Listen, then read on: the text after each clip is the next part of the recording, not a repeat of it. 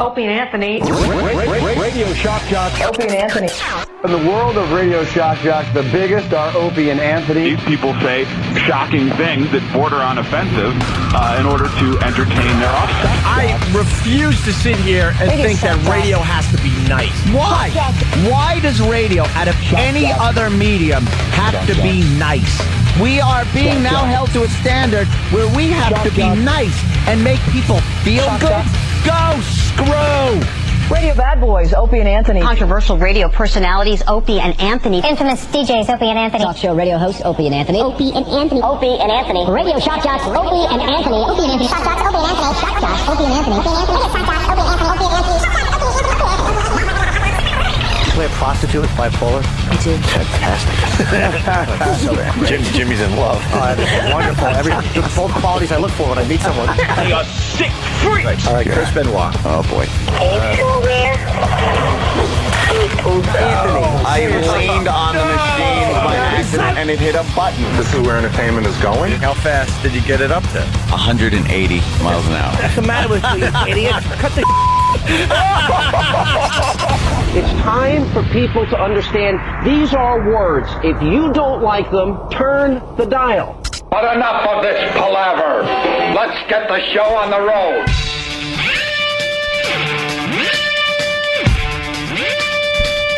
Attention, attention. Attention to all potential radio listeners. If you're a fan of Sex and the City, this program is not for you. Go away. Nothing to see here. Go away. Nothing to see here. Or if you're a cast member. Yeah. You might not want... Or if you're a cast member's husband who was in a real cool movie back in the 80s. Don't listen. We think Sex and the City sucks. A lot of coverage. A lot of coverage. We didn't even prepare for our radio show today. And, you know, we like to joke and say, we don't prepare. We just come in and, we just make it up as we go along. Wing it. But, no, we really do prepare for this radio show. We work our asses off. But today in the office, for the whole hour, we were obsessed with finding pictures of the Sex and the City crew. The big premiere happening in London. Oh, it was London? Yeah. Why didn't they have it in New York? I mean, the whole freaking movie's based on New York City. Based in New York. We had to sit through traffic where they closed down streets to film this stupid show, a movie about the show. Yeah. And they had the premiere in London. Not that I even care. But apparently they're doing that, and then it's going to be in Germany. We care for different reasons. No, we care. Believe me, yes, we do care. So we've been collecting all the Sex and the City photographs from the newspapers today. Can't get enough. There's a bunch of doozies. The first thing I said when I walked in, I opened up the newspaper and I said, "Is this a joke? Is the Sex and the City movie a joke?" Because these are 4 hags that are trying to pull off this sexy image. Well, I'd say 3 out of 4 of that. Kristen Davis. Oh, wow, wait a minute. What? I'm going to start talking like one of these broads. That Kristen you got Davis. Your tickets yet? Did you go to Fandango there, Opie, and order them in advance? It's tough to say that Kristen Davis is a hag. She's the dark-haired one? Yeah, I think she's... she's probably the best out of the lot. I think she's a bit youthful. But this freaking Sarah Jessica Parker, she hasn't been a sex symbol since L.A. Story. Will you stop? Stop with the Sarah Jessica Parker being a sex symbol. She's been a sex symbol since that TV show she was on. Which one was that? That old... Oh, wow, you're going way back. Was it Silver Spoons or something? No, it was something like that, because that's the name that popped into my head. I can't remember what the hell it was. Well, Sarah Jessica Parker, she wore an acorn on her head for the premiere in London. Yeah. It can only be described as a green acorn cap. It's an acorn cap, and then it's got, like, branches and butterflies on it. Yeah. And... man, they caught her on a side view, and this, wow, she looks like Ruth Buzzy. I know I've been saying that for years and years and years, but look at that picture. That's Ruth Buzzy from Laugh-In. Yeah, she looks like Ruth Buzzy. In a dress, in a nice dress. And then she wears this dress. She's supposed to look sexy and everything, and there's back fat flab, or whatever it is. Because she's not fat. It's loose skin. Is it loose skin? It's just loose skin. Yeah, because she's not fat. She's a tiny little thing, but the skin is losing its its bounce back. it's snap back. It's snapping. It ain't snapping back. No. So yeah, she's all over the place. Her pictures, but none as horrific as Samantha herself, Kim Cattrall. I'm pushing 60, but I'm on the hunt. Ugh. This song makes me mad. I can't listen to this and not get angered. I don't know anyone who watched this show. I never watched it. But it was you couldn't watch anything else on HBO without it just invading your privacy. Right. Like you want to watch Sopranos or something, and on the next Sex in the City, Samantha's going to be banging 20 guys. Right. Wow. Because they're all after her. Because she's so hot. Am I to believe that? Well, no. She is so past cougar. She's a puma. What's a puma? I don't know. It's like an old cougar. It's just a mangy cougar. Just a mangy old has to be put down cougar. There's pictures of her now. When did Sex and the City first air on HBO? Dude, we were at NEW, so yeah, it had to be 10 years ago. Like 10 years ago. Well, yeah, because Gary Wall was a big fan back in the day. Was he? Oh yeah, he actually 98. In one of 10 years. In one of our sessions with him, he said, "You guys should watch Sex and the City because it gives you a nice little overview of what New York's all about." No, it doesn't. Because the girls are out and about. Are they? They're hanging at all the hot spots in New York City. Sure they are. And all the landmarks. It would be good for your show because it would give you just a good variety of what this city's all about. And it's just guys are all over them all the time. Right. They don't know how to keep it away from them. Kim Cattrall was what? I guess 41 or something like that when the show first started. And that's pushing it. I'm sorry. That's well, as far as being, look, let's be realistic. For a show, as far as a TV show, that's called Sex in the City. That's Sex in the City, and it's supposed to be like, attractive, hot women that are out and about and whatever. Yeah, that's pushing it on television. Yeah. It's 10 years later. Yeah. She's 51 years old. Well, she's admitting to 51. Admitting to 51. She's 50 flurf. That means she was 10 in Porky's. She's got a little 50 flurf going on. 50 flurf. It is Hollywood. Come on. Just going to admit to 51. Is that brave to admit that you're 51? How short from 51 is 69? Wait a minute. I owe you 18. Oh, din, din, din, din, din. Shut up. I had to do it. So she's like 50 flurf. And she looks terrible. I mean, it's just not.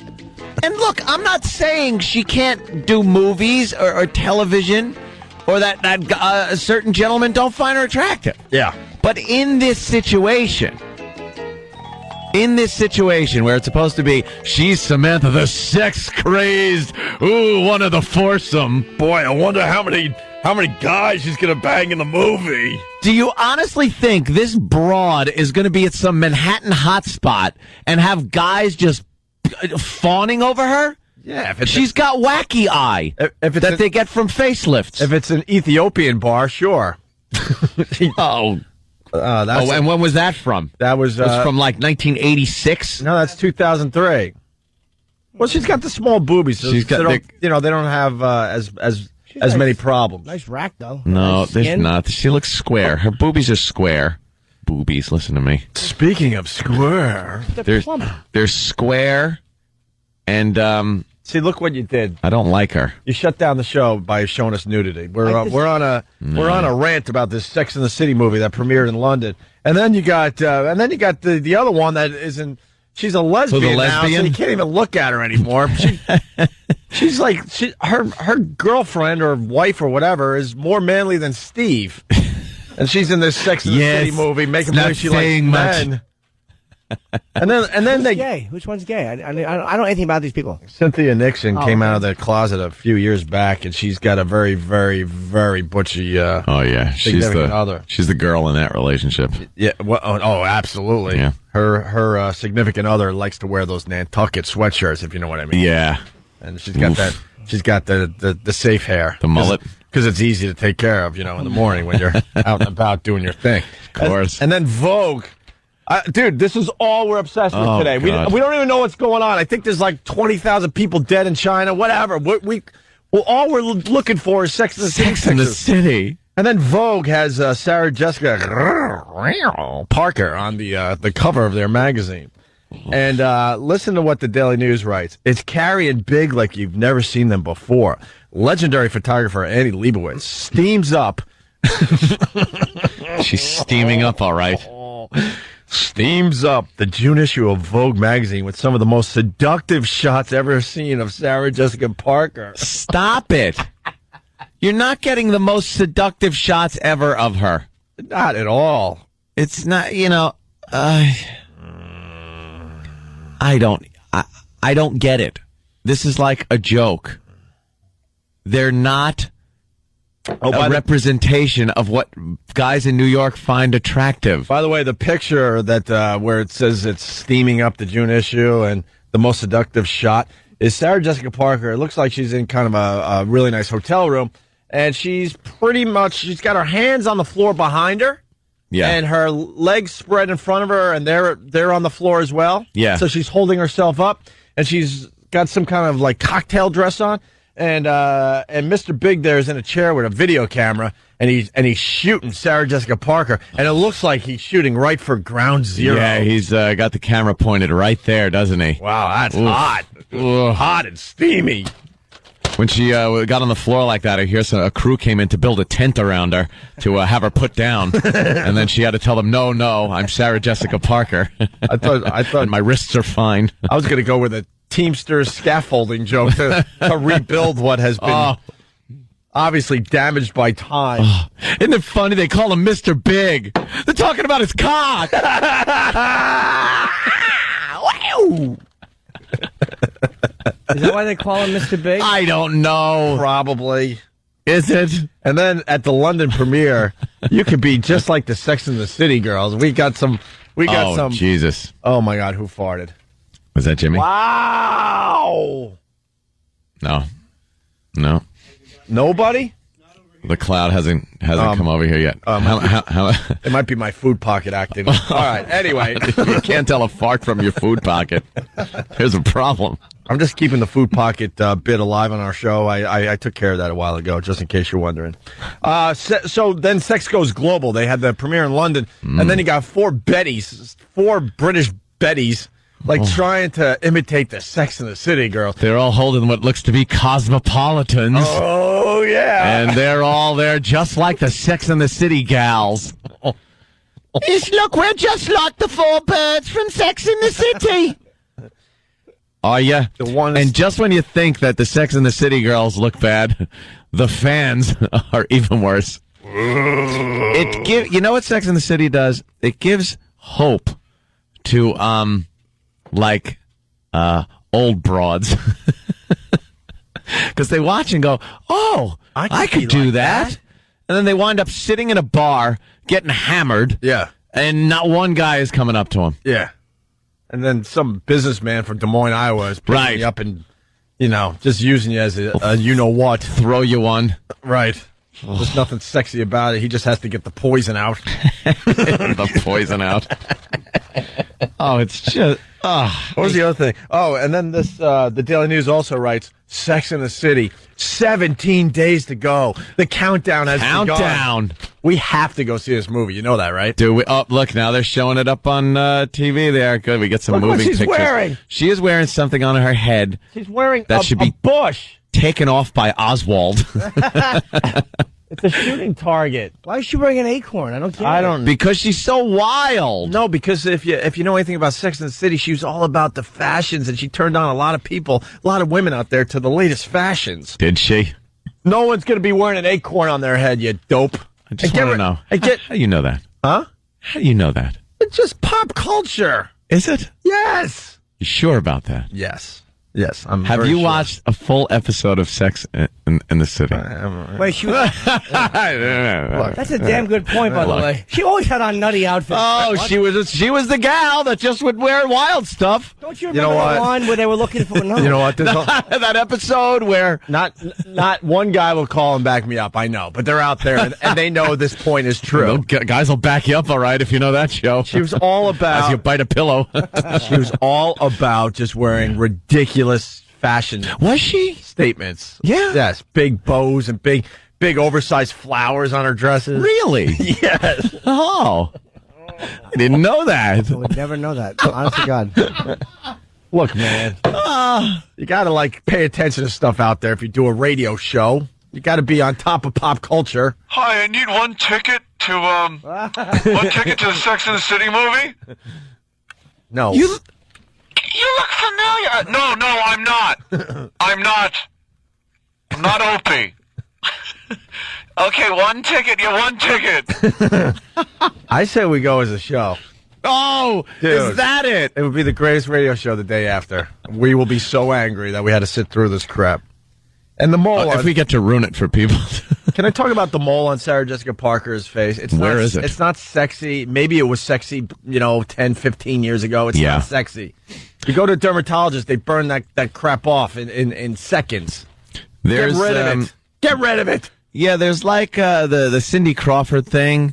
And I guess once you get older and they start popping out, looking like a Cocoa Puff, they start getting a little puffy. Yeah. It's time to maybe go to the dermatologist and get it removed. Look, I had a few removed because you could get them removed in this day and age. Yeah, get them off your face. But it's like you're not Cindy Crawford back in the day. The day because she's having her own issues these days. You don't want to be yikes. It's too close to the mouth. You don't want to be making out there and getting a bit. Your tongue goes over the mole, and you feel like 3 hairs. Yeah, you feel that one or two. What is that? Look at that mole. Look at the whole package. That's supposed to be sexy. What is that? I don't know. It's Sarah Jessica Parker. She's getting married, man. To Mr. Big. To Mr. Big. I wonder. I get it. I wonder if they really get married or something happens at the last second.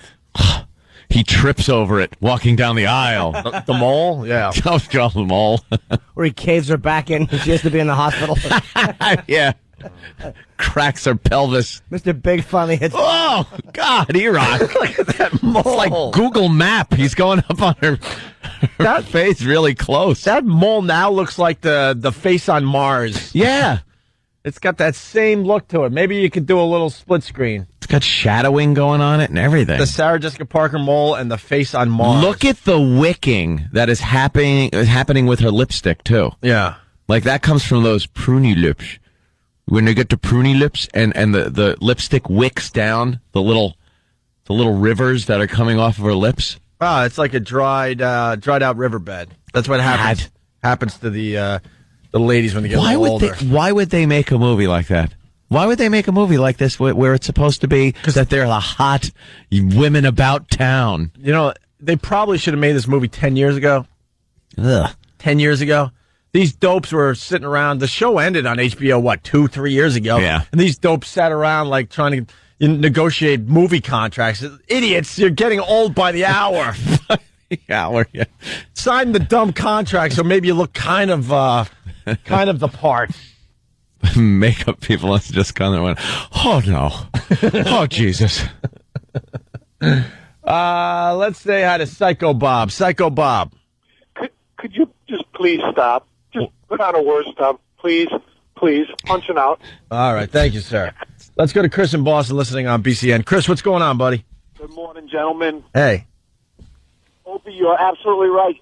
Ruth Buzzy reincarnated. I've been saying it for years. My wife loves the show, and all it is 4 women whining. I call it Douches in the City is the name I have for it. Yeah. Out here it's on at 10 o'clock at night, on HBO, and I'm laying in bed trying to go to sleep, and all I can hear is Sarah Jessica Parker's whiny voice about how she's never getting laid, about how everything goes wrong for her, and it's just the worst show ever created. I guess this is how women act when we're not around. It's kind of scary. I try to ask my wife if that's the case. I mean, when you go out with your 3 girlfriends, is this what you guys sit around and do? Yeah. No, and she says, yeah, we kind of relate to it. They talk. Oh, stop! You gotta be kidding me. I'm saying there's not better things to talk about than just whining about the BS that goes on in a woman's life day to day. And that's why it's so big with the women. They seem to relate to what the crap they're talking about. Well, the headline here is these bras are nowhere near hot enough for a show called Sex in the City. No. Simple as that.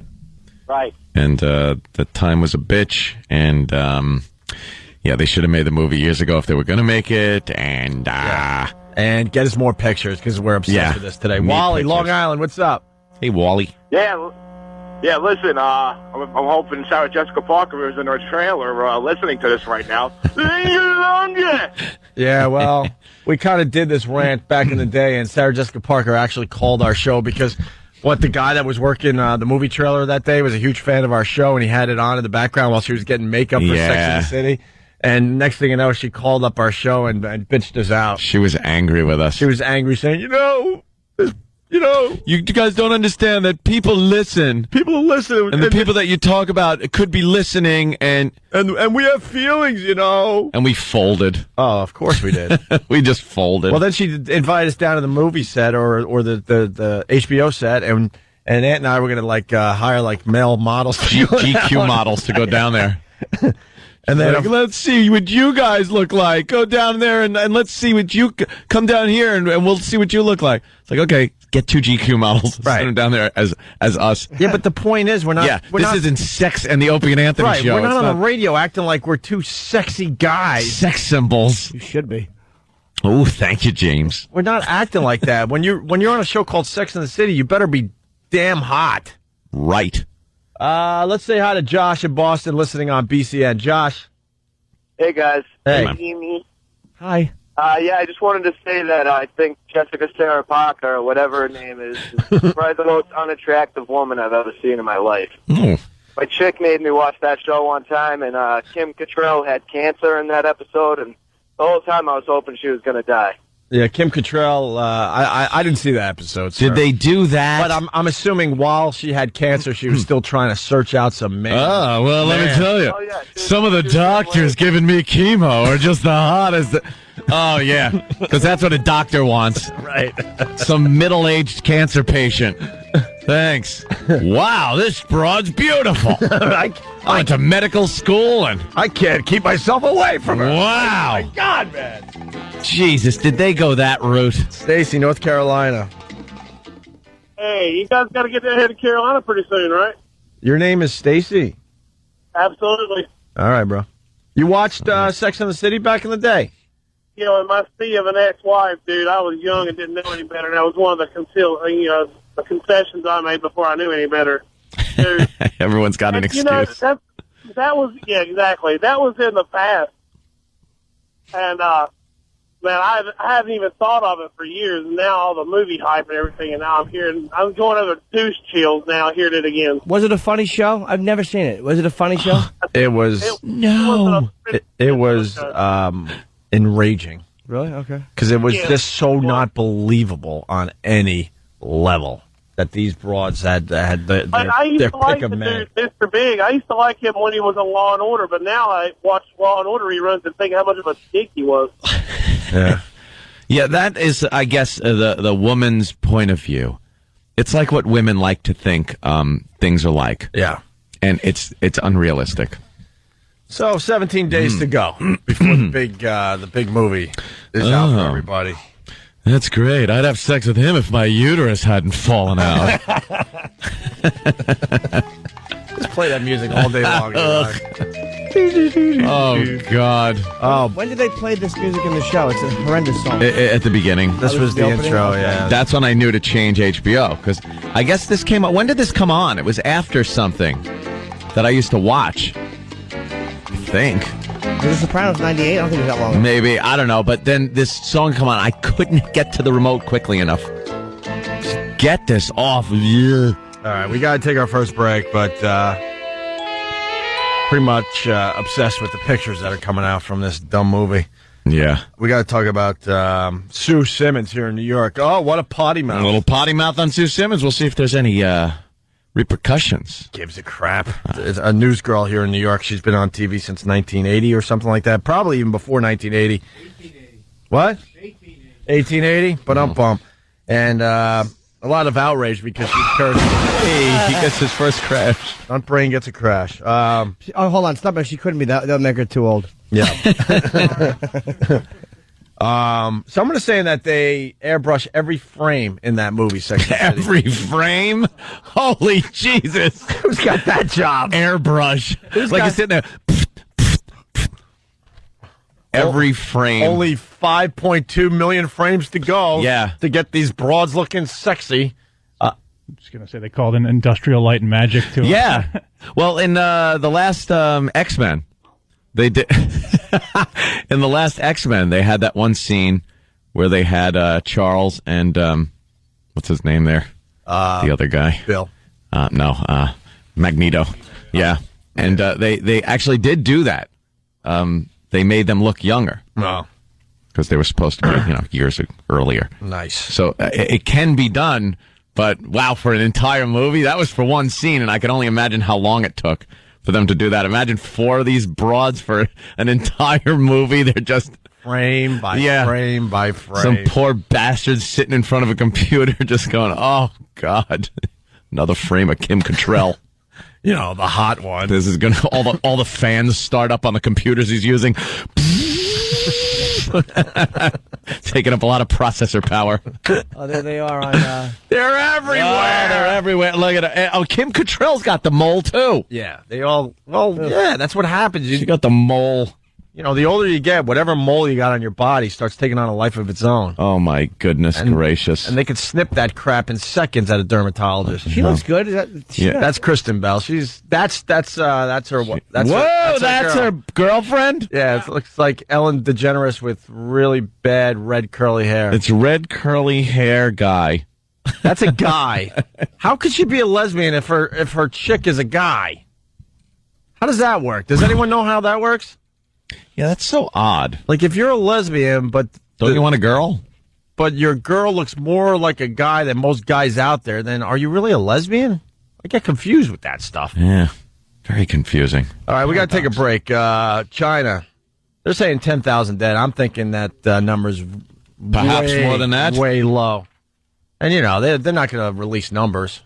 No, they'll never know. They're doing their own thing over there. We'll talk about the earthquake next. Sue Simmons being a potty mouth. And other things, of course. Yeah, things. Phone number 877-212-ONA. Opie and Anthony.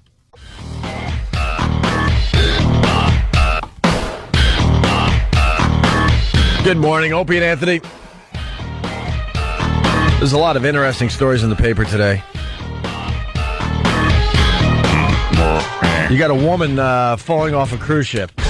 Oops, another one. I laugh because she didn't fall off no cruise ship. It's our humble opinion that there was an oopsie that occurred. Oopsie. It's the best way to get rid of someone you don't like. I don't know if anyone's ever been convicted of murder for throwing someone off a cruise ship.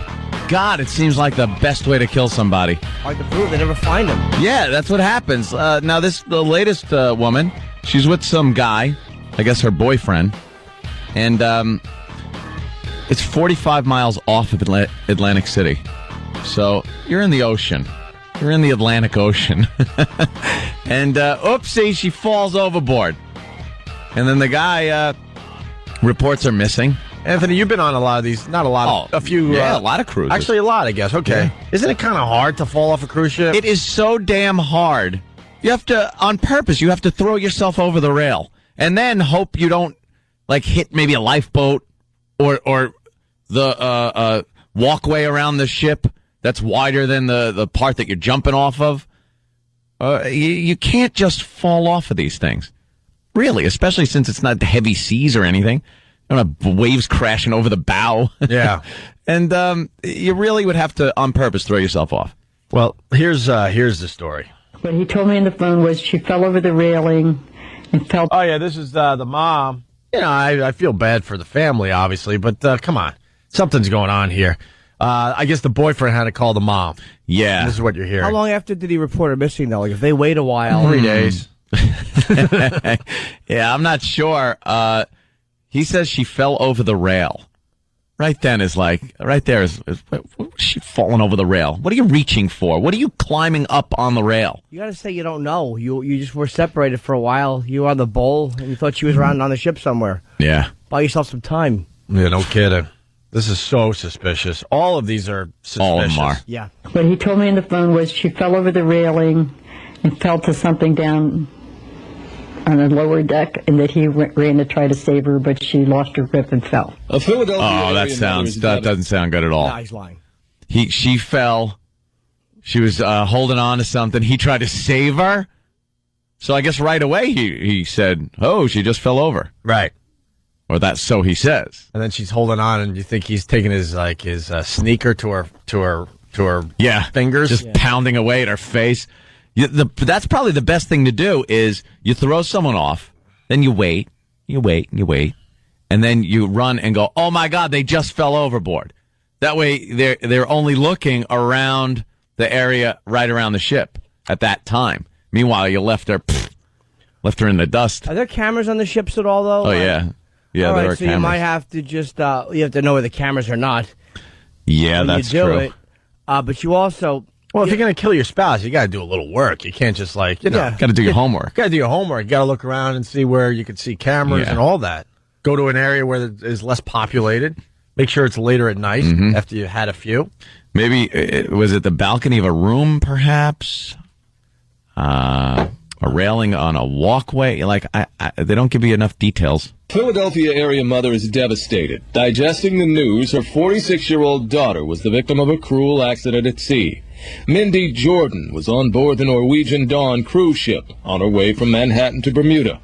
Around 8 p.m. Sunday night, 45 miles off the Atlantic City coast, she reportedly fell overboard. See, they're saying reportedly. Reportedly. Because everyone. She ridiculously fell overboard. You can't get convicted for murder for a push. That's almost impossible. Push. Hard to prove, you're right. How would you prove that if there's no camera around? Unless there's no evidence left behind. Your teeth prints in her knuckles when they find her. Right. And your shoe print on her forehead. It was helping. Well, that's just it. They never find these people. No, I wonder if sharks get them or just sea animals little sea animals. First they come, they pluck your eyeballs out, and you're just floating around there with no eyeballs. And then they eat your lips away. You remember we did the story back in the day. Some guy fell off an aircraft carrier, and it was legit. He was fooling around, and I forgot exactly the details, but he fell, and he's in the water, and he watches the aircraft carrier just going on its merry way because no one saw him fall off the ship. Could you imagine the fear of being in the ocean? Like, oh boy. And there's the boat just going in the distance. And no one knows you're missing. No one knows. You can't yell loud enough to get anyone's attention. Like, when is somebody going to figure out I'm missing? Well, this guy, because he was, he was a Navy guy. He was able to survive. He figured out some stuff. Skills. And like a fisherman's boat picked him up days later, something like that. Did he have a boat or anything with him, like a lifeboat? Nothing. Hell no. He was just floating around the ocean, and he took his pants off and tied up the legs and the waist. How do you tie the waist? I don't know. He actually crumpled it, I think, and then he would blow air into one leg and hold that and use that as a float. Yeah, you wouldn't have to even tie up the waist area, actually, because all you have to do is get air in it. You know what I mean? And the air would be above the water. Still float. But holes in the knees, that would suck. But he should have taken care of that. He had to keep blowing up the leg of his pants like every 5 minutes or something ridiculous. But he did it, and a fisherman's boat came around. And the guy survived. It was on like 60 Minutes or one of those shows. It was an amazing story. How happy are you when you see that boat show up? Oh, wow. Toodaloo. Oh, hello. Wow. So the next clip here, more to the story that's happening today. If you think that your life means anything, yeah, it means something to your loved ones and some friends of yours. maybe one or two coworkers. That's it. Yeah. Outside that circle of people, your life doesn't mean crap to the rest of the world. Nope. This is a perfect example of that. Listen to this. Coast Guard choppers were searching for her from 10 p.m. to 3 in the morning, but no sign of life. So are you telling me they didn't even find her body? We have, we want them to find her. We're still hoping that they find her. Julie, they're not even looking anymore. Cruise managers initially dispatched a small rescue boat, but after the Coast Guard arrived, the captain resumed his course to Bermuda. Of course. Wah, feeling hot, hot, hot. That's it. Yeah. Hey, they make it look good, but it's like, hey, we got to get to Bermuda. These people want to do some parasailing. Ladies and gentlemen, we're sorry for the inconvenience. We're back on course to Bermuda. And remember to sign up for that Contiki cruise that will be taking, the booze cruise tomorrow. It's going to be a lot of fun once we get to Bermuda. Don't mind the person that fell overboard and died a horrible death. Also want to remind you, it's casino night. Casino night. Yeah, go down to the casino. Check out the band, too. Really, really got a great reggae band down there tonight. Try not to fall overboard. We really want to keep on schedule. You might notice the music's going to be a little louder tonight on the cruise ship. That's to muffle the sounds of horror. We want to muffle the sounds of crying coming from cabin 2403. So don't mind the louder music today. This is fun. Can have one. Yeah, I had a lot of fun. But I went with a hell of a lot of people. I went like family and friends and everything. A lot of fun. First thing we're going to do when we get to Bermuda is get rid of old Buzzkill. The party must go on. Yes, we'll be dropping the murderer off at the airport. I mean the the boyfriend. Right. The boyfriend. Yeah, you do a bunch of it's like you're kind of taking your hotel room with you to various beaches. Hey, stuff. You didn't say rock coat this time around. The rock coat. That was Patrice's bit. Oh my God. Yeah. I bought her a rock coat, man. The rock coat. Feeling hot. Right to the bottom. Feeling hot, hot. People, there's a horrible death. People are in mourning. Let's say, the guy didn't do it. He's got to be feeling horrid. Yeah. And there it is. There's the conga line. He looks out his window. You know what, though? As these people conga lining. As human beings, we're all the same. Yeah.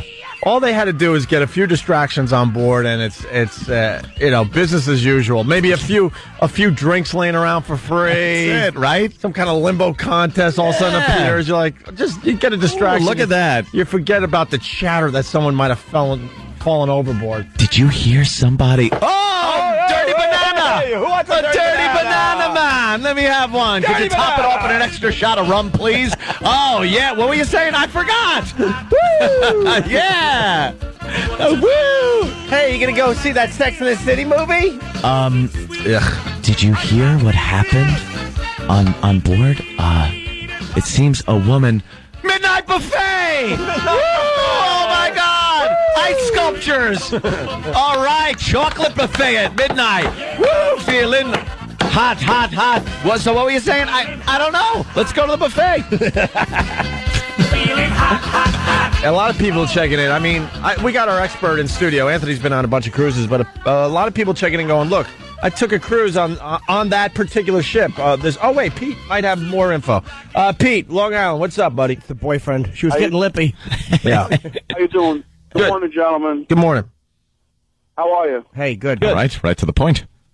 I was on that ship. I gave my kids free reign on that ship to run around it, and I said, just don't climb up, because you'll fall off. There's no way you're falling off that ship. Yeah. It's just like there were kids running around. Yeah. There's no place on the railing that you could just, oopsie, and topple over the thing, unless you're drunk and climbing over for some ridiculous reason. But yep, that was the first cruise I took with my kids, and I told my kids they had free reign on the boat, and they came back. So you ain't falling off that ship.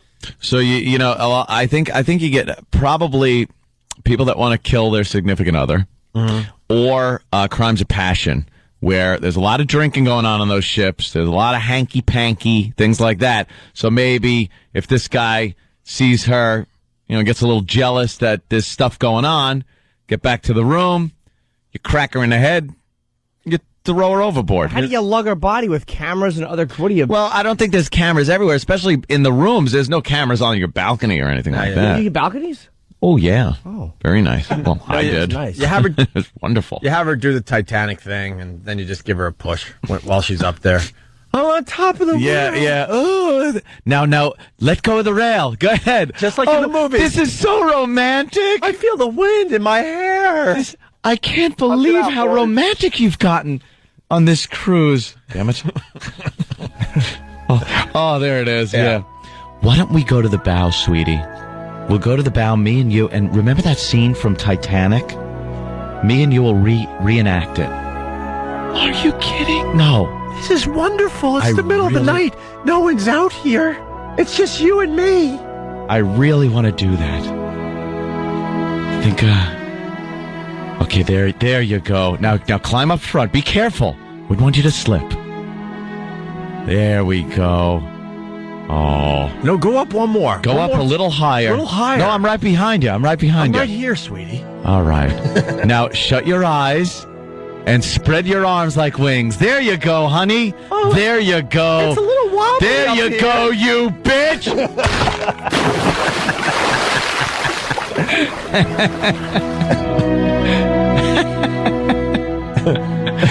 Bye-bye. Oh, God. You don't know how to read lips, do you?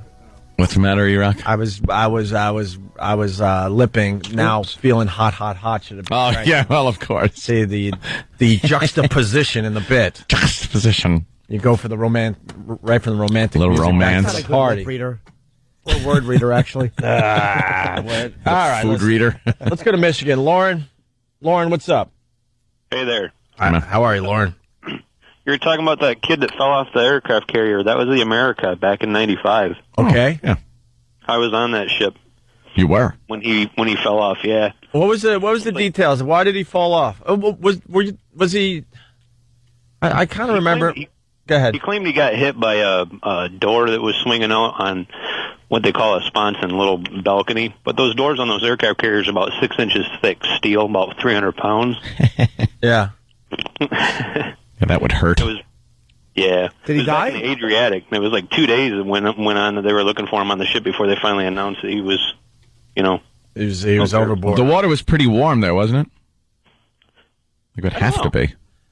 Wow, for a guy that was on the ship, you don't have a lot of detail. He's just keeping it quiet. Yeah, like military secrets. He went out for a long pass on the deck, and Oh, you mean he was on the military ship? Yeah. Oh, okay. Yeah. A big door swung and hit him? Nah, that's not how I remember what he it. claimed. All right, thank you, sir. They say aircraft carriers are so big that you could be. How big are they? They say they're so big. You could be on there with your brother, and you might not see him. I heard that. I did hear that. I've been watching that show Carrier on Discovery. It's a whole documentary on it's not about you, Jimmy. Carrier. Pretty interesting stuff, though. There's like a lot of girls on these ships now. Yeah. And there's relationships going on, and they're not supposed to, but they do. And there's about 5,000 people on a carrier, 1,000 of which are women. So there's 4,000 guys, 1,000 women. What a nightmare. Whoa. What a nightmare for both parties. He's 5,000 and none, though. I mean, it used to be all guys. Well, also, think about it. From watching the show, there's probably about 200 attractive That's girls. what I was getting at, too. And 800 are just like, I think, lesbians and very burly women. And they hook up, though. Even the ugly ones. I think it's a good place for ugly girls to go because it's a 5-to-1 ratio there. Yeah, why not? Be somebody you hug. You're a 1 in New York, but you're an 8.5 on the high seas. Exactly.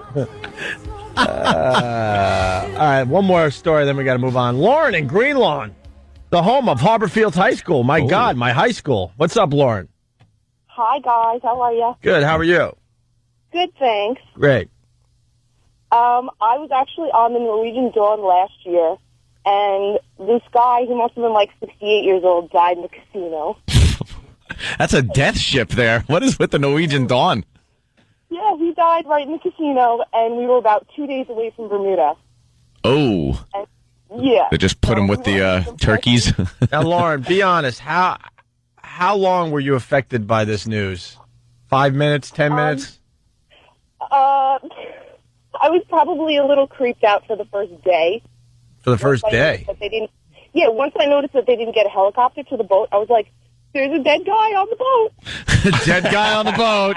That's a good point. I was not fond of that idea.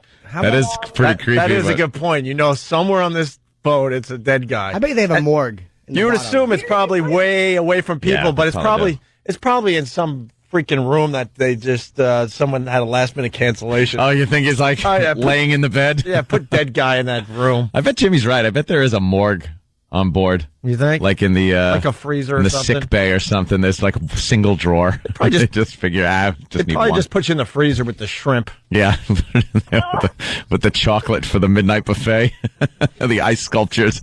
You're sitting there with the dolphin, right? And a swan. Enough about the shrimp. We get it.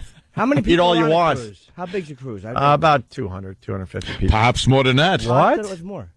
No, you'll get about. All right, thank you. About 4,000 people. Really, that many? Yeah. Oh yeah. They're huge.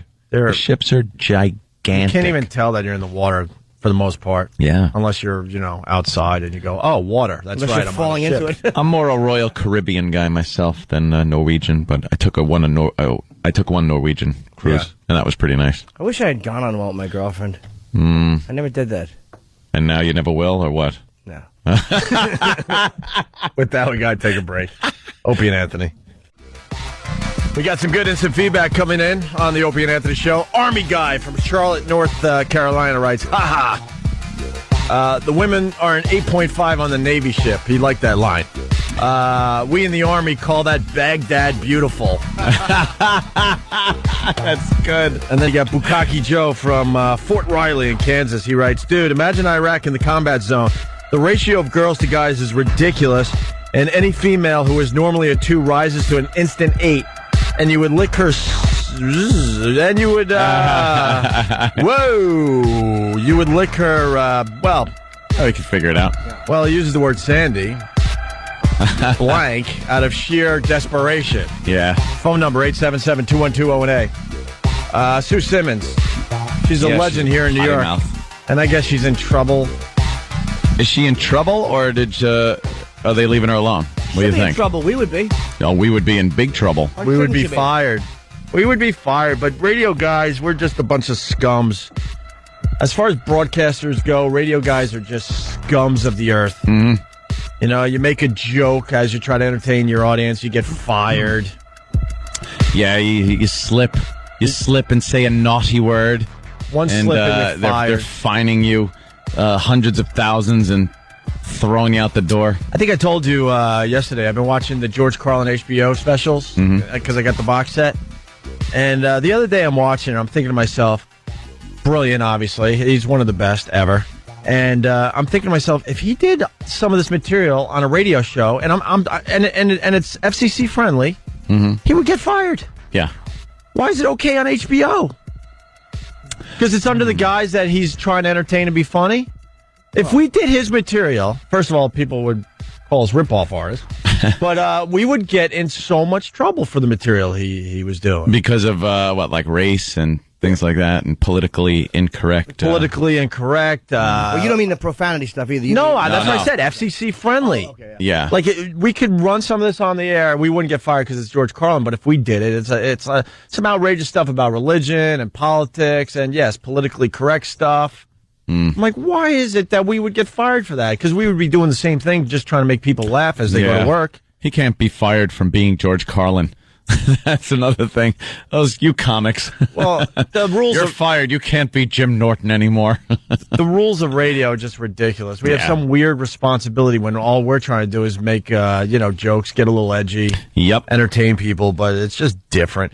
Like Sue Simmons, she said the F word last night. She's not going to get fired. Nothing's going to happen. It's just a good thing to talk about today, but she's not going anywhere. That should be an FCC fine. Now, this wasn't done. Why should she all just scream it? If we all didn't went through, we'd be done. Yeah, we would be done. You can't do an Asian joke on this station. Nope. You can drop an F-bomb and get away with it. Not allowed to do an Asian joke, and Amy Poehler did a whole Asian thing on SNL. If we play that, they would dump out of it today. Really? The rules of radio are so stupid. Yeah, I don't know so why. stupid. I don't know why we got these standards we're supposed to uphold. Yeah. Sue Simmons audio? Yeah, we're going to get to that. But Anthony had a really good observation about the Sue Simmons thing. Ugh. A lot of outrage in the papers. It's on like page 2, page 3. Oh, my God, can you believe what Sue Simmons did? She cursed. And right on the front page of the Daily News, buried alive. There's a woman that is underneath rubble in China from the earthquake trying to pull herself out. Right.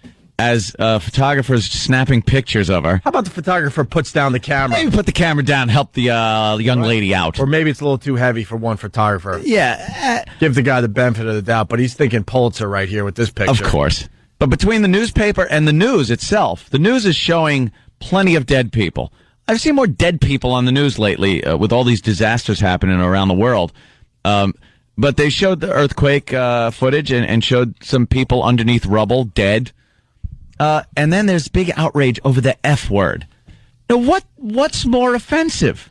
What is more damaging for a child to see? Do you honestly think it's more damaging for them to hear the F word or see dead people in horrific positions, bloodied, torn apart, bloated, drowned bodies? The cyclone footage is really, really bad. Horrid. They're showing just a montage of dead people. Bloated, drowned people is what they're showing. And you don't think a child watching that is going to be more affected than if they hear a word that they've heard around the house, at school, wherever.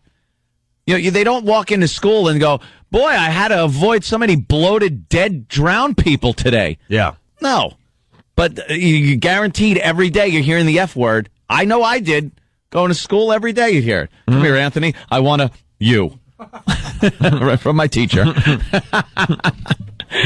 It was just... That's why, in a lot of ways, this country's so effed up, man, because you can't show boobs. Who cares? It's a dumb boob. We're such a nation of, just this prudish jackasses that we'd much rather have our children seeing dead people than hearing a curse or seeing a breast. For God's sake, that flash of the Janet Jackson thing years ago, how much of a tizzy did that start?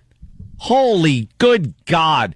And meanwhile, bad dead people, who cares? Montage of dead people, not a quick flash like they did with the Janet Jackson thing. Yeah. Montage, dead people. Uptightness over sex. We become kind of a joke around the world. It's like America for a long time was this real this front runner in free speech and free thought, and we have become the running joke with how sexually uptight we are. It's like Europe laughs at us, and they should. They laugh at us. And I think it leads to sexual problems later in life because, it's so taboo, this sex thing. In other countries, sex is not taboo. Yeah, you're all wound up. And they don't got as many freaks walking around. Even the filthy French. They love nudity. Sure they do. They work 8 hours a week. They have nothing else to do. Exactly. My work week is over. It's Monday. You lazy bum. I think I will go to the beach in my Speedo. Oh, awful. Bunch of bread-eating zilches. Take your baguette and get.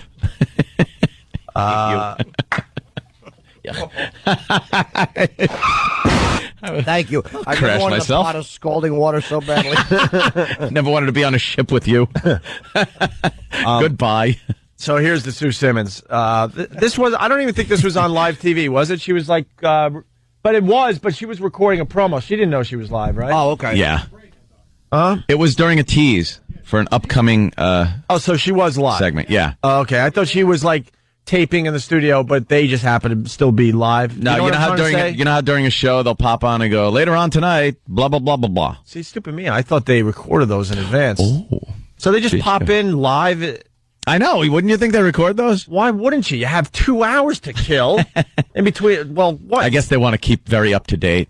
You know, what's the lead story? Because they're probably putting together what their big story is going to be right up until showtime. Okay. So. Yeah, but I mean, believe me. I take the whole news and go home. Here's Sue Simmons dropping the F-bomb. This is just unbelievable today. At 11, pay more at the grocer, but getting less. We'll tell you how to get the most. The are you doing? Wow. Yeah. I said, what the F are you doing? She lost her mind, though, because if that was live, she's got to think that they need a second or two to you know. It's what's his name that dropped the F-bomb there, Chien? Oh, Arthur Chien. Arthur Chien. Same thing. There's no delay there. There's no, breathe, take a breath, and then drop the F-bomb because what do they think? The mics go off the second you stop with your little promo? Wait for the floor director guy to go, and we're out. Yeah. And then, of course, at 11 o'clock, she had to do that. We need to acknowledge an unfortunate mistake. I love how the voice has to get very serious. And, yeah, what happened to the screaming, blurting out the F-bomb woman? Where's the shrew? Yeah. C we heard earlier. Yeah. It's still you. Don't try to cover it up. Right. Just go, all right, you heard me. I said it. You got to get very serious, drop the tone a little bit. And she almost sounds like she's apologizing for someone else. Right. Listen to it. It was you. We need to acknowledge an unfortunate mistake. How about we? How about you? What's this we crap? I'm a cameraman. Right. How about I need to? We, the network, are all responsible for my filthy mouth. A potty mouth. We need to acknowledge an unfortunate mistake that I made, and one of the teases we bring to you before this program. While we were live, just after 10 o'clock, I said a word that many people find offensive.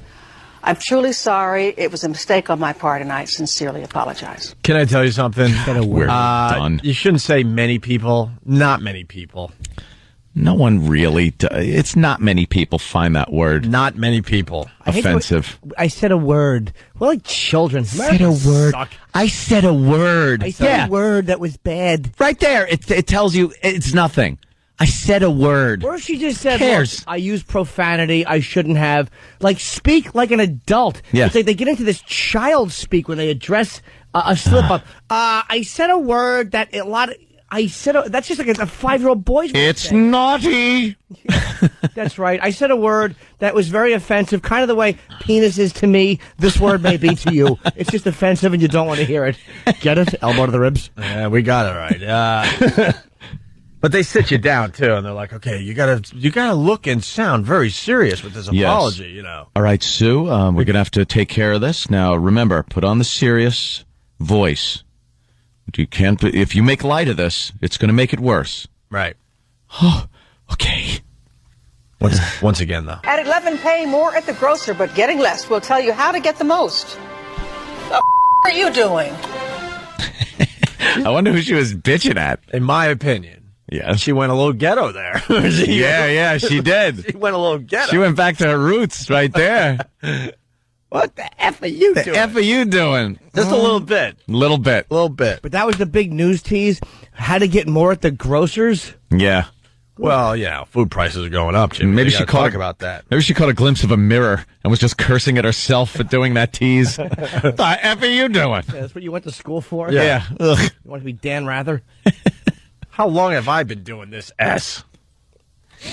You think you're a badass? Do you think you're a badass? S? Bad. A badass? Badass. Mm-hmm. No, I've been a badass. I'm just asking around the room. Who thinks they're a badass? I know I am. You do, huh? Listen to this story. And listen. I am when I'm armed. Give you that. Pick out in this horse's ass. Pick out in this story. Mm-hmm. What got our attention? Okay.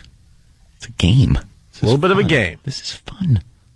A little bit of a game. Here we go. Right. It's a quickie. Rapper Remy Ma's jailhouse wedding is called off after her groom-to-be allegedly tried to sneak a handcuff key into Rikers Island for the ceremony. Correction officials say that the key could have easily opened the restraints that are used in the facility. The hip-hop star's fiance, Papoose, who is also a rapper, has now been banned from the jail for the next 6 months. Remy Ma is set to be sentenced today on felony assault charges. She faces up to 25 years in prison. What catches your attention in that story there, Jimmy? What jumps out at you? His name. The Papoose? Papoose. I like Papoose. Or the fact that he's the whole thing. The fact that he's banned from a jail. Thank you. That is it. If you think you're a badass, try getting banned from a jail for 6 months. You're not allowed in our jail. Badass. You can't come to our jail. That's pretty impressive. That's sneaking a key. Huh? Try to sneak in a key. Yeah, you could get those handcuffs off pretty What was easily. he doing? What was he going to do? I don't know. Big jailbreak? I don't know. Maybe we should have done research on this. I don't know. Maybe I don't think jail. Maybe he wanted maybe he wanted some help getting the poison out, and a little handy. He needed to get her free to do that. Lock those. Wait, how long is she going to do in jail? She's facing. What did she do? I don't know. Shot her friend? Shot someone. She's really going. She shot a friend of hers after a night of drinking at a club. All right. Friends say. What's the biggie? You shot me. Go to jail. Oh, the friend is after her. Yeah, they've had the trial already. She said she stole money from her friend. They had an argument, and then there was a shooting. Yeah, that ain't good. No. She's probably going to get 10 years. Could be. I think she was convicted already. They're waiting for sentencing. Yeah. But probably 10. Could face 25 as the max. There you go. Wow. But the guy's banned from jail. That's amazing. I'm sorry you can't come. Why would he marry her? Why does anyone marry people in jail? You can't bang them. What's the use of that? Well, it might be a love thing. They might have conjugal visits. Yeah, some of these jails, you get to, You're allowed. Sure. They hook you up in a trailer. It's like a little hotel room, and then you do your stuff. I don't know how long it is. Sometimes. Some places, I think, is a weekend. You spend the weekend? Sometimes, yeah, depending on the... You know, our country is just ridiculous. You got to take care of everybody, Aunt. We are crazy. How are we allowing people conjugal visits in prison? I think some of these places that aren't as, filled with violent criminals, they do it. Yeah, they get a weekend in a trailer. She shot someone. Well, that's Rikers. I'm talking about in general. She's not getting a weekend in a trailer. But other facilities, I believe I've read or seen that. It could be up to a weekend with your loved one. God, that's sick. It's also for the spouse too. It's not easy when you're married to someone and you can't have sex with them. Those trailers must have stains on the ceiling. It says, how long has it been?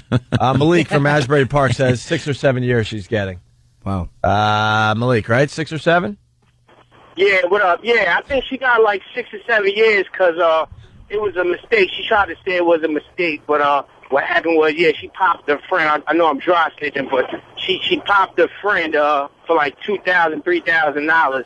And my man Pat tried to sneak the key on the island. He just got banned from the island altogether. Why did he sneak the key? To try to get her out of there?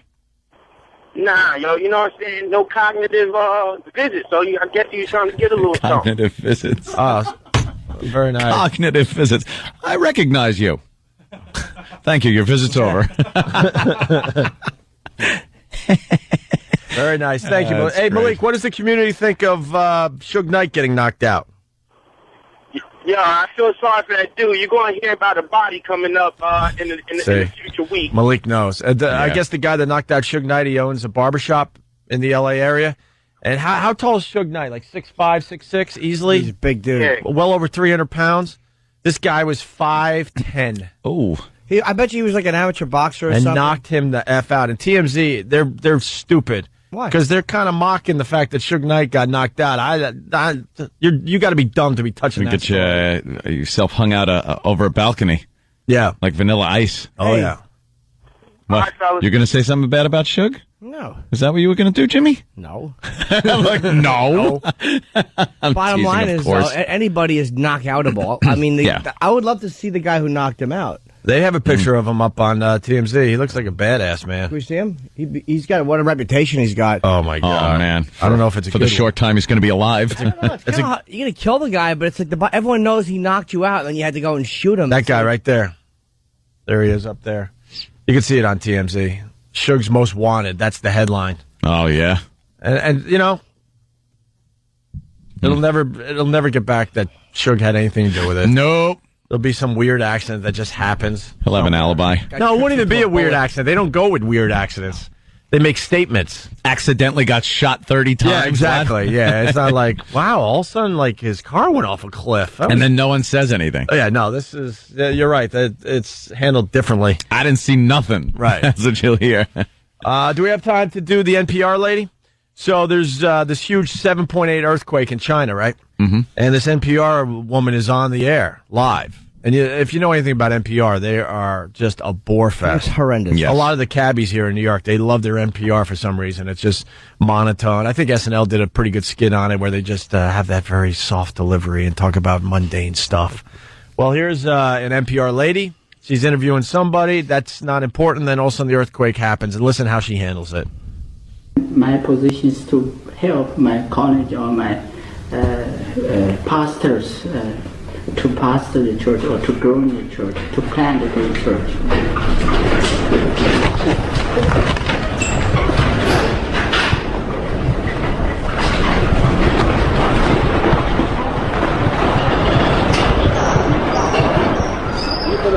What's going on? The whole building is shaking. The whole building is shaking. Oh my goodness. Oh my goodness. We're in the middle of an earthquake? Earthquake, The whole block is shaking. Pieces, the top of the church is falling down. The ground is shaking underneath our feet, and all of the people are running out in the street. As we're standing here, birds are flying. The ground is undulating under my feet. The cross on the top of the church is waving wildly, and bricks are falling off of the ceiling, falling off of the roof. Now, let's make this perfectly... What a hold-it-together kind of gal. Yeah, let's make it perfectly clear. This isn't a tremor in San Francisco where they're used to this crap. This is a 7.8 earthquake. 7.8. The top of a church is falling. Oh, yeah, the falling off. ground is undulating under my feet. Yeah, wow, I believe we're in an earthquake. I know NPR has their way of broadcasting, but, you know, how about a real moment? A little excitement. Holy mother of F. Just something. A little excitement. A giant bunch of rocks has fallen on me. I'm crushed. I'm crushed. Things are going dark. I feel cold. I see the Grim Reaper. She's just like the coolest. You know, that Hindenburg guy should take a lesson from this woman. Jesus, did he lose his mind? She sounds just like one of the broads in that SNL skit. Yeah, with Alec Baldwin. Like, yeah. What were they cooking? Like sweaty balls or Sweaty. something? Sweaty? Yeah, his name was Sweaty. Sweaty balls? Yeah. Oh, wow. Yeah. Oh, very. Is that her? She looks like she talks like that. Yeah, she looks like the chick from Airplane, Julie Haggerty. Oh, yeah. So. Yeah. Wow, she'll probably be rewarded for that. Miss Cool, keep it together gal. What does it take, though, to get this? You got to start thinking, because all I was thinking was sexually, how do you satisfy her? Yeah, that's good. Uh-huh. Well? I don't really feel the bed undulating under my butt. Well, I don't look for anything. I was going to say, where else could he go with that? Yeah. But you're right, though. She seems like a real prude. Yeah. 7.8 on the Richter scale doesn't move this iceberg. Yeah. You're not doing anything with a little spanking. You have to pull her hair, like you have to tie her head to a horse and then hit it, watch the horse take off. Any kind of reaction out of her. It's jaded. All right, we got to take a break here. I think we go to break with a sing-along. Club Soda Kenny surprised everyone, especially me, I guess, yesterday, because it was Burt Bacharach's 80th birthday. So Kenny decided to sing a song that actually was penned by Burt Bacharach and made famous by the Carpenters. Yes. And he surprised all of us. We had no idea he was going to do this yesterday. It was just an unbelievable moment on the Opie and Anthony show. So we go to break with this. Why do birds suddenly appear every time you are near? Just like me, they look to be close to you. Why do stars fall down from the sky? Second verse. Every time you walk by, just like me, they long to be close to you. On the day that you were born, the angels got together and decided to create a dream come true. So they sprinkled moon dust in your hair and starlight in your eyes of blue. That is why all the girls in town follow you all around. Come on, everybody. Just like me. They long to be close to you.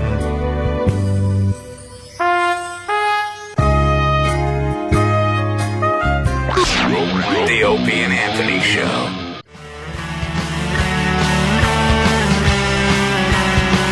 Hey, good morning. Opie and Anthony. We go right to the phones. John in Jersey.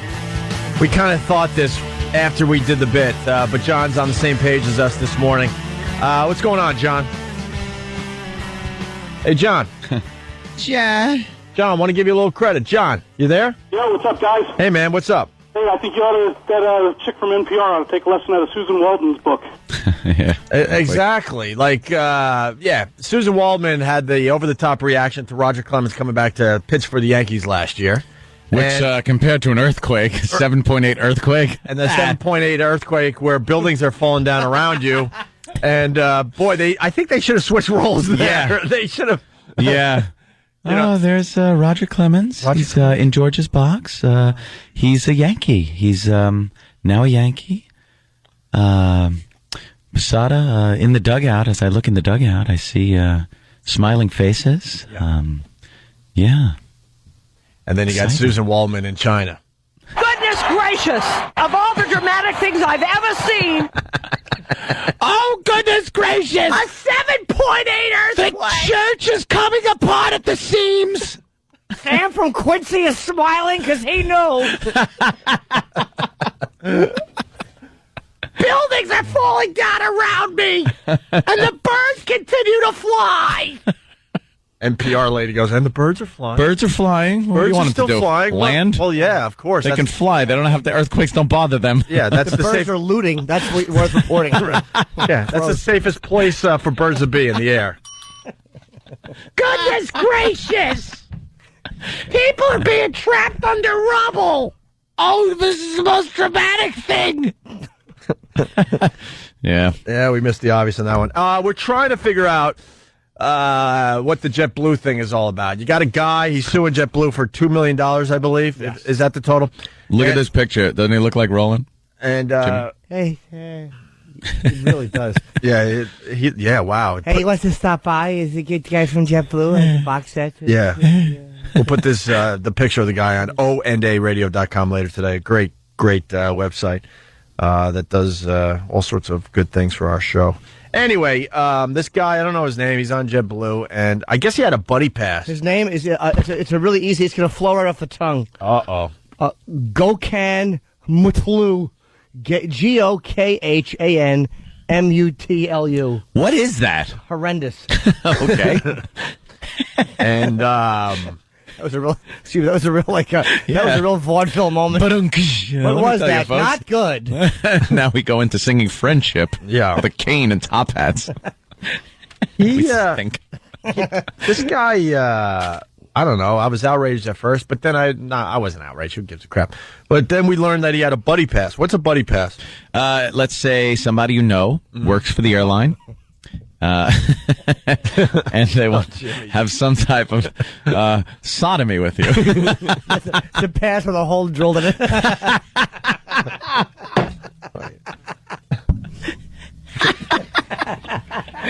Oh, God. A buddy pass. It does sound so, ugh. Yeah. If as somebody works for the airline, they could get passes for people they know and friends and relatives and stuff and give it to them.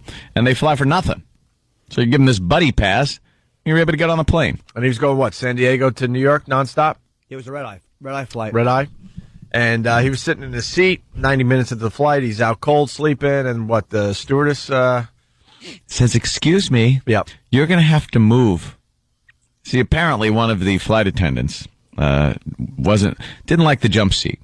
The jump seat is one of those fold-down seats. Yeah. They don't like one of the flight attendant didn't like it. It's uncomfortable.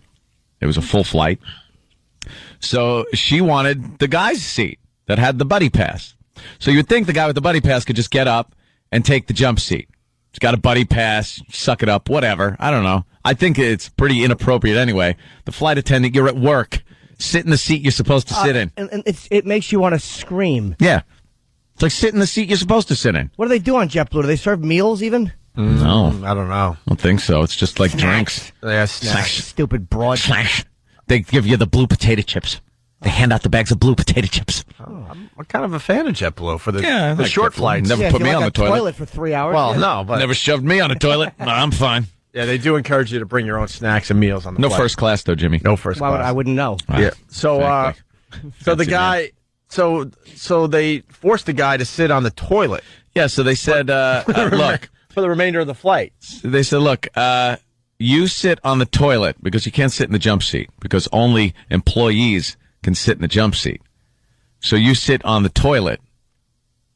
And something's wrong. They made him sit on the toilet. Something doesn't make sense. The captain came out, he said. Yeah. I told him to go hang out in the bathroom. You're lucky I got you on this flight. Yeah, he goes, it's my plane. I'm in charge of this.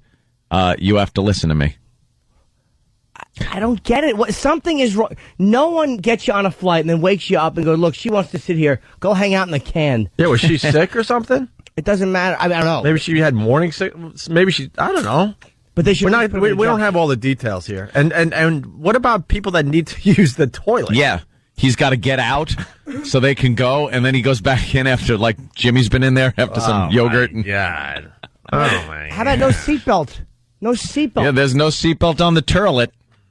Right. Just hit some heavy turbulence, and you come out, just looking like you got hit with a malted. Oh, you know what? I bet you that they didn't land with him in the bathroom. I bet you they said for a while during the flight. And I bet you he got to sit back in his seat when he landed. It was probably just during the flight. They tell you that you have to stand or hang out in the galley. But again, what if there's turbulence? Then they probably would have said sit during turbulence. Yeah. That's just an odd... How lonely. How lonely in that little bathroom. That would be terrible. It's really irritating that they would do that. The arrogance of that employee.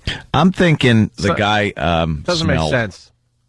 You think maybe he smelled. Think he was just farting I think there was something going on where maybe he was not a likable man, maybe. On his face, he does belong on a toilet. When you look at his last name is Mutlu. Just 2 U's in your last name, you belong on a can. That's my opinion. We're gonna keep on this story because there's something else going on here that will probably come out in the lawsuit, right?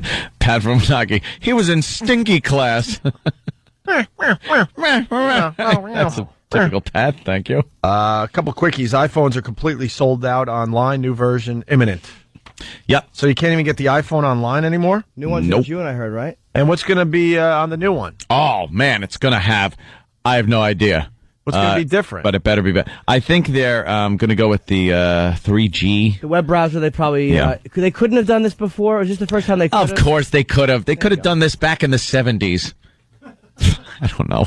But I'm sure they had this technology. Come on. Yeah, but they want everyone... Every company doesn't want to sell something that people don't have to replace. Because then you're done. Right. Everyone gets it, and then you sit back and go, okay, close the doors. We're out of business. The version that's coming out, I would assume, could have been the original one that came out. Right.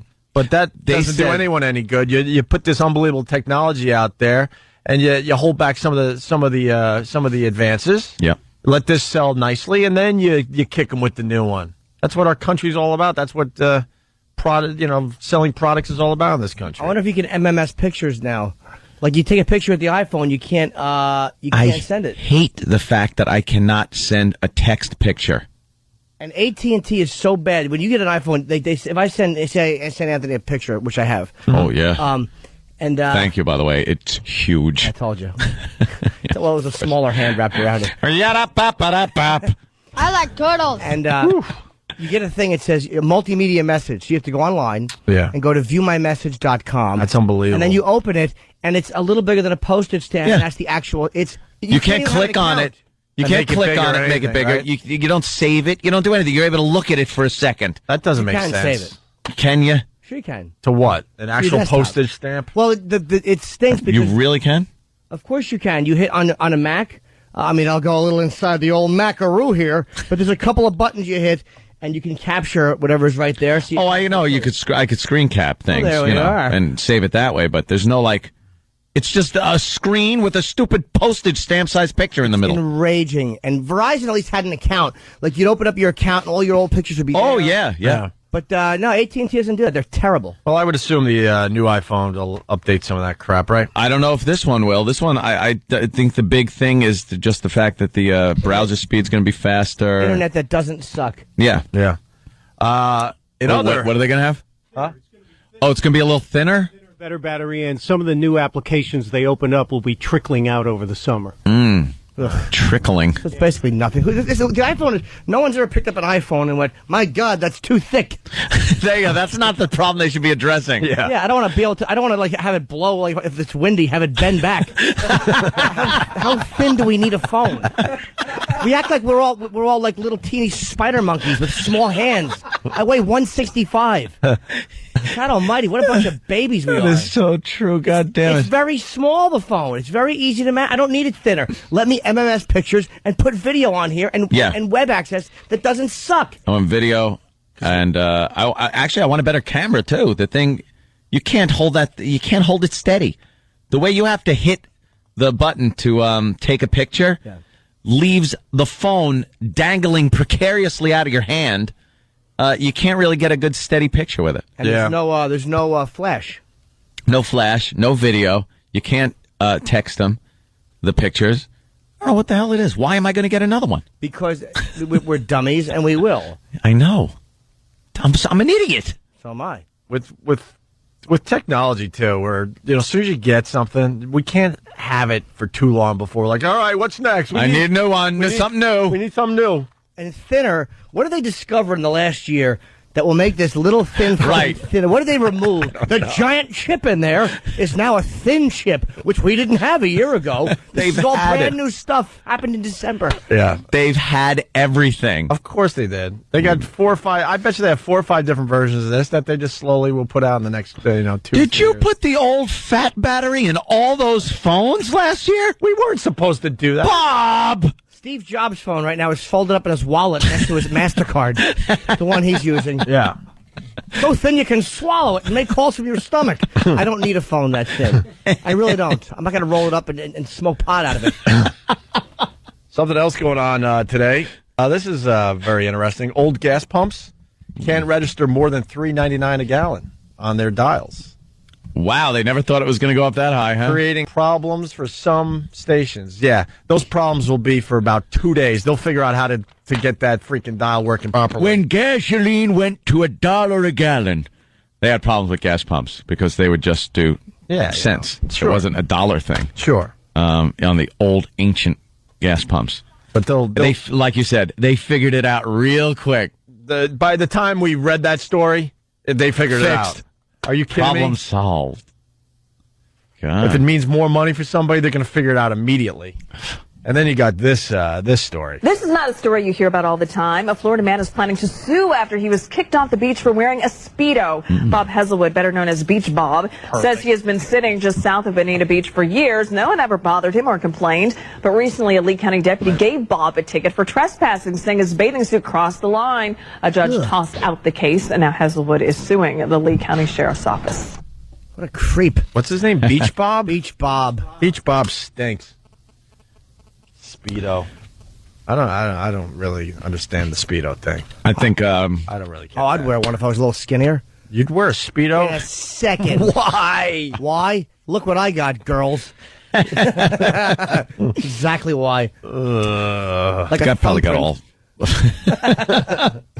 He got all excited, I think. Oh, I think the cop probably got a little excited. Wrote him a ticket. That usually, oh, look at him. What a sexy guy. Oh, Jesus. Is he skin cancer waiting to happen? Yeah, Beach Bob is really tan. Beach Bob's an ass. You think Beach Bob, I don't know, likes the sun? How could he not? I think Beach Bob lives to showcase his genitals. Beach Bob is attempting to make saran wrap Speedo. He's coming out with the newer version of the Speedo to show off more of what he's packing. Thinner. Look, even thinner and smaller. That'll be Steve Jobs' next thing. It'll be so thin Beach Bob can wear the new iPhone. Yeah. Covers his helmet. I don't know if this is going to work, but Susan Waldman covering the 7.8 earthquake in China. Oh. What, Travis? Don't yell at Opie. What I just gave you? Yeah. Oh, what is it? Something different? Yeah, this is actually her covering the 1989 earthquake in San Francisco. Really? She was at the World Series with the Giants. And the she really Athletics. was? Yeah. So this is actually what she would sound like if she was covering an earthquake. Oh. Let's hear it. All right. I just pulled it. This is Gary Cohen in the WFAN studios. like There's her. been a major earthquake in San Francisco. Let's go out to Susan Waldman at Candlestick Park. Susan, what's the situation? I'll tell you, this is as scared as I've ever been in my life. This is an earthquake here. It's good. It's good. Reacting ass. It wasn't that scary, especially because the World Series it wasn't that scary. Mm-hmm. If you were under that pancake, it was scary. Well, yeah. This is as scared as I've ever been in my life. This is an earthquake here, a 6.8 on the Richter scale. This upper deck was absolutely shaking. The light stanchions were blowing back and forth. Phones have gone off. All the power is out in the city of San Francisco and in the city of Oakland. Everyone is standing around here. People in the upper deck absolutely terrified to move, not knowing what to do. Oh, I thought she was describing more of Roger Clemens. Roger Clemens for the Yankees. How funny is it that there is actual audio of her during an earthquake? Or reporting about an earthquake? Yeah. But at least she acts like you should act during an earthquake. Yeah. Like your heart is moving. Yeah. Not the birds are continuing to fly, and the church steeple. Wow, it just missed me as it fell Coming to the ground. apart. Out of the cadaver. Not knowing what to do. There's supposed to be an aftershock. Everybody from the New York media wants me to say to everybody, we're all right so far. This is a very scary situation. Everyone's just sitting here to wait and see what happens. Everyone's just 6.8. sitting here. Yeah, well, It's very exciting. Everyone's just sitting here. Boy, is she adult. What should everyone We're be waiting for doing? George Steinbrenner to tell us what to do. My gosh! Sitting here to wait and see what happens. 6.8, they tell me, is a bad one, and I'll tell you, the guy from San Francisco was nodding his head. Oh yeah, and right now That's not why he was nodding his head. It was not. There was a lap involved. And right now, there definitely cannot be a game at this moment. There is no power here at all. People are just glued to their seats, not knowing where to go, because 50,000 people are not going to get out of this place all at once. Really? So they're not going to be playing the baseball game? They're not getting out all at once. Really? Glued to their seats. Is that what's going to happen? She's something. She certainly does have excitement. I bet you that. I bet you they didn't. I don't remember because that's a while ago now, but I bet you they didn't allow you to run onto the field where that would be the safest place. They'd probably force you to sit in the bleachers. Stay under the overhangs, please, people. Stay under the cement and steel beams. You know how these ball teams are with their ballparks, pompous asses. Don't go on the grass where there's nothing above you that could fall on you and kill you. Right. What? Getting out of here. You know damn well they forced everyone to just sit in their seats as there's cracks all around them. Yeah, things start cracking. You're just feeling crumbs of concrete falling on your head. Yeah. The beauty of the Opie and Anthony show, it's always a work in progress. I would hope so. And there's 17... Right. I've just stopped. Well, there's 17 days before the Sex and the City movie premieres for everybody. Great. And we know there's a bit there somewhere. We started the show by railing on the broads that are in Sex and the City. So Tim down the hall, he got Steve, the other Steve, Wood Yee Steve from the old days. Of course. To do the prologue for Sex and the City. So we're kind of working out our Sex and the City bits live in front of you all today. Love the Sex and the City. This is our first attempt. So you got Steve doing Sarah Jessica Parker's part. Uh-huh. This is how every Sex and the City started off. Did it? Yes. I wouldn't know. I wouldn't either. Well.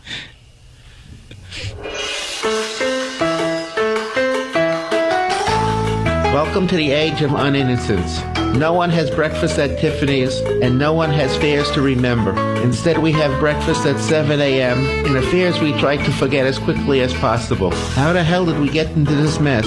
There are thousands, maybe 10,000s of women like this in the city. We all know them, and we all agree they're great. They travel, they pay taxes, they spend $400 on a pair of Manolo Blahniks snappy sandals, and they're alone. It's like the riddle of the Sphinx. Why are there so many great unmarried women and no great unmarried men? I explore these sorts of issues in my column, and I have terrific sources, my friends.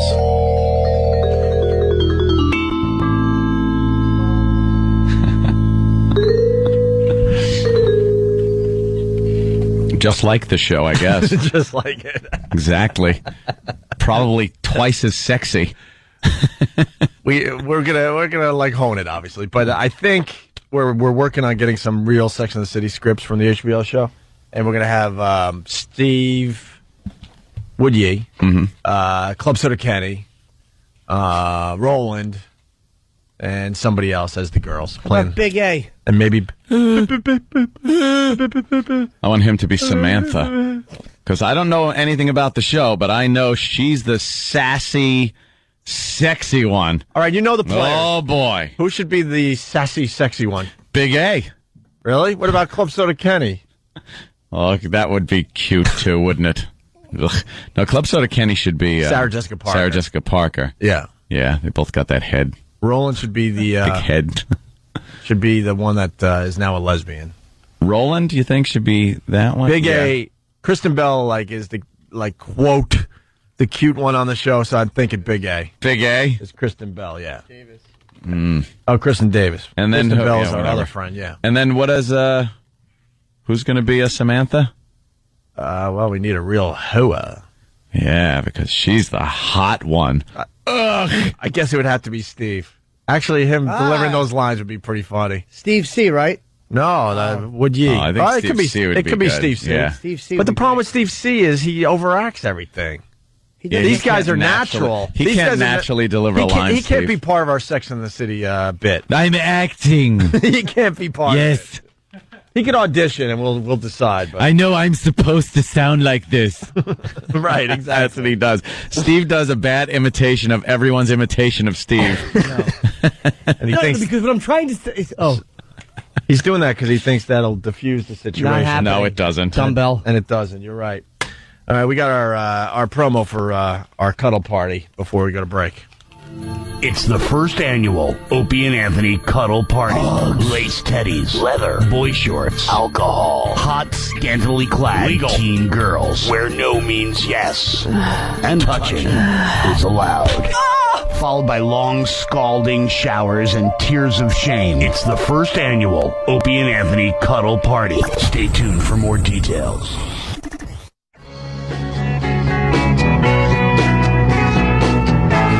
You're checking out the Opie and Anthony Show.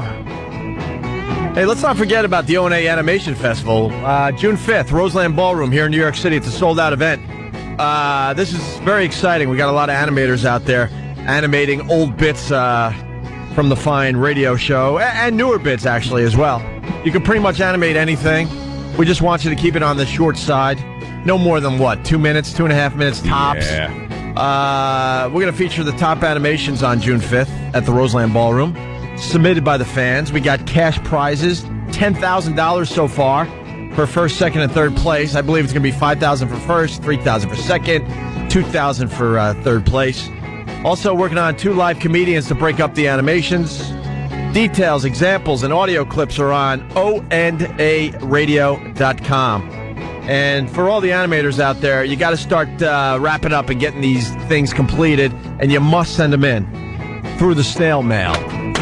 Snail mail. We don't want you to email the animations in because we want a nice high-res copy. Crispy. Send a DVD. Opie and Anthony Animation Contest, 111 West 57th Street, Suite 500, New York, New York, 10019. I believe that address is on onaradio.com as well. But time is running out. We really need you guys to start handing in your animations, okay? So we could start looking at these in advance and figure out how we're going to, put the whole show together, okay? Yes. All right, and also we're going to have more info on the One Traveling Virus Comedy Tour. Is it going to turn into a tour, or is it going to be one and done? A one-off or a tour? Who knows? I think we're doing a couple of dates only. We're going to do. We weren't going to do any. We were going to take the summer off, but the PNC Arts Center down there in Homedale, New Jersey, basically said, "No, you guys can take the summer off. You're good business for us." So those tickets went on sale already. Still tweaking the lineup. I think what we're going to do, and we should have had this online by now. We want the listeners to vote on who they want to see this year on the comedy tour. Oh. That's the angle we were taking this Leave year. it in their hands, huh? Well, I mean, it's going to be a lot of the guys, a lot of the regulars that you definitely want to see, but then maybe there's some other comedians out there. I bet Jimmy Norton's on that list. I don't know if I'm going to be on the list. I'll be on the show, but I don't want to see it if they don't want me. No, I'm are you kidding? You'd be like the number one guy. No, not necessarily, man. Oh, They've absolutely. seen me a couple of times. Hey, when are we going online with that? And what's the holdup? We came up with this great idea last week. It should be already done and ready to go. It should be on all the websites. Club Soda Kenny, you got info on this? Yes. What do you got, buddy? The list was sent to the powers to be yesterday for approval before it can be posted on the website. What approval? Well, it has to be approved. I mean, we have to say yes to it. Yeah, there's a chain of command here. That I wish you were wrapped in it and thrown in a river. Yeah. We want to take you on a cruise ship. So you're saying that the email was sent out but not responded to? I have no knowledge of that. I was sent the email testifying yesterday. every time you ask him a question, he's testifying. It's awful. Stop sending me so many emails. How about you put a couple of thoughts into one? I'll send him something on 2 different points, and I'll get back 2 different emails. Okay, and then the next one on it. What's wrong with you? Hey, he's got his BlackBerry. He's loving his BlackBerry. He's got a BlackBerry now? Yeah. Oh, boy. Yeah. Technology in his hands. Yeah. Where's the super duper executive producer, Steve? Steve, when is this going online? As soon as I get that list of the comics to put on the voting page. But it went out last? Not to me, it didn't. Fine, whatever. You guys do whatever you want. Well, we have to make these decisions. Let's pick the comedians and see who we just. Yeah. Because if they do it, here's what happens: if they do it, and they don't clear it first, they'll get yelled at for that. Why don't you clear it? Oh, wow, okay. And then they said it to clear it. You're like, what are you doing clearing it? They can't win. No one can win around here. I know, but no one's on the same page. Steve. It's all like we're like an ant colony, and somebody kicked the freaking anthill. We're all just like scattering, trying to get stuff done. Go ahead, Kenny. Go. Your turn. Certain people can delegate their authority and give the responsibility to somebody else. Oh. And who's that certain person? Well, this way, these certain people can just focus on being handsome and talented. Let's say hi to Scorch. We'll figure it out, but take a look at all the Opie and Anthony websites, especially onaradio.com. Hopefully we'll have a list of comedians. You get to vote who you want to see this summer on the One Traveling Virus Comedy Tour. But tickets are on sale for the PNC show. When is that? I got to make sure I don't take vacation on that day. Yeah, that'd be kind of tough to explain. I think it's in July. I'm thinking August. Why are you screaming at me? I'm not. You're probably right. August, right? August 2nd. Okay, August 2nd at the PNC Arts Center. Tickets through Ticketmaster.com. My apologies, ladies There you and go. germs. Our buddy Scorch, he's up there. And where are you, Scorch? New Hampshire? I am in lovely Manchester, New Hampshire, yes. Manchester. All right. And has the day come where you're in that dog cage? Yeah, I came in here yesterday at 2 o'clock in the afternoon, and I haven't left yet. I won't leave, obviously, like I said to you last week, until I get at least $10,000 for the animal rescue. So you're calling us from a dog cage? Yeah, and my cage, I'll tell you what, my cage is probably 2 feet smaller than I thought it was going to be, which is very interesting. Of course, the heaters that they gave me to like warm stuff up didn't work because they blew the fuse. So it's working though. You know what? We're doing Scorch. okay day one. But if you're going to be doing a hack radio bid, you can't have the comfort. You can't have the comforts of home. You can't have like warm air being blown on you and stuff. Before you go any further, who says I have heat in my house? Whoa.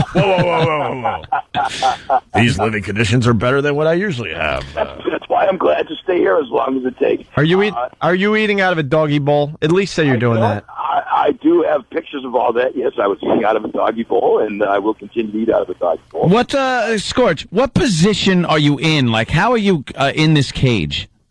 The only way I can be really is in either in a bad fetal position or almost like an L shape. Like I have my back up against the cage, my feet. I'm obviously sticking out the end of the cage because I'm just such a tall guy. So, wait, the cage door isn't shut? The cage door is shut. Yes. Then how are you? But how are your feet sticking out? Because if you, but like I said, if I wasn't curled up into a fetal position, my feet would have to stick out. Oh, I got you.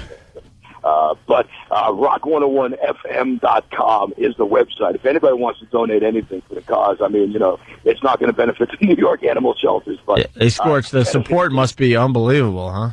What's that? Is the support unbelievable? Honest God, yesterday was a great day. We had the first lady that called up, pledged $1,000, which was nice. And from there on, my goal was $10,000. I bet you I'm going to make that by today. I'm hoping. By today? Yeah, I mean, I only started late last night, so late yesterday afternoon. So, and then I'm hoping I'll stay in there through Friday. And my ultimate goal is I want to raise, like I told you last week, I want to raise like 40. And you're not getting out for those breaks, are you? Nope, not at all. Oh, we talked you out of that. He's Good, sticking to it. Very nice. Someone's suggesting he gets neutered or euthanized. I have a big sign on the front of my cage that says O&A recommend you pee on me. Okay, so that won't really go through. I want people to throw crap on it. Let people throw paint on it. Let people. No, it's okay. It's all good. But I appreciate the. Well, guys give me support. Scorch, we're gonna have one of our listeners come by with some yellow paint, and it just means they love you. So don't mind what happens. Okay. Yeah. Thanks, man. What can we give the first listener that throws paint on Scorch as he's in that cold? Something from the prize closet. Yeah, we got a great. Do we have anything in the prize closet these days? Why would we? Oh, here's the prize closet. Is this really the prize closet? That sure is. Before I tell you what's in the O&A prize closet, I do want to remind people that we are broadcasting from New York City, the number one radio market in the entire world, and we're syndicated to many, many cities, and we're also heard thanks to XM in all of Canada and the rest of the United States. XM fills in all the areas that we don't have a regular radio station. With that said, this is what's in the O&A prize closet. We got 3 Canon PowerShot digital cameras. That's pretty good. We got 2 Panasonic digital video cameras. Wow. Pretty good, too. That's pretty good. And we got four $100 gift certificates in the O&A prize closet. All right. Those are... What? Those are to the Sports Authority. Sports Authority? Okay. So in the O&A prize closet, we have 9 things. 9 things. They're pretty good, though, a couple of them. Boy, we haven't given away anything. 9 things. 4 of them are gift certificates for $100. I didn't even know we had that. Me neither. We should give something away. Yeah, what do you want to give away? I would say camera. How many megapixels? All right. Megapixels. All right. Scorch, where are you located? Right in front of the Verizon Wireless Arena on Elm Street in lovely Manchester. And before I go any further, if I can, I heard you mention Canada. I got an email from an O&A fan named Trevor who listened to the show. I knew. All right, listen. I so knew he wasn't going to get that out. First listener that throws some paint on Scorch, it's got to be yellow paint, will win either a Canon PowerShot digital camera or a Panasonic digital video camera. Wow. And go. All right. And Scorch will... probably be angry. He'll be angry, but he will... But he's in a cage, so he can't get you. He will let us know that it actually went down. What determines which one of those prizes they get? Who would pick a camera over a video camera? Oh, yeah, exactly. Maybe someone that already has a nice video camera. Oh, that's true. Bob Kelly got a new video camera yesterday. He's such a devoid of anything non-electronic. He really is an idiot. What did he do? He's just trying to tell me, dude, he's just trying to tell me that his camera. I don't care. Great, HD, dude. You would have filmed yourself in the pool and sell it to Discovery. Dopey schlub. And the aquatic adopted Zero. Bob was adopted. You had to rub that in. Of course I did. Dude, why do you gotta say that, dude? Dude. Invented he's Irish, too. Yeah. He's not Irish. No. No? I think there's Why? Because his adopted family was or something? Yeah, he's very naive. Oh, stop then. He's got to have some Italian and some Hispanic in him, I think. Something else in there, too. Something greasy. Yeah, there's something at least a 6-hour flight from here. I don't know where. Yeah. It's at least a 6-hour flight. Hey, let's check out the FU line today. Thanks for calling the Opie and Anthony FU line. Here's the latest batch of FUs. You have 6 new voice messages. First voice message. Yeah, I'd like to send out a big FU to all the low-income deadbeats living in my properties. Get jobs, you rotten. Next message. I want to send out a big to my husband, David, because every time we don't want to have sex, he makes me. Next message. Hey, I'd like to give a big you to my ex-girlfriend. You string me along for a year and then you tell me you just want to break up. Die, you. Next message. I'd like to give an FU to Jocelyn, who sent me nasty emails, accused my husband of stupid. You'll get yours because karma is good, baby. FU. Next message. I would like to say you to Tom, my son's father, who decided he's not an alcoholic, even after he went to rehab and his pants on a regular basis. Next message. This is Josh from Pittsburgh. I want to send a big you out to Lisa from Long Island, who didn't think the dead horse jokes were funny. You. End of new messages. Call the Opie and Anthony FU line. 866-FU line 1. That's 866-FU line 1. Thank you and goodbye.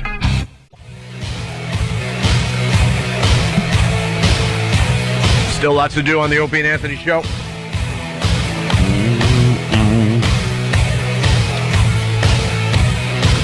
We got Gary Coleman in divorce court. Yes. This made us laugh pretty hard. We got that piece of ass Kim Kardashian. The dope and her sisters, they did a PSA. What does she do? I hear her name. I have no idea what she looks like. Why is she famous? Keeping Up with the Kardashians. What is it? Yeah, it's another reality show that's trying to be the next, Osbournes. Well, from what I remember reading on like some of the celebrity blogs and all that stuff, was that she was a friend of Paris Hilton's, and she wanted to be famous desperately. So she realized that Paris got really huge after she put out that sex tape. So she kind of put out her own sex tape with that rapper Ray J, and it kind of worked because now she's somebody. Just revolting. It's just weird because her father died of cancer, and then what? His wife turned around and married Bruce Jenner, the Olympic hero. Who was her father? Anybody? Kim Kardashian's? Yeah. Kardashian. Robert Kardashian? Yeah, from the OJ trial. Yeah. Okay, that's all I needed to know. Is that her father? All right, as long as I know. Now I know why she's famous. Okay. Yeah. He died of, what was it? Esophagus cancer or something? Something horrific. Died of God saying, look what you did. Look who you defended. He went like that, too, man. Yeah. Diagnosed dead less than a year later. And then, so his wife ends up marrying Bruce Jenner, I think. Yeah. Is that how this goes? Or were they divorced already? I don't know. Bruce Jenner looks like an old lesbian. He's one of those guys that is turning into an old lesbian the older he gets. He's had a lot of work done. And then he's got these stepdaughters, these Kardashian girls, like walking around the house just looking ridiculously hot. Yeah.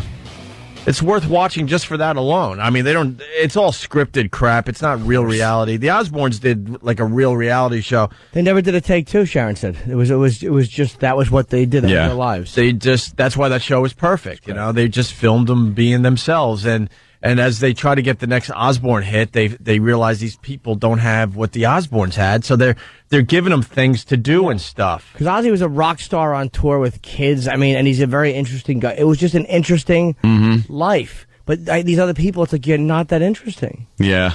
Except for Hulk Hogan, is getting divorced, his kids killing people. How do you not love the Hogans? Want to bang his daughter? His kids killing people. Driving up and down like a lunatic, banging into the poles. Her ass kind of looks big. Not according to Danny. Danny thinks it's luscious. Big and delicious? What was Danny, you like that, right? It is fantastically delicious. Let me see it. Let's pop up a picture of Kim Kardashian's buttocks. If Iraq doesn't open a picture... I know, Iraq, you're about to get just laid out. That's her sister. Where's her That's ass? the sister? That's her? Oh, that's her? It looks like her get sister. one from the other angle. Yeah, it's not her ass at the front. The hips are a little a little J-Lo-ish. Well, that's how you could always. That's how you could tell when a girl has a nice one, because you could see the hips from the front. Yeah, I like that. I like the full bosoms. Yeah, I love the full bosoms. They look like they're like balloons filled with sand. I'm more Not much movement there. I'm more of a behind man. Yeah, me too. I like the behinds. Love a nice juicy one. Hold on a second. I'm sorry to do this in the middle of our fantastic Kardashian. I'm a shoulder blade guy. Attention, radio hack alert, radio hack alert, radio hack alert. Huh? Yeah, we got a radio hack alert. It happens. Puddle of AIDS from Jersey writes, holy S balls. KTU, which is a station here in New York City, they're doing a bit right now. People name TV shows. So you call up and you name a TV show. And then the host or the person on the line has to add, in my pants. So an example of this would be a half, what? Oh, 2.5 men. In my pants. All right, I get it now. Oh, wow. That's pretty good. Are they beating us in the ratings? Probably. Are they beating us in the ratings with crap like that? Great. What the hell's wrong with us? Now everyone starts playing. Well, of course. We got to play it now. We got to see how much fun it could be. So, TV show. So, Three's Lost. Company. In my pants. In my pants. Lost. In my pants. Holy Jesus. This gets not fun immediately. I disagree. I find the fun is mounting. Well, we need a list of freaking TV shows. Oh, what? You need a list? Oh, yeah. Well, Mash in my pants. Right. Mash in my pants. Nice. There you go. I was frightened. All in the family. Wow, look at that ass. Screw the dumb hack fit. Oh my God. All right. I'm Danny. I'm on board. I like the that. fact She looks that it like goes she's. way I'm on above the board. underpants. She looks like she's squatting though. Well, she's bending over a little bit, showing a little crack. She's got kind of boy shorts on, a polka dotted number, red, with black polka dots. And that's not even like, because that's kind of like the three quarters angle. Like you got to. You want a dead on. Yeah, ass Eric, shot. You know what you got to do? You got to pull up the trailer for her porno. Yeah, but you can't really do the. Oh yeah. Ooh. Yeah, because there's on the a bed. few shots. Yeah, she's on the bed. Have you seen the porno? You know, I haven't. I heard it wasn't so good. Oh. Actually, you know what? No, that's wrong. I have seen it. I think it's posted on a Why few would free it be websites. good? She's too good looking. What do you mean? There's no such thing. Bad angles and. I see a rapper tearing her up. Yeah. Is he black guy, white guy? Yeah. Oh, Is I think Brandy's little brother. I think that's who the. Oh yeah. So Steve's walking in.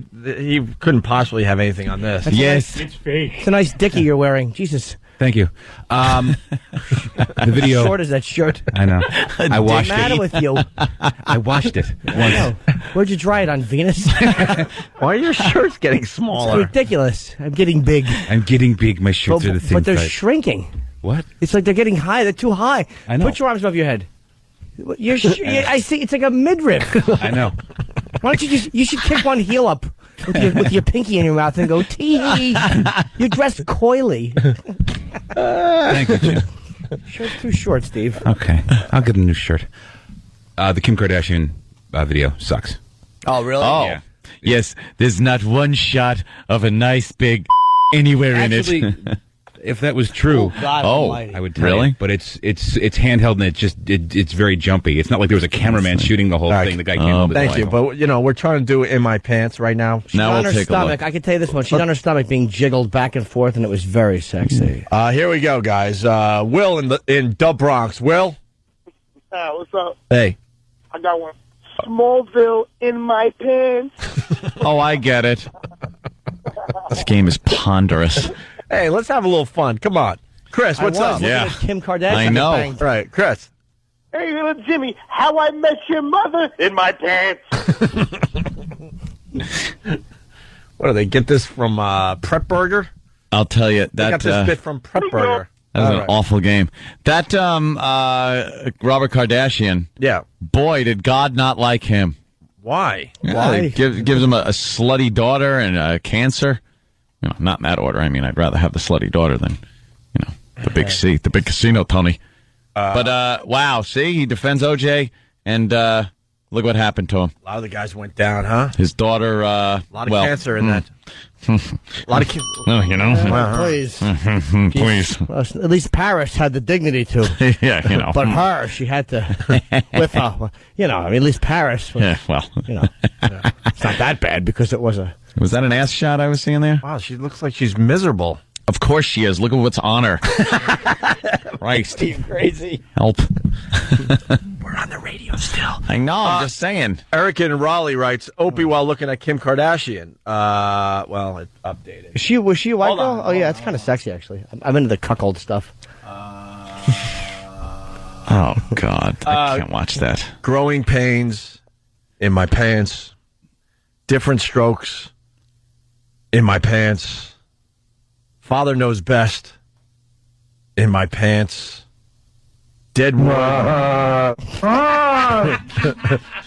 Deadwood in my pants. Who's the boss in my pants? Is there a sitcom called This Bitch Stinks? Oh. Well, Kevin from Connecticut's got the best one yet, though. Match Game 76 in my pants. Yeah, let's go old school TV shows. McMillan and Wife. In my pants. In my pants. This bit. Old McMillan. Old McMillan. I Dream of Jeannie. McMillan and beard. Yeah. In my pants. McMillan and robe. It was so much fun. McMillan and broth. Stupid McMillan. McMillan and friend to take care of my dog. McMillan and bad news.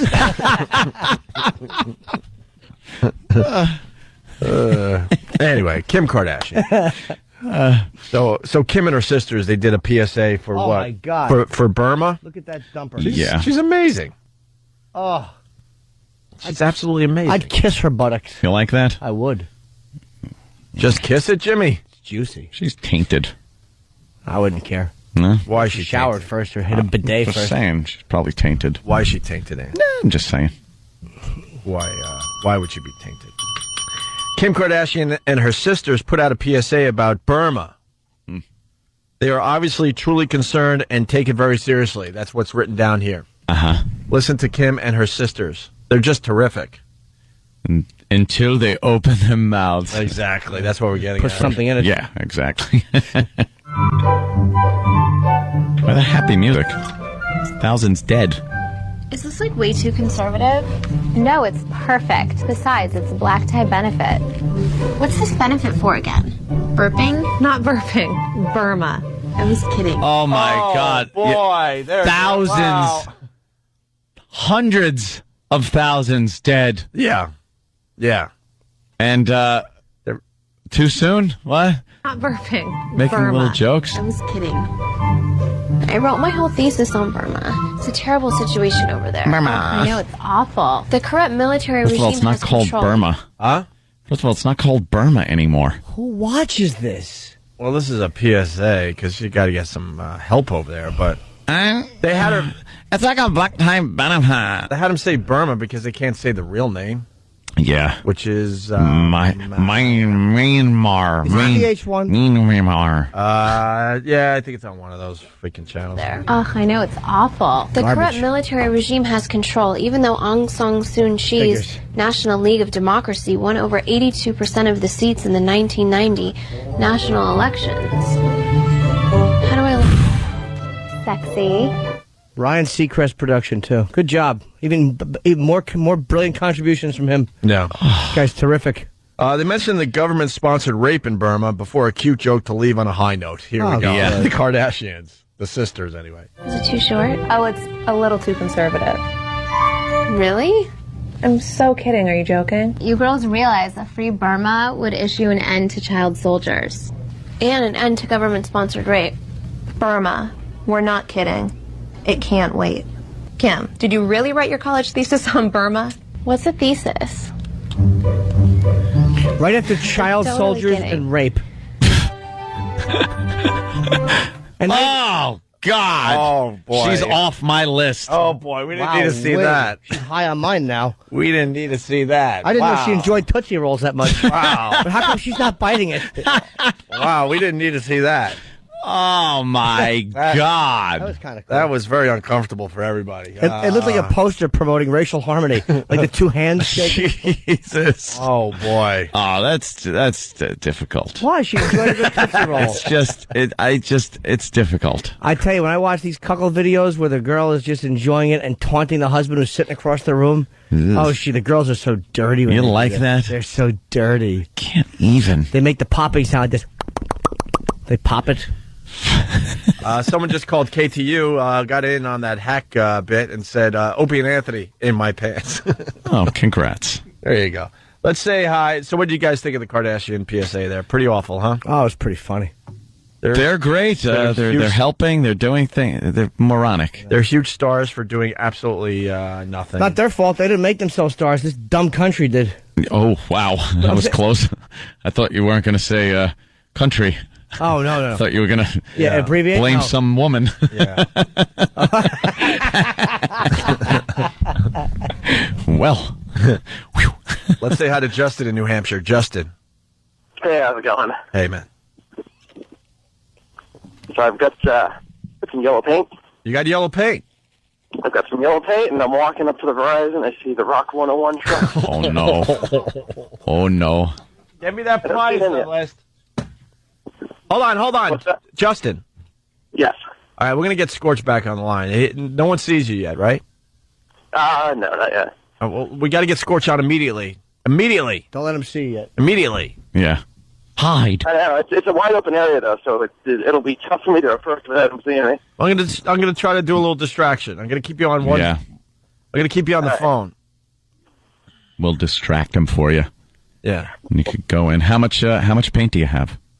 Why am I whispering? It's like he's going to hear. Scorch is in a dog cage for a few days, raising money for a good cause, I guess. A quarter of a what? Coffee cup, small coffee cup. A coffee cup? All right. Yeah, that goes a long way. Yeah, just don't get in his eyes. Oh. No, of course not. All right. We getting him on the line? Very impressive. As soon as I got Scorch, it's go time, okay? Okay. But we're going to keep you on the line, so don't say anything. I think we got him. I think we got him. Here we go. Scorch. What's up, man?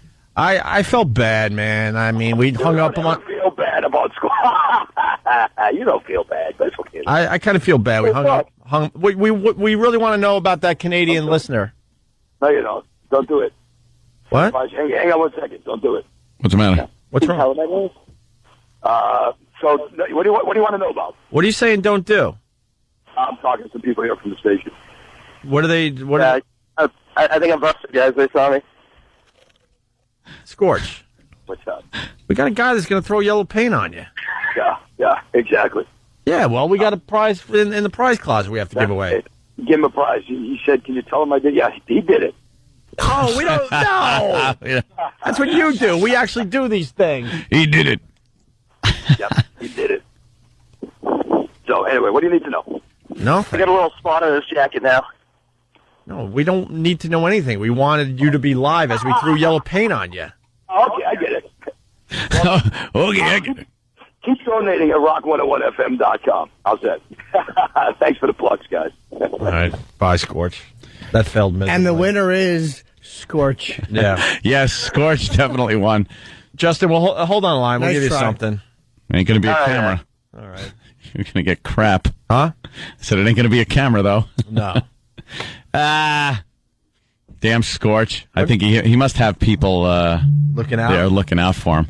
What could have happened there, Sam? Would you think people are guarding a Scorch? Well, as I called, he already had gotten yellow paint thrown on him.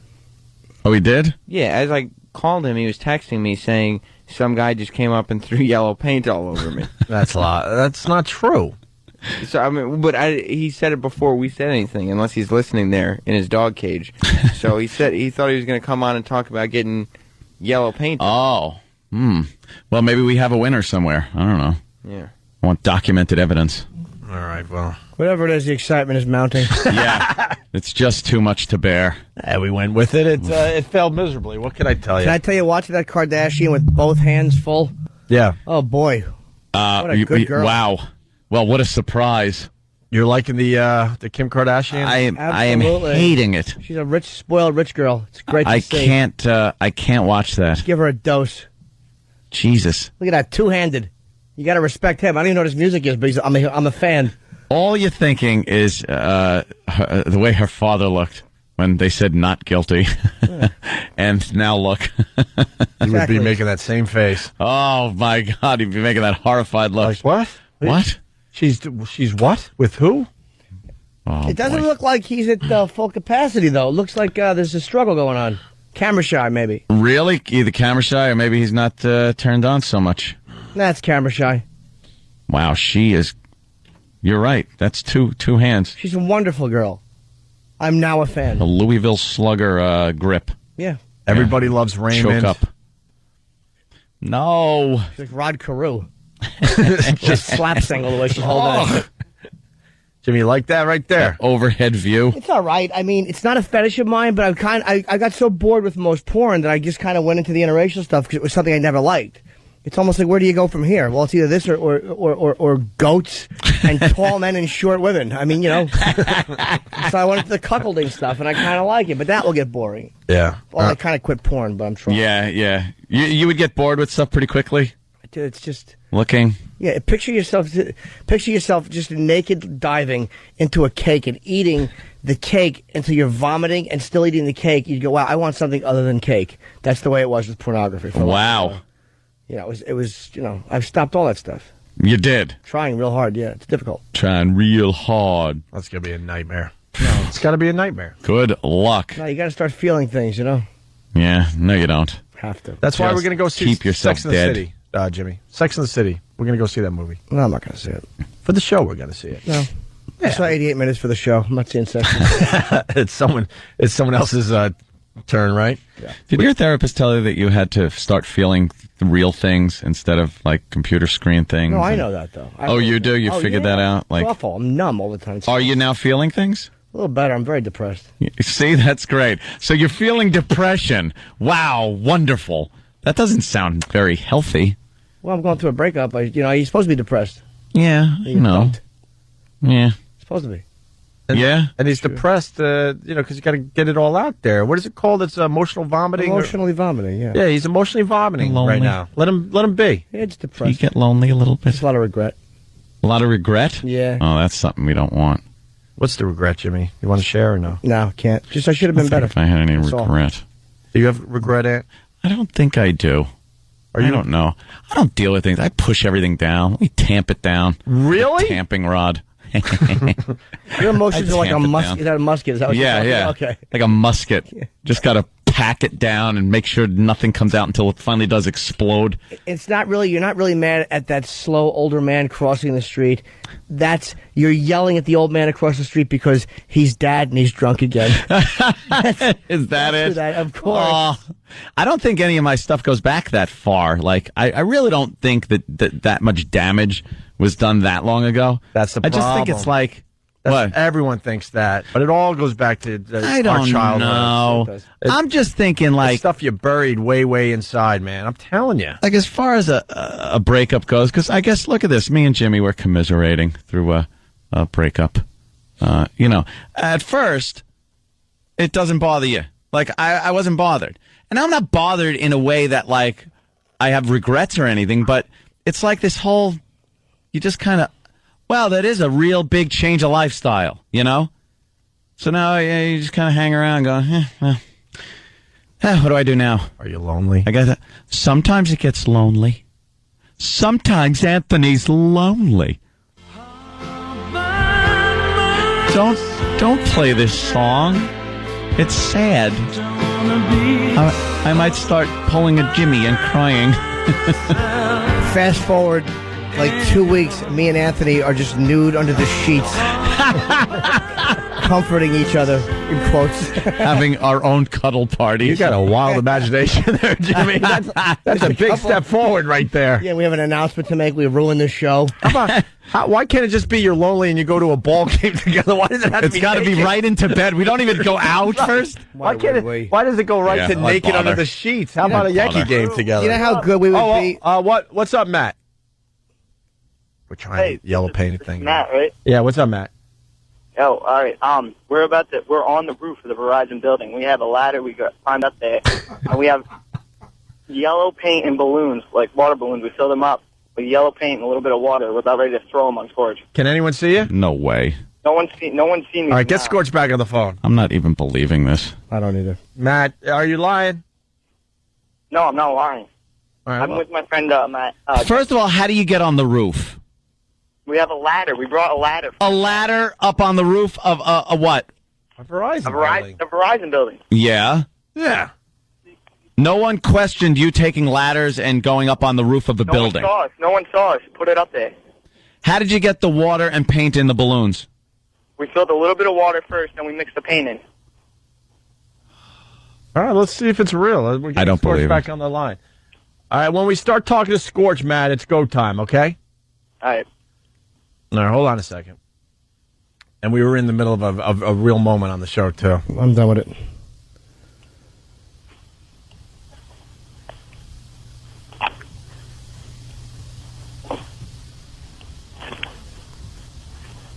All right, here. Sergi Harris talked to Scorch there, Matt. You need the big ending today. This could be it. Why is Sam still talking to Scorch?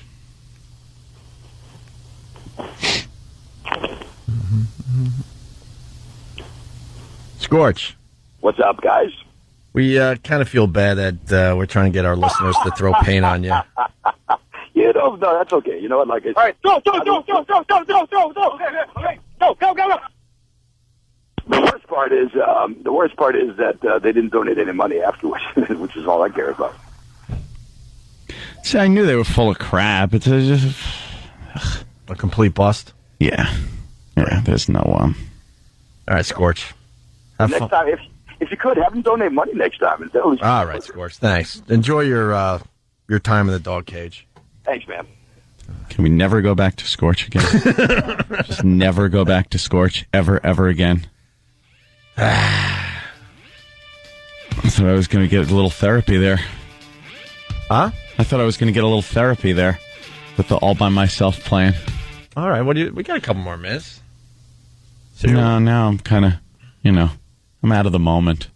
You were brave. You were ready to share. I was ready to share a little, I think. But you said now that the breakup is a little more difficult, even though you don't want to go back there. No, it was just that, and I think work on the I'm having a lot of work done at the house. Yeah. So it's not like I could have people over like that. So it's not like I'm kind of in a limbo phase here, which kind of sucks. What do you mean you can't have people over? Like, it's hard to have people over. I know once the what do you mean? pool gets put in, family, friends, couples. What? Yeah, like anybody. Why is that hard? And chicks and stuff.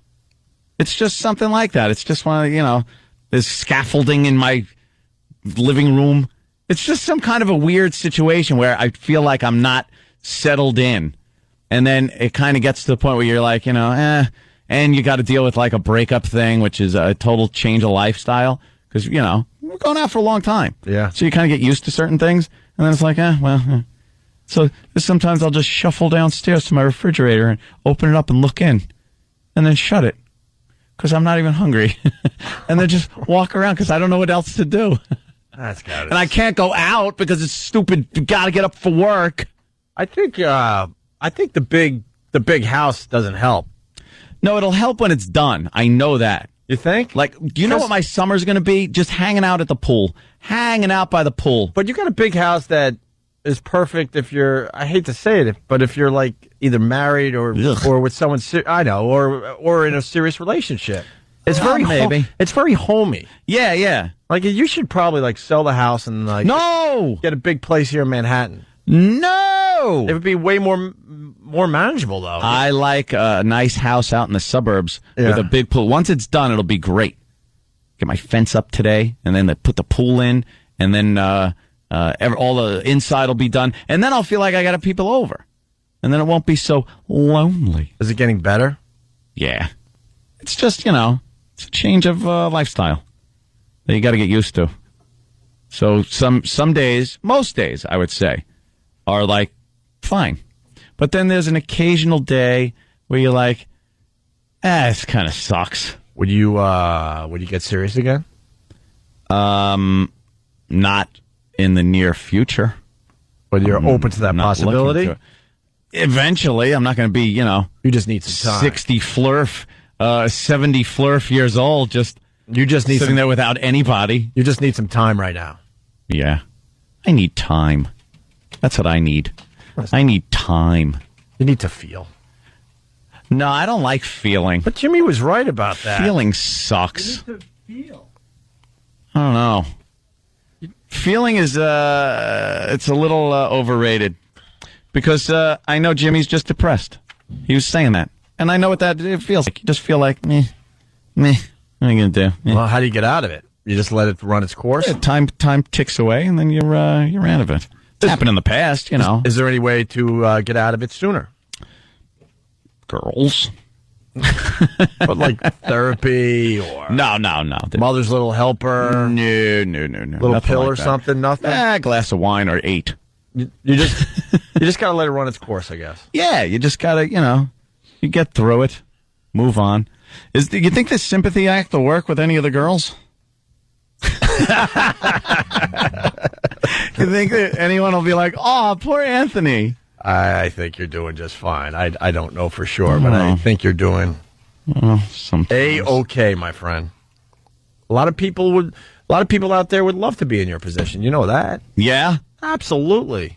Yeah, I know. They would love to be single with a big, huge house. And I'm happy to be me. And race cars in the driveway and guns in the basement. They would love to be you.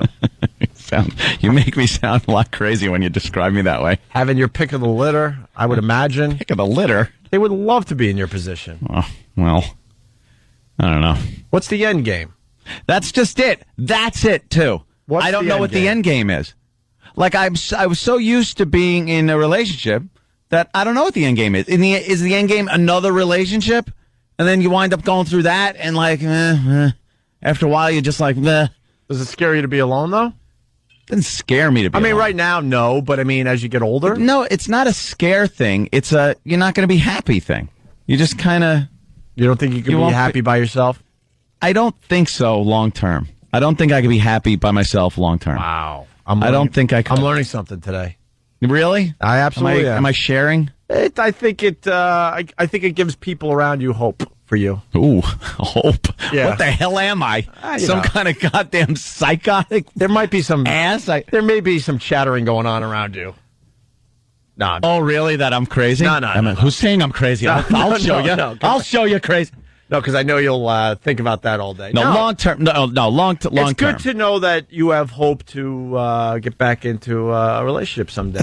I've been in one my whole life. I know. Not one, but a few. But they've all been pretty long-term, steady relationships. That's the kind of guy I've always been. Last two have been very long, extremely long. Between the two, it's 15 years somewhere. Jesus Christ, 15 years. What the hell is that in a relationship? Right?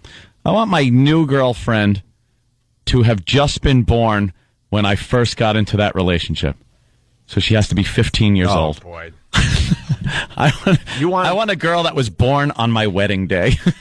You want them to be younger than the Playboy centerfolds. I'm kidding. Jesus Christ. Go with the Playboy centerfold cutoff. If they're younger than the Playboy centerfolds. Oh, really? Yeah. I don't know. I haven't looked at Playboy in a while. Don't look at the ages. It'll freak you the F out. Yeah, Like, I don't even... Why would you look at Playboy? You can punch up stuff so much better. Right, Jim? Oh, shit. I'm sorry. Oh, why did I just curse? Because we're comfortable. Because it's after 9. We're finally talking about what's going on in your head there. So I'm thinking you're going to, ride out the depression. It's not a depression. It's this occasional feeling of just not being happy guy. Okay. So I'm not going to start pheasing out over here. Ronnie! A little depression. Ronnie! A little depression. You'll get through that. I don't like calling it that. It upsets me. But that's probably what it is. Can't you just be unhappy in this day and age? Everything's got to be depression or but you're not ADD or obsessive compulsive. You're not unhappy though. I've seen you. You're enjoying your life. It's just very different than what you're used to. That's what I'm saying. For the most part, it's very enjoyable. But then occasionally you get those moments of just like kind of maybe sadness. You're thinking like, where is this going? Where am I going to end up here? What's the end game? Mm-hmm. And that's what it is. There is no end game. So I'm kind of an end game guy. I kind of like the but you can't security of. You can't think that way. It's easy to say, I guess. But yeah, I can. You just got to ride it out. Wait until whatever happens. End game happens. That'll freak you out thinking about what's the end game. The end game you shouldn't even be worrying about. You should just be living day to day and enjoying the hell out of the fact that you're single and that there's an interest there. Doggone it, that's what I'm doing. All right, and invite me to your pool when it's done. Oh, pool should be done a couple of weeks. Nice. Yeah, very happy. All right. What a cluster F at the end of the show. I got obsessed with Scorch getting yellow paint on him, and it just didn't work. Stupid Scorch. All right, guys. We're off to XM. You guys have a great day. We'll see you tomorrow.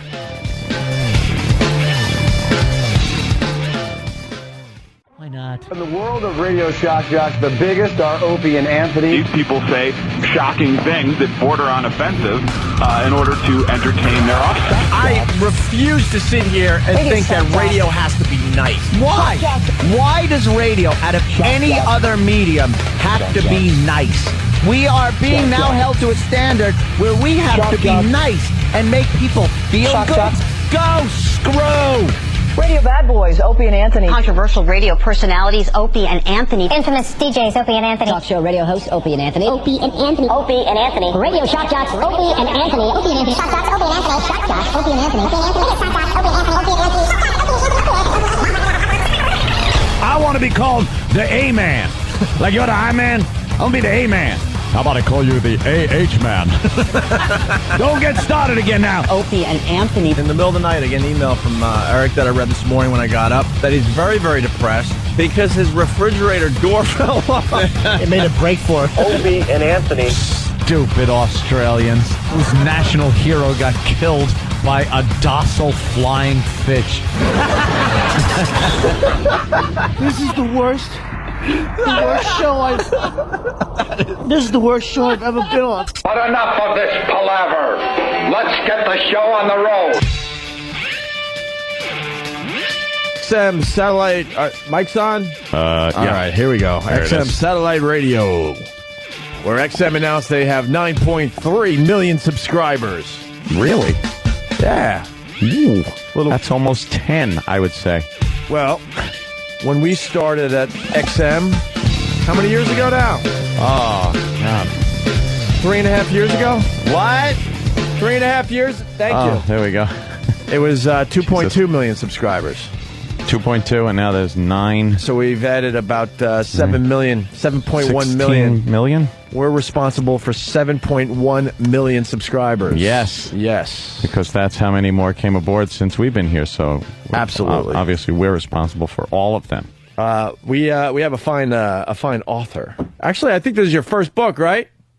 First one. Congratulations. Look at this. How do you get one of these published? Come on in. It's Michael Sheehan. He wrote a book on terrorism called Crush the Cell. How to defeat terrorism without terrorizing ourselves. That's the key. Yeah, that is the key. Certainly is. Because we're all a bunch of, scaredy cats. Everyone gets very scared with terrorism. The fact of the matter is, I mean, not to underplay any event, but the fact of the matter is, relatively speaking, not many people, Americans, have died from terrorism. No, that's right. Terrorism is actually an instrument of the weak. They kill innocents and civilians, and they want us to overreact. Mm-hmm. And the fact of the matter is now it's almost 7 years since 9/11. Al-Qaeda has had difficulty. And unfortunately, there's a terrorism industry out there that wants to keep hyping this. And unfortunately, even though they sound like they're tough guys, they actually are emboldening, they're making Al-Qaeda stronger by encouraging that psychological reaction to a next attack. And so in the book, I talk about what the threat is, what it's not, what's a lot of bullshit, what works and what doesn't work, and then how to react if they do slip through. They may attack us here in New York City tomorrow, but we shouldn't overreact and give them a victory they don't deserve. Well, Mike, didn't people say that after the 93 bombing that it was like you can't get crazy, you can't start profiling, you can't do all this, and then meanwhile they were back to work and they figured out a way to pull it off. But 93, and again I go through this in the book, the 93 attack, we didn't get what was happening in 93, that this was actually a movement. Al-Qaeda attacked us 3 times in 3 years. They blew up our embassies in 98, they blew up the USS Cole in 2000, and of course 9/11. That's 3 attacks in 37 months. And it started, like you said, back in 93 with the first World Trade Center attack. And we just didn't get it.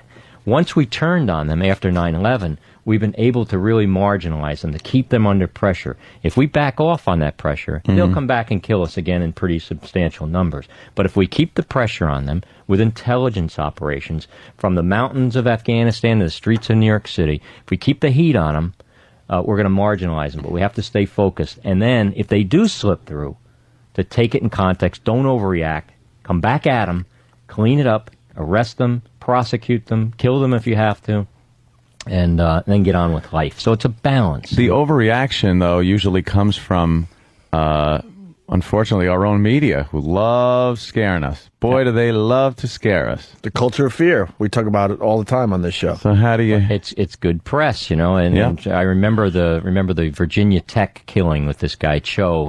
He killed 30 people in about an hour, and the press just kept showing this guy's picture with his 9mm and these poses. And the guy was a deranged little punk.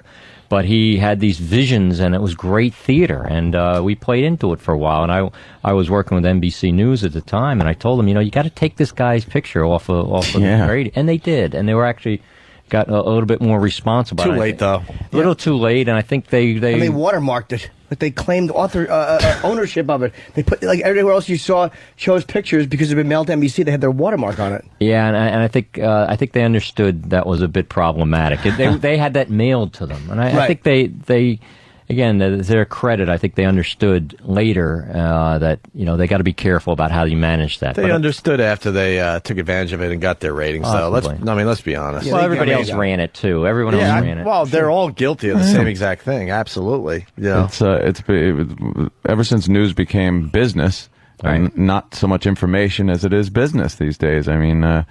That's what you're going to get: sensationalism and and it's scare tactics. It's inevitable. But what I try to say in my book is there will be another attack, and there will be great footage of it for news, because there'll be carnage and people dying and buildings knocked down.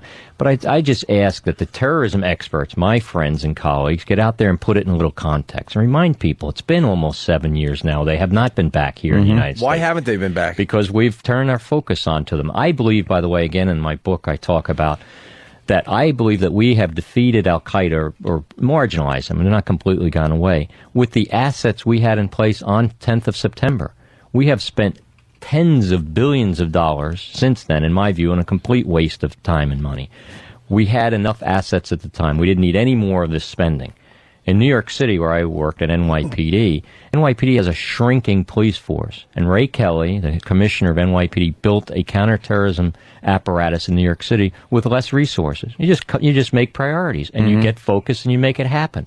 But the federal government is drunk on spending. They need tens of billions of dollars, new bureaucracies, new buildings, and a bunch of bureaucrats and contractors running around in Washington writing memos to each other, when the real work is done with CIA operatives in Afghanistan, with intelligence operatives in the U.S., penetrating these cells with the undercovers, informants, just like you would a mafia operation. That's how it works. That's what people don't understand. Like Hillary Clinton, she'll go in there and start yelling that we need more money now for security here in New York. And it's such crap, because it looks good on the outside.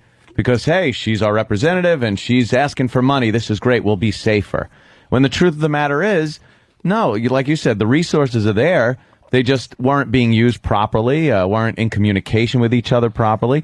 So, yeah, the political end of it is never really even with what we need militarily, whether it's covert Exactly right. And I think if you measure someone's toughness on terrorism by how many billion-dollar programs they ask for, then you're really this guy. Why weren't the resources used properly on 9/11 then? Because you said the system was in place, and what went wrong? We just didn't get it. You know, I write in my book about on October 17th, 2000.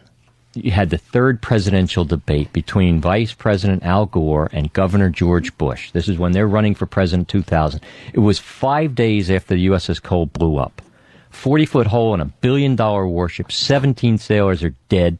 Their bodies aren't even brought back to Andrews Air Force Base yet. And 5 days later, we're having a national debate on TV for the presidential debate, and the issue wasn't even raised by either candidate. So this isn't something I'm not partisan. I'm fiercely independent. Bush didn't raise it. Gore didn't raise it. The press didn't raise it. And neither did the audience didn't raise it.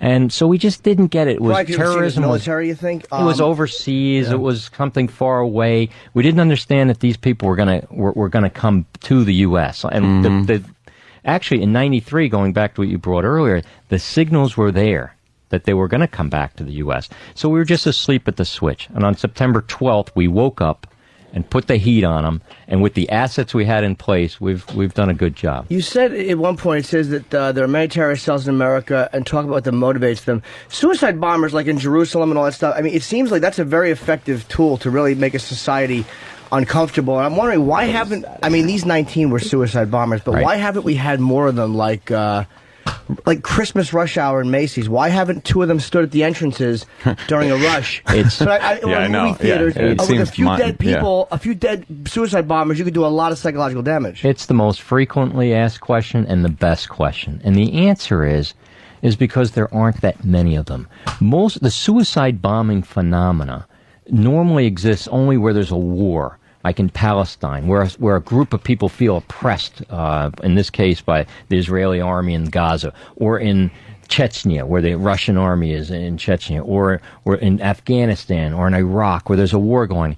In a peaceful place like the U.S., Western Europe, people just aren't really willing to strap a bomb around themselves and blow themselves up, and they don't have the infrastructure to help them get there. It's harder to foster that type of stuff here.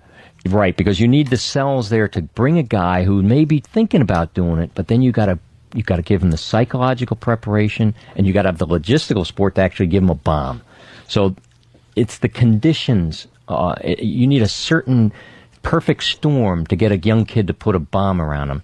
You need that wartime environment. You need the logistical support to give him the bomb, and you need that final psychological preparation.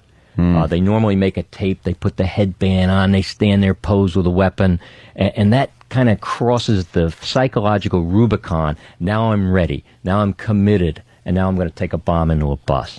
And that infrastructure doesn't exist here. And that's why we haven't had many of these. And just pure luck. Yeah. What about the end game? What about defeating terrorism? If we always have to be on guard, and we're always leery of it, then they're in fact working because they are terrorizing us. How does it end where we get back to those good old days of it just happens over there and we don't walk around? I remember walking around airports, no armed military personnel. I mean, it was... because it could never happen here. Mommy goes right to the gate. Yeah. Do you ever see us getting back to a point like that? Not for a long time at our airports. Way. No, not for a long time. And unfortunately, Al-Qaeda... Well, the media's got to change too, don't you think? I think everybody has to. But Al-Qaeda is still a threat, and they're still a threat to aviation. So it's going to be a long time before we can... You really think so? Yes. They would like to get back at us. So we have to protect aviation. I'm not sure we have to toss Grandma upside down and every time she goes through, but... And so I think over time that'll loosen up a little bit, but not much. I think that Al-Qaeda will be around a long time, and I hope that the American people, the common person, kind of relaxes and lets this thing go off in the back burner. But we can never, as counterterrorism officials, ever lose focus on these guys. A lot has been talked about with profiling. There's a line, I think, with profiling. It's like, it's not 100% guaranteed, but I think it certainly helps. Why is this, there's this denial that profiling is effective? Well, it swings back and forth. You know, we're here in New York City, and right now NYPD is under a lot of pressure because of profiling of minorities in the streets of New York City. And a couple cops actually tried to arrest a African-American chief the other day. And that's really a problem. That's a mistake. So sometimes if it's a pendulum swing. You profile and you shake down Islamic-looking guys for terrorism or shake down African-American boys for carrying a 9mm, and you can get in trouble. On the other hand, cops do know that there are certain patterns of who is conducting certain types of crimes. And again, it's balance. As in everything else I talk about in this book, it's striking the balance between being focused of getting terrorists, yet not hyping ourselves and hyperventilating ourselves into self-terrorizing. Where are we wasting our time? I would say the creation of these huge new bureaucracies in Washington has been a complete waste of money. The intelligence budget, by the way, and I believe in intelligence, but we're talking about small numbers of operatives. The intelligence budget is almost $50 billion a year. We defeated the Soviet Union of $25 billion for our intelligence budget. It's twice as big. And it's just these monstrosities of bureaucracies in Washington, which I don't think contribute at all. Mm-hmm. And even I was in the U.S. Army Special Forces in Fort Bragg when I went down there to visit a year ago. All I see is these new buildings going up with colonels running around giving PowerPoints to each other. The A-team in the field, which I used to be a part of, they don't care about that. The more of those guys, the worse. So I think what's happened since 9/11 is the Defense Department, the intelligence communities have had a blank check. Because if you vote against it, you're weak on terrorism. Right. And they're just building these monstrosities of bureaucracy when really the real work that needs to be done, penetrating a cell somewhere in some mountain, is a couple guys with some creativity and some guts. And it doesn't cost a lot of money. You just got to be focused, creative, and got to stay on it. Doesn't Washington frown on covert operations? I mean, obviously it's the best way to infiltrate some of these groups and get the intelligence we need, but a lot of times you want again, these politicians want to seem like they're helping the people and hey, look what I'm exposing, this spending's going toward this, and there are certain things that need to be secret. No, exactly. The irony of it is we love our movies. We love Jack Bauer of 24. We love the James Bond movies. But we don't want it to really happen. We really don't want guys to do spying. We don't really want them to kill terrorists because when it happens, there's this huge investigation and they throw somebody under the bus. And a bureaucracy reacts very logically. When that type of thing happens, they just crawl into a shell. And the bureaucrats and the lawyers take over. And then you have a CIA and an FBI, which is basically emasculated. And that I worry about the pendulum swinging back. We need tough, aggressive, creative guys in the CIA and the FBI. And if there's an investigation every year because of a wiretap controversy or something, you wind up crushing them into oblivion. Is the $25 million reward, it just seems like, I mean, that worked, I think, on Saddam, and I think al-Zarqawi, I want to say, was given up for that, but it's like, it's almost like with bin Laden, he's a billionaire, so the people around him know he's got more money than any reward they're going to get, and there's like this religious fanaticism which attaches people to him. Is that probably not going to get us bin Laden? Sometimes rewards work. Ramzi Youssef, the bomber of the 93 World Trade Center, was turned in for a reward in Pakistan. So sometimes it works. In bin Laden's case, it will not work. He is up with those tribes, very isolated in the middle of the mountains in Pakistan. They don't even know about the reward, so it probably won't work. He's got layers of protection. He's buried out there. The way we're going to catch bin Laden, and we really do need to get him and his sidekick, Zawahiri, is with an intelligence operation. We need to penetrate that organization, send an informant, just like up through the mafia. You arrest the petty drug seller or mafia guy, you turn them, you send them back up the organization. So you use that type of penetration, an informant or an undercover. You zero on his location, use signals intelligence, listen to their phones, you vector in, you find them, run some operations. Hopefully one day you get lucky and you take them out. You hit a building maybe that they're in, like the way they got. What did they get? The number 3 guy, the famous number 3 guy of Al Qaeda, which I would love to get a piece of that life insurance policy on those guys because we kill them on a regular basis. It keeps changing, right? Well, and that's good news. It's a good news story. A lot of people say, "Oh, you know, our intelligence agencies are making that up." No, and I think it's true.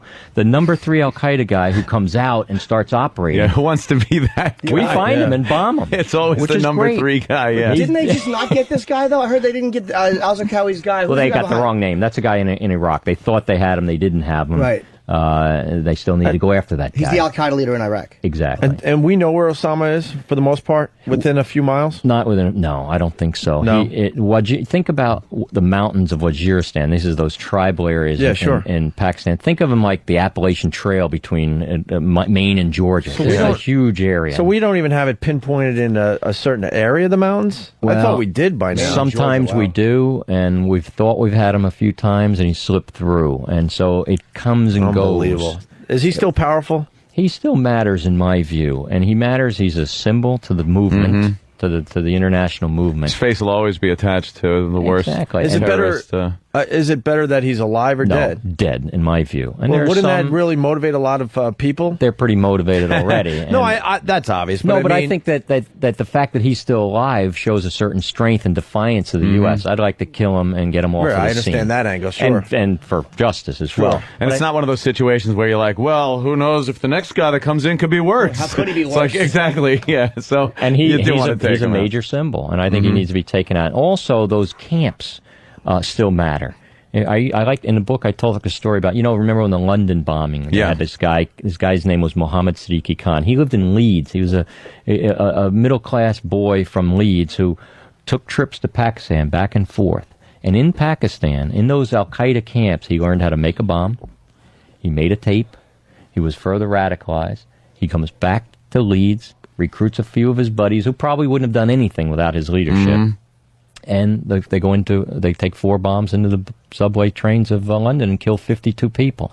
So that's where you see the relevance of the Al-Qaeda central apparatus in Pakistan, the training, the radical ideology, the preparing of these guys to come back to the West and conduct an operation. That's why we need to really knock them out in Afghanistan and prevent that movement back and forth. Speaking of the subway bombings, could that happen? I mean, obviously it could happen, but what are the odds of it happening in New York City? Are we safe as far as that type of attack goes?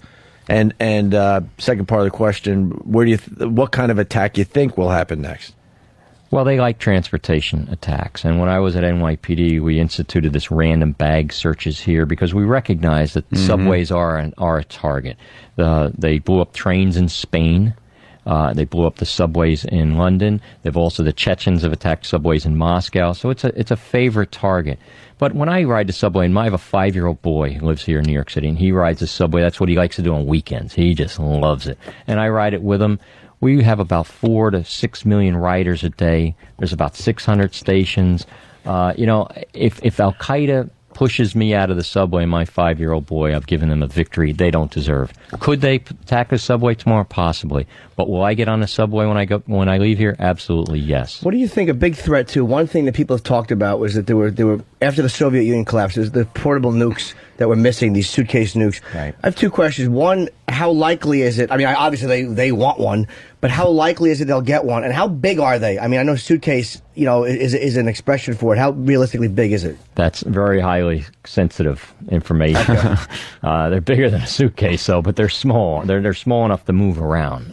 And there's different types and sizes of the smaller nukes. I think that threat is serious, and you always have to stay focused about loose nuclear weapons or nuclear materials. But in fact, the fact of the matter is, if Al-Qaeda was going to get a loose nuke, they would have done that about 8 years ago. Now those are tightened up a lot better than they were before. The Soviet Union broke apart 15 years ago, over 15 years ago. Since then, a lot of money has been invested in trying to police up all that stuff to try to make sure those materials are safeguarded. So I think it's going to be difficult for Al-Qaeda to get their hands on something like that. They'd love to do it. And do you think the leadership of Al-Qaeda, however tattered they are at this point, do you think they'd think of any repercussions against themselves by the entire world and making the United States completely sympathetic if they did do something as extreme as use a nuclear device? You would have to think, all right, these we like to picture them as these savage animals that are just out to kill us, but there's got to be someone with a little sense that would go, this would really make martyrs of America and kind of give them a better view to the world. Is that wishful thinking? There is some. It might be. There is some restraint on Al-Qaeda, but I wouldn't trust them with a nuke. For instance, I'll show you some of the restraint in Iraq. Remember Zarqawi? He was the Al-Qaeda guy in Iraq who got killed about 2 years ago. He was a real thug. He was the guy on TV sawing people's heads off, and he was also killing other Muslim Shias, and he launched an attack into Jordan where he blew up a wedding. And there was a repulsion even in Al Qaeda right, of these are the worst people. And so Zarqawi got himself a little bit crosswise with Al Qaeda because he was sawing people's heads off on film because he blew up a wedding.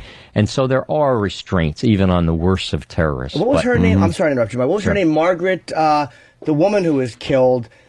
She was a friend to the Iraqis. She had spent 30 years over there. Oh, right. And the fact that Zarqawi, they killed her. Yes. And they threw water on her when she was crying. It was they wouldn't even I think Hezbollah even released condolences to this. I mean, it was fucked up too. But I mean, Margaret Hassan, I think her name was. Right. And that was something that even they. So there is some restraint. However, I think Al Qaeda is the most dangerous of all terrorist organizations that have the least restraint. And I believe if they could get their hands on one of these weapons of mass destruction, they would use it. So we really need to, in my view, the way you defend yourself from that is not by setting up all these screening things in ports. I think that's a waste of time and money either. Because they'll just, if they had it, if they had it in a boat, they'd be like a drug smuggler. They'd just download it to a smaller boat and bring it on shore. They wouldn't bring it through the cargo screener. So why build those things? The way you prevent them from getting their hands on these type of materials is by crushing the cell, crushing the organization so that it doesn't have the capability to get it. Once they get it, you're in trouble. Some sort of defensive mechanisms are not likely to help you. It's too late. Yeah, the organization, it has to be broken down. The lines of communication, the finances, all of those things, they were very well put together before 9/11. I mean, when you look and do some reading on what it took for them to organize that, just years that they were able to put this together. They had the money, the cash flow, the communication was there. They were traveling. If you could break that down, it makes it very difficult for them to organize. Absolutely. The travel is important. And this is why our airports are always going to have a lot of focus. And our borders, which that discussion is also important. If you can prevent them from traveling, from raising money, it hampers them. It really it denies their organization the capability to become more sophisticated. And so even if they do slip through with someone with a 9mm maul or a small bomb on a bus, this isn't something that's going to take down our country. And we have to keep that in mind. Sometimes I talk to people about, imagine if the terrorists wipe out an entire mid-sized city in the United States and shut down ports for over a week. What would that do to the United States? And I said, it'd be horrible. Our country would go into a tailspin. I said, no, that already happened. Katrina wiped out a city and shut down the ports in the Gulf for over a week. And guess what? That year, our economy as a nation grew by 4.5%. We're an incredibly big and resilient place. So if we don't terrorize ourselves, if they blow up our bus or knock down a building, it doesn't even register in a country with a $13 trillion annual economy. It happened. Al-Qaeda depends on us self-terrorizing and paralyzing ourselves. If a bomb goes off on a bus in New York City, they'll want us to shut down all buses across the country and search every passenger. So it paralyzes our country. We shouldn't do that. We're giving them a victory they don't deserve. Wow. You brought up a great point there with Katrina, because if that was terrorist bombs on the levees that flooded the city like that, we would have, you're right, paralyzed tailspin, the market would have just gone down the crap. Right. But since it was an act of nature, it did shut down a city completely, ports, and the country we went on. Prospered that year. Interesting. It's tragedy for New Orleans, but the country got over it. Houston. I want to go back to 9/11. What do you think of the conspiracy theories? They're out there and very frustrating. I did a radio show in San Francisco about a few days ago, and it's a conservative town. Oh my gosh! In the middle of it, the guy says to me, well, NORAD, which is this Air Force command, they must have known something. They were doing exercises that day, and he starts talking about F-16s. And I said to him, are you mean that the United States Air Force was in conspiracy with Al-Qaeda? Exactly. And I basically said, you're nuts. No, it's hard. I understand conspiracy theories. Even half of Americans believe that the government was involved in the JFK assassination. There's so much murky stuff around it. People use conspiracies to explain the unexplainable. And when I travel in the Middle East, people say to me, How, 19 jokers with box cutters? Come on, that didn't happen. You guys, you guys are the most powerful country in the world. That couldn't have happened. The CIA did it. The Jews and the CIA and the Mossad did it. Israel was involved. We know, you guys, wink, wink. And I'm saying, no, that's not the case. But they have to see some conspiracy. The fact is, Al-Qaeda was around. 19 guys got through a system that was asleep. And everything went right for them that day, and they knocked down 2 buildings. And not everything, though, because the last plane didn't go. Right. Not everything. 75% of their plan worked, but as soon as passengers knew what they were doing, that last plane went down. I always say it wasn't guys with box cutters, it was passengers with hope that actually allowed the terrorists to do what they did, because no one had ever done anything like that. So the passengers, usually from movies or past history, you sit there, you land on the tarmac, you wait. That's a great point. It just happens. But it was this hope that everyone had that it's going to be okay, that they didn't attack. The second the passengers, in the last plane knew that no, they're crashing this, they got up and started moving. And it was pilots trained to negotiate and come out of the cockpit. They were told. It was that's what they were supposed to do. Yep. I have 2 questions, because one's a very easy answer, I'm sure, for you. I don't know the answer. Well, first question is, who's our most valuable ally so far? I mean, I'm going to guess Bashara, but I could be wrong. And the response the U.S. had when it was first going to Afghanistan, and now, is this what Al-Qaeda anticipated? They knew there'd be a response. Have we underestimated, have they underestimated us or overestimated us, or what, on a response?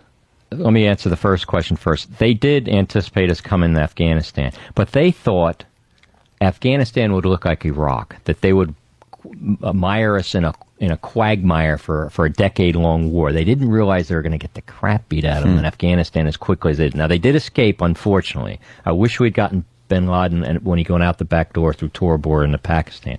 But they thought they were going to really bog us down in Afghanistan. Now it kind of looks like it's coming back a little bit, but they didn't expect to be defeated so quickly in that. So they underestimated, but they've kind of regrouping anyhow. Our most important allies are probably the 2 most important countries in the war in terrorism are Pakistan and Saudi Arabia, and they're both allies, but they're troubled allies. Pakistan has problems in the border areas there. Now they're talking to the Taliban, and Musharraf and the Pakistanis are key allies. We've got to keep them together.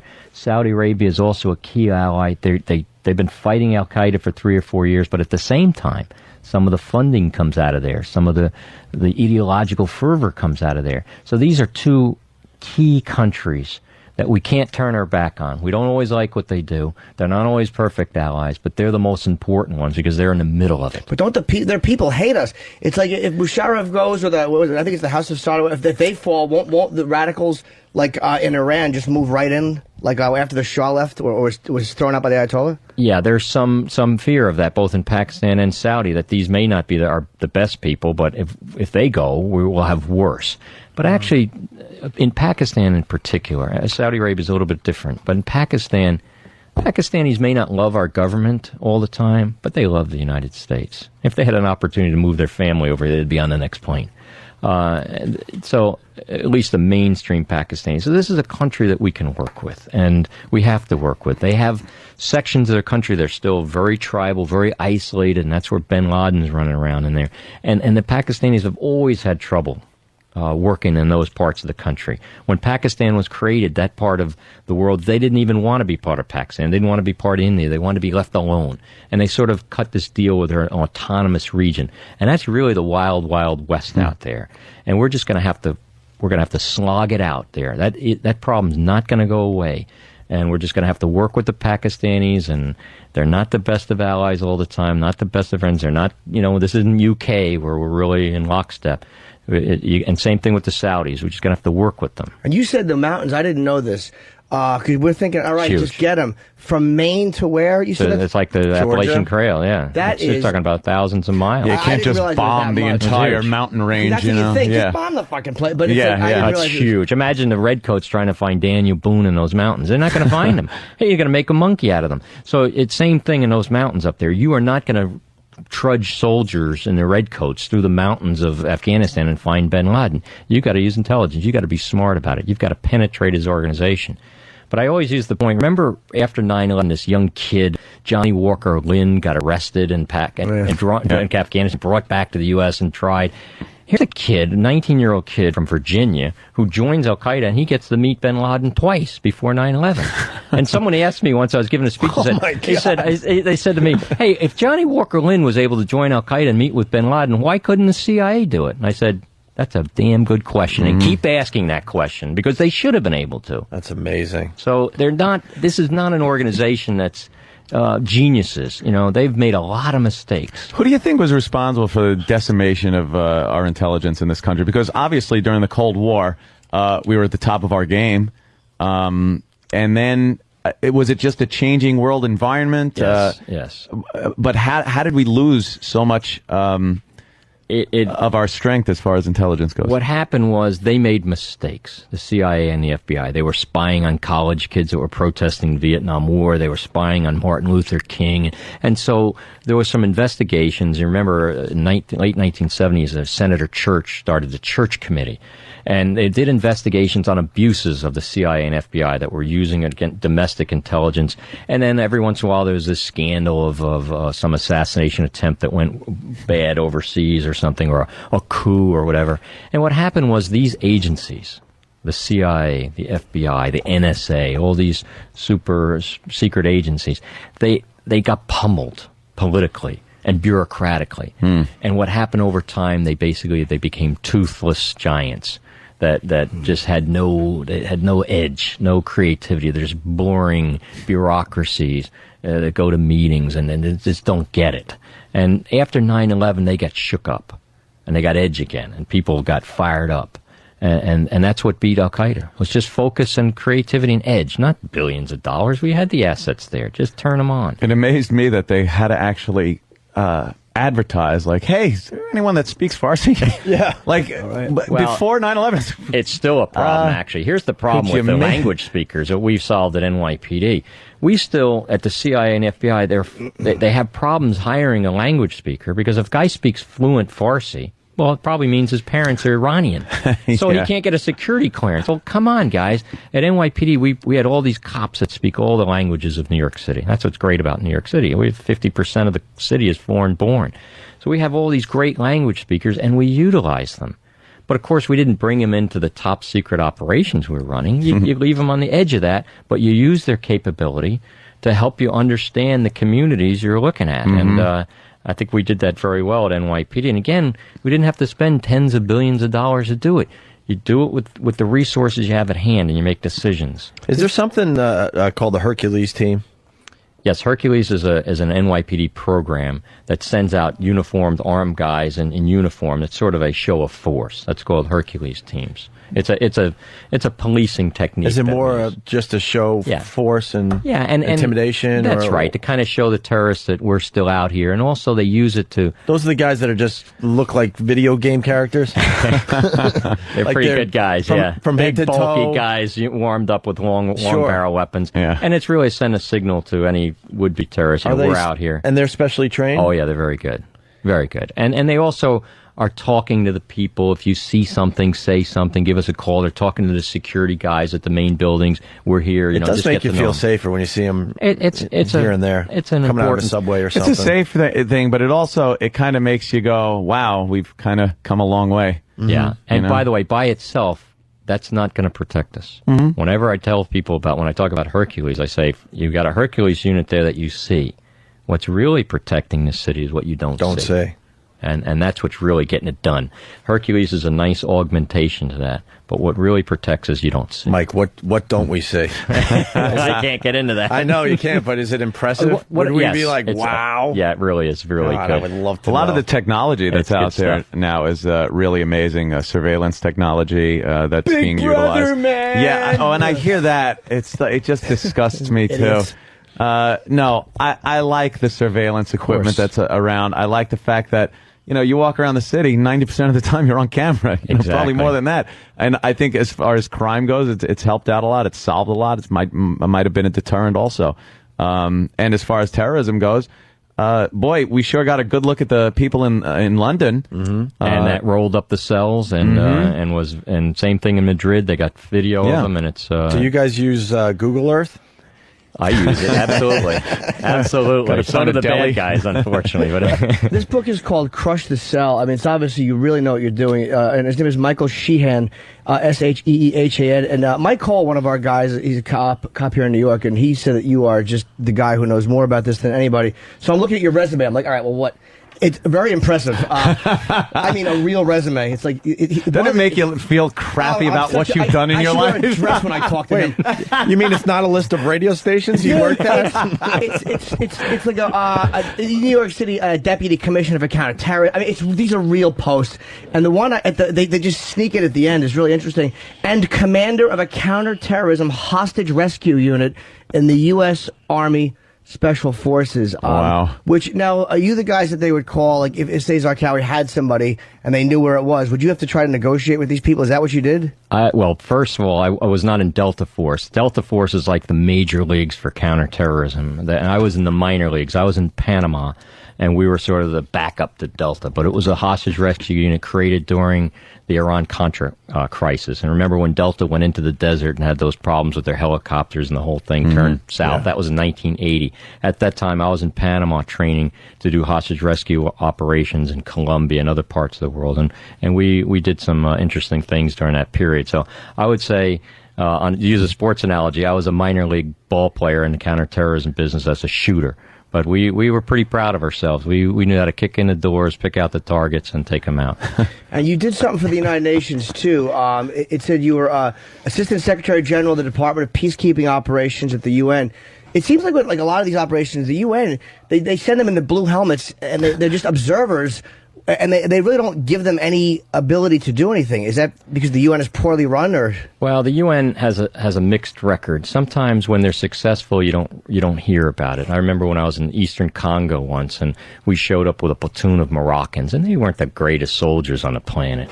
But when they showed up to this town, I think it was called Bunia, one of these towns in Eastern Congo, about 50,000 people over the next week came out of the bush that were eating bark and worms out there, and they're starving to death. And just the fact that a platoon was there, they had the confidence to come in, and then the relief agency started to feed them. And that's a story you don't hear about. Right. You do hear about when they get humiliated by some thugs that take away their weapons and make jerks of them. And so they have a spotty record. And if you know, for every 5 things they do well, they get humiliated and look like asses, and that's unfortunate. But they are what they are. The UN is the countries of the world, as good and as bad as they are. And sometimes we do well, and sometimes not so well. I'm with Jimmy. You got a very impressive resume, but I want to see how good you really are. My pal Anthony was going 95 and a 55. Yeah. Could you get me out of a ticket? We'll say a few books, but he's in a tough spot right now. 40 miles over the speed limit. Let's see how good you really are. Yeah, it was a bad one. Well, we can work on that one. As long as you aren't DWI, you know. Then anything can be done. That was a good boy. So actually, Mike Cole sent a little thing. He said, go easy on him. He's a friend. Oh, yeah, we know that. Well, me and Cole are Met fans together, and we suffer through the ups and downs of that. No, I think he's a great cop. He's one of those cops that you just love. You know, these are tough guys that are smart. They're respectful. They're not going to abuse Mike Cole? people. I'm kidding, of course. But they're going to put handcuffs on the bad guys, and they're going to protect the good guys in the city. And that's what they do. Mike has thick. This was the problem. Mike probably punches really hard because Mike has like fat hands, and Mike probably really packs quite a wallop because he doesn't look that intimidating, but he's just a squat little powerful.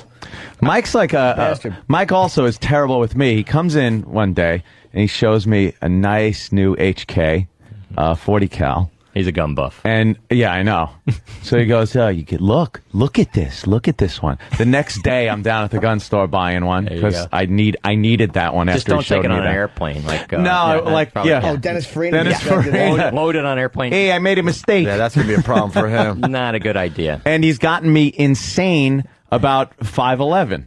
I wear 5'11" stuff all the time now. Everyone laughs at me. I love their pants. The shirts are great. Well, we got to go out to a range sometime and have some fun. I absolutely want to do that with this guy. Well, yeah, it would be a lot of fun to be humiliated. He got a speeding ticket on 5'11", by the way. I'm like, look, the sign was on your head the whole time. You were wearing the hat. I don't like the fact that Anthony is trying to bond with Mike. I'm trying to bond. We're men together with guns no, he's the real deal. And tactical clothing. You're running around in the yard like the kid at the beginning of Born on the 4th of July with a stick. Yeah. You smart ass. So, Mike, how safe are we in New York City right now?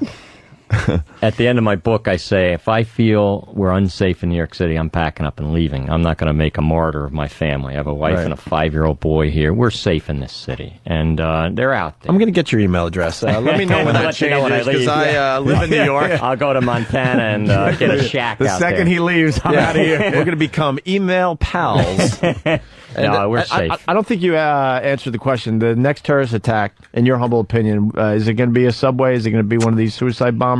I think a bus? What are you thinking? If I had to bet, it would be a subway or a building, and that's what another they do. building. Yeah, a car bomb. But we got the guys. We have to show ID going in and out of these buildings. We're safe, right? Blow it up at the curb line. It's so funny because terrorists use their real names. Like Muhammad Atta used his real name. They all use their names. It's like it doesn't help to have someone show ID. No. Yeah. Unless you do some kind of a retina scan and have that, it's amazing. Like, civil liberties, we certainly need them, but I don't see us losing civil liberties by cameras being up in New York. I think the civil libertarians take anything the government wants to do and they make it look like they're walking into your house and making sure you're having sex properly. It's ridiculous where they go with having a national ID card would go a long way for the operations that I've been involved with, just so you know who's who and who isn't. And for some reason, both the right and the left wing are scared of a national ID card. And I say, you already have one. It's called your driver's license, your credit card. Yet somehow, if we talk about a national ID card, people think it's Big Brother taking over our lives, which is just nonsense. Has either way, the far left or the far right, I know you said you were in the middle, has either one of them really hindered what is trying to be done that's effective? Yeah, I think so. I think the far left gets too squeamish about civil liberties and is pushing back on the wiretapping and the investigations, and I worry about that. The far right sometimes gets us off into tangents and wastes a lot of money and gets us off track. And so I think both of them can harm the effort. It's really not that hard. You just have to stick with what it's really about, which is these intelligence operations. I always tell people, think about it penetrating the mafia. If you just arrest the guy who's stealing the stereo off the back of a truck, you try to do that all the time, you're not going to get the organization. You've got to penetrate it up. If you just arrest the pot seller in Harlem, you're not going to break down a drug trafficking organization. You got to get up into it, and that's what it's all about. And that requires those types of intelligence operations. And the left is worried about civil liberties. The right, they want to go off and spend billions and send thousands of troops into wars. I think neither of those are really productive. Isn't it odd how they leave the word Islam out of? It's almost like it's amazing how frightened people are of acknowledging that this is a problem with radical Islam when they say this is why they're doing it. They associate themselves with Islam, and you never ever hear that from the government because they don't want it to be misconceived as a war on Islam. And I understand that too. A lot of our friends overseas, our Islamic friends, are saying these people call themselves Muslims, but they're not. They're killers and they're cowards and they're hijacking our religion. So they ask us, don't call these guys Islamists, even though they say they are, because they don't have anything to do with our faith. They're killers that have hijacked it for their own purpose. But isn't there a silent agreement, if not with the method, but the end justifies the means? Isn't there some kind of a silent agreement? And I'm not saying all Muslims. People say I'm anti-Muslim. I'm really not. But I'm just saying, like, you don't see these countries, unless it's a military dictator like Musharraf, crushing. No, that's right. That's right. And here's why. In many of these countries, they're struggling. They don't have good systems of governments. They don't have good economies of the poorer ones. And so there's resentment among the population. And they resent not only their own leaders, which are corrupt and ineffective, but they always resent, who's the most powerful guys on the block? As the Americans, they must be responsible for my misery, for my social misery, for my psychic misery, and for my economic misery. And so they blame us. And so if we get kicked in the shins, some guy holding a Muslim banner, there's some slight satisfaction in it. So even on 9/11, although most people in the Islamic world were horrified by that, there were some, and you saw some of them cheering in the streets, and others saying, well, the big guy got a kick in the knee. And you know what? We're bigger than that. We can get over that, and we don't have to resent people that resent us, because we're so big and so strong. And that is going to be the way it's going to be for our country for the decades ahead, that people always have a little resentment toward us. I got to go back, because you just casually said that, but most people in Islamic countries were horrified by what happened on 9/11, because I think the average American would be surprised by that that comment. Because what you see on TV is that's all they show is the people in the street, like, woo, burning flags. But you never hear of the outrage. It would be nice to hear a little condemnation of terrorist acts from Muslims. There's always an asterisk. Well, the U.S. foreign policy, there's always that you're asking for an asterisk they put Why in. not just, hey, we're completely outraged and disgusted by what people are doing in the name of our religion. You never really... They need more of it, and reason why they're more of it, because actually, and I tell my Muslim friends is, you're more threatened by these guys than us. Right. Al-Qaeda is not going to take down the U.S., but some of these countries could be threatened by this movement, by these organizations. They could topple their governments and be in charge. Mm-hmm. So I said, you really need to stand up and put these guys down, because you're much more threatened than us. They may kill a few Americans, but we're going to be still a great and powerful country. You guys better get have a rougher time at the soccer field than you did before they took over. Oh, yeah. Do you think that... horrible people. Jesus, that was Taliban. Right. God. Not many soccer games going on over there. No. They would just take people there and saw their heads off. Right. It was like, all right, here we go, halftime. Blood-soaked midfield. Yeah. The Soviet Union, do you think that the world attitude towards the U.S., because we were always seen as a counterbalance to the Russians, the good guys and they were the bad guys, and it just seems like shitty Europe has gotten some real bad attitudes about the U.S. ever since the threat of the Russians kicking in their front doors has gone away. And now that they have that little man thing where they have this resentment against us, and it's kind of aggravating. It is. I mean, the Europeans really irritate me often, and what they do is they kind of triangulate themselves and sort of put themselves in a better position. Okay, they say to the rest of the world, yeah, those crazy Americans they'll do the dirty work in the world, and we'll kind of be friends with everybody. And they play off the U.S. against everybody else and put themselves in a better position. It is very irritating. They do that with the Iranians. They know the American power is going to be the check on Iranian nonsense, whether it's nuclear or terrorism, whatever, and they kind of play footsie with them. And we are the ones that have the sanctions against them, all the pressure, and the Europeans will do business with them. Exactly, and because they know at the end of the day we're gonna step up. And so we wind up, in my view, doing a lot more of the protection work in the world, and sometimes we can be saps for that. It doesn't take Europe long after a crisis or war or something to just turn around and go, forget what you did. For years we kept Russia from just running over them. They laid down for whoever knocked on the door. Exactly. They opened the door and laid down for them. No, and they see themselves as more savvy and sophisticated than the dumb Americans that are kind of stumbling around, and it's really irritating. Is Iran afraid of us? I mean, I kind of think that we don't negotiate with certain people or talk to certain people. But sometimes I think you kind of have to, even if they're pricks. But is he really worried? Because he talks a big game about wiping Israel off the map, and is he as crazy? No, they're not. The Iranians are not crazy. This regime has been around since '79. Remember when they kicked out the Shah and the Ayatollahs came in? So it's been going on 30 years, and they're very sane. And they know how to whip up their constituency with anti-Israeli rhetoric, with anti-American rhetoric. It kind of strengthens their own base at home. So a lot of that rhetoric is for the home base, and they know where they can push and where they can't. And so they're very sane, and I think in dealing with Iran or Hezbollah, that set of problems, don't allow their rhetoric to push ourselves into self-defeating positions. Was it like when Kim Jong-il was kind of mentioning attacking California? It's just kind of shit-talking, pretty much. Right? Yeah, it's pretty silly. I actually went and visited him when I was in the State Department. I was ambassador for counterterrorism in the State Department. I went over and visited that nut job. And, how short is he? Is he a little fella? He was about 4'11" with the 5-inch heels. Oh, he stinks. No kidding. And he had really bad hair and a really bad outfit, and this kind of. He was a skinny fat guy, if you know what I mean. His arms were like noodles, yet he had this kind of bulging belly. It was really disgusting. Please tell me you pointed that out to him. Nice outfit. Squirt. Oh, God. Mike, what do you do now when you're not writing? Well, this is your first book, Crush to Sell. Right now I'm doing a little consulting. I have a consultancy group here. I got a couple of clients in New York City trying to keep the city safe without making it into an armed camp. And I'm doing a little work overseas as well and trying to make a living. Do you miss getting your hands dirty, though? Oh, yeah. No, I've spent now that you got a 5-year-old boy, I'm thinking the wife might be like, Mike, you know. Well, I gotta you can't be running around in the jungles anymore. No, exactly. I miss it.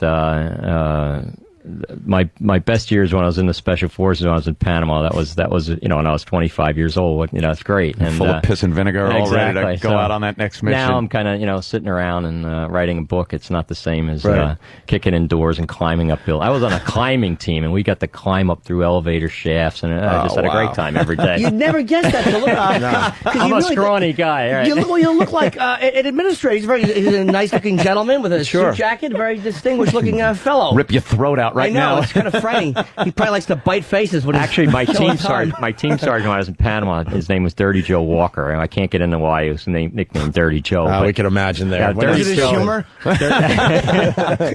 Dirty Joe always said, if you have to use your hands to kill somebody, you've really made a mistake. Because he believed in the 45 caliber pistol method of he said, that's so true. Never get yourself in a kung fu. You fucked up somewhere. Exactly. The beauty of Mike, we play video games. He lives video games, or used to anyway. Wow. Joe said, never get in a kung fu fight. The guy should be dead before he gets close to you. That is funny though that you're quoting Dirty Joe, who's like, look, if you can't shoot him, something has happened that shouldn't have happened. Exactly. I guess you're right. Love Dirty Joe. Dirty Joe rules. I imagine no one breaks into your home, huh? Well, we're the safe city, He's probably hoping, though. Yeah, for old time's sake, he wants to do some just damage. I need Mike Cole around. They always goof on me about my fear of home invasions out on Long Island because I live out there. Tell him how you walk around. Here's a man's man. Tell him how you walk around the house. I'm gonna preface it by telling a little bit about I'm from Long Island. It's the home invasion capital of the world, I think. I understand the reality of the situation, but I do present a good target, I think. I have a regular schedule, which I would like to break up a little, but because of my job, it's hard to do that. So there's certain rituals that I do that kind of mark me a little bit.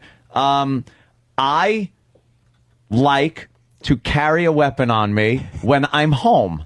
See, he's laughing at you. Yeah, I saw the laugh. I like, and people are like, no, I'm not sitting there with a Wild West low slung 6-shooter on my hip, but I like having something on me so that if a problem presents itself and I am being invaded, home is being broken into. Don't look at me. I'm not helping you out. I won't have to be the guy going, I wish I could get to my drawer, or I wish I could get to the safe, or I wish I could get to this.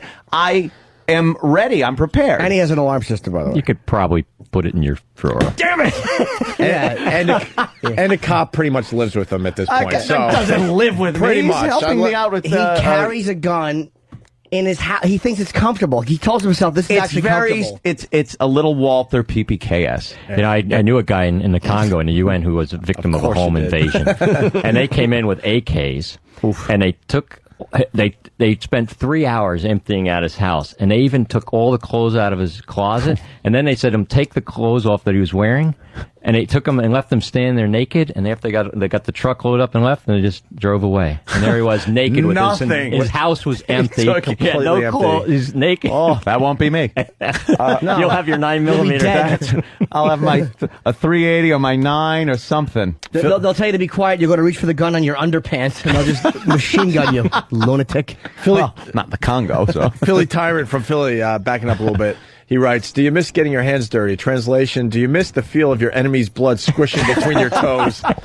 Hello. Oh, God. So you were involved in I feel like a little kid just asking questions. This is so cool. It said you were involved, something with the White House, too. This is like a paragraph-long resume with a lot of big words in it. What did you do? Ambassador at Large for Counterterrorism at the State Department, and there was something in the White House. When I was a major in the Army, I was in Defense Intelligence Agency, and it was really boring. I was sitting there writing, again, one of those bureaucrats writing memos to each other and going to meetings, and it was really boring. So I got involved in the counter-narcotics intelligence, and from there I wound up at the White House as a major on the NSC staff, National Security Council staff.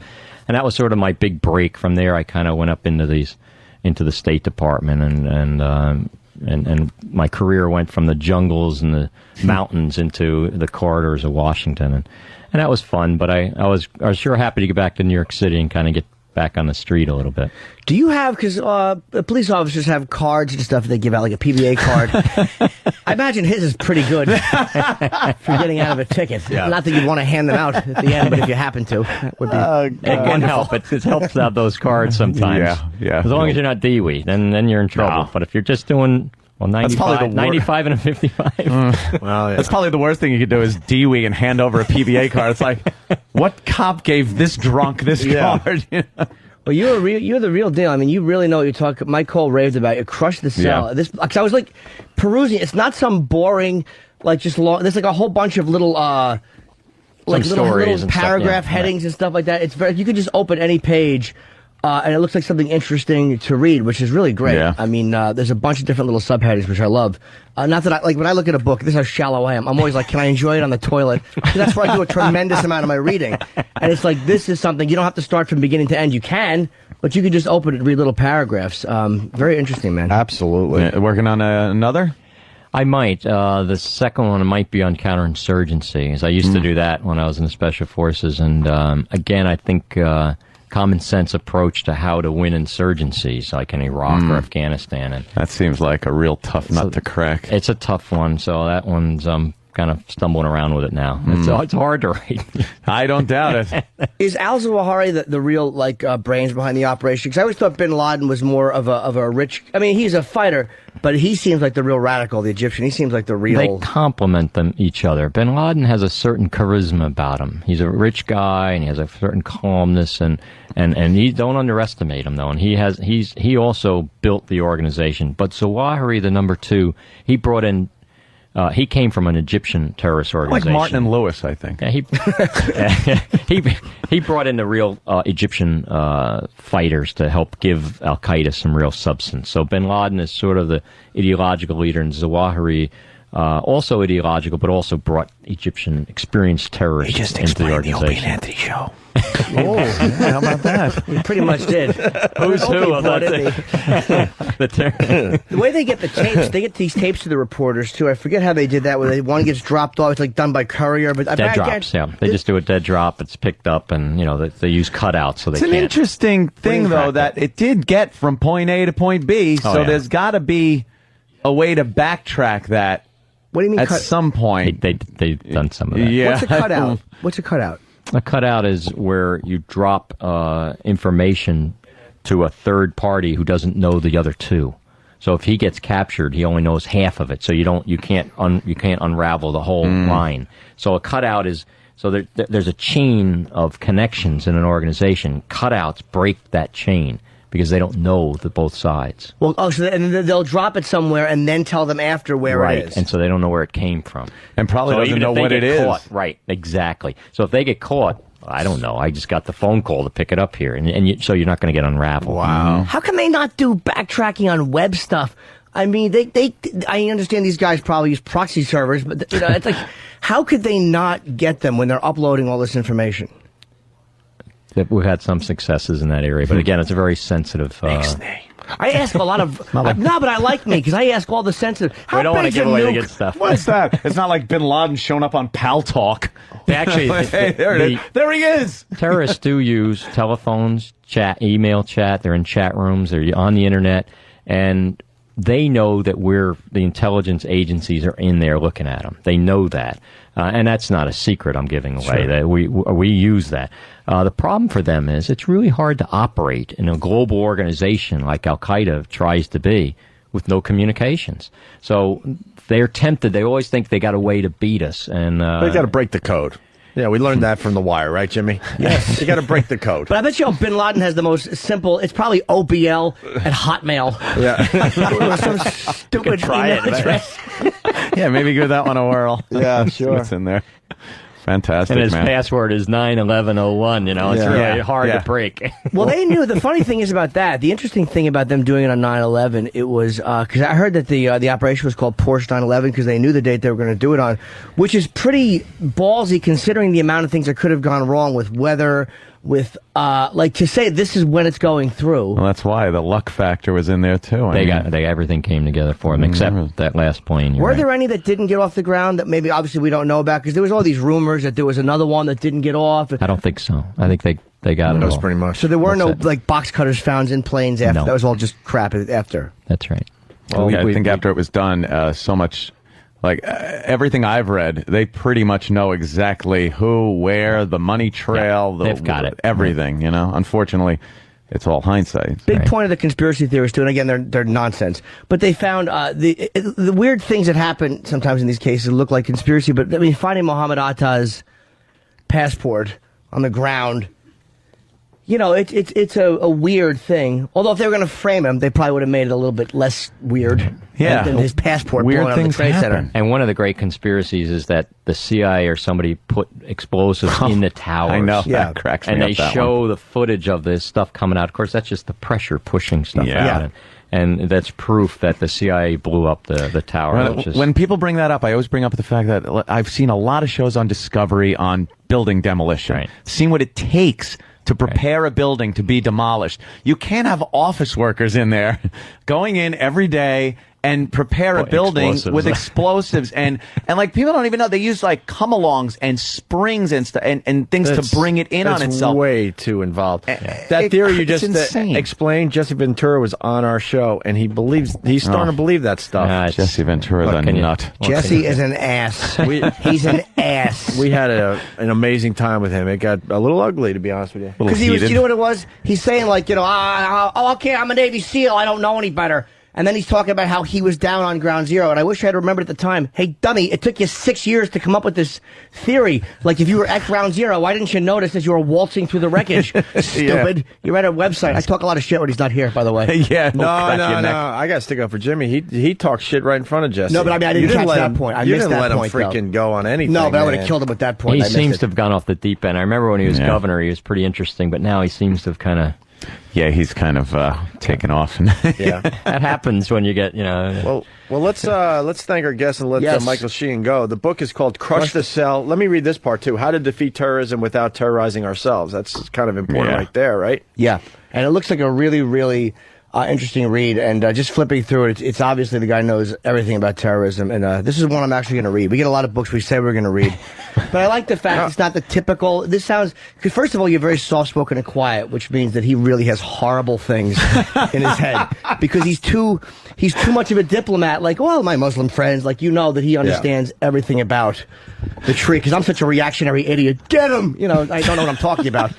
So this is one I'm really going to read. I wouldn't want him to be my father. Why? I don't know. You think you'd figure out everything you're trying to do wrong? Yeah, probably. That's why, right? How you going to fool him? Yeah, exactly. Stuck around in a bush for 8 years. I thought chewing gum prevented my dad from knowing that I was drinking at 15. Can you imagine what this guy comes up with? Well, Michael Sheehan, are you doing any signings or you don't have any schedule at this point? I do. On Wednesday, I'm doing a speech at the Manhattan Institute, and I'll probably do some signings, and maybe I'll probably do a Barnes & Noble or something one of these days. All right, well, let us know, because we'll plug it, because this book looks really, really good, man. I appreciate it. Thanks so much for coming in. Thanks for your time. I enjoyed it. It was a pleasure. Michael Sheehan, absolutely. Everyone. All right, we're going to take a quick break, and we'll continue. Stay there. There will always be retarded idiots to entertain us with their stupidity. Mindless crotch-grabbing Anthony. Mindless crotch-grabbing Anthony. People grabbing their crotches and saying, suck it. The Opie and Anthony Show. Suck it. Love the show. Mindless. Opie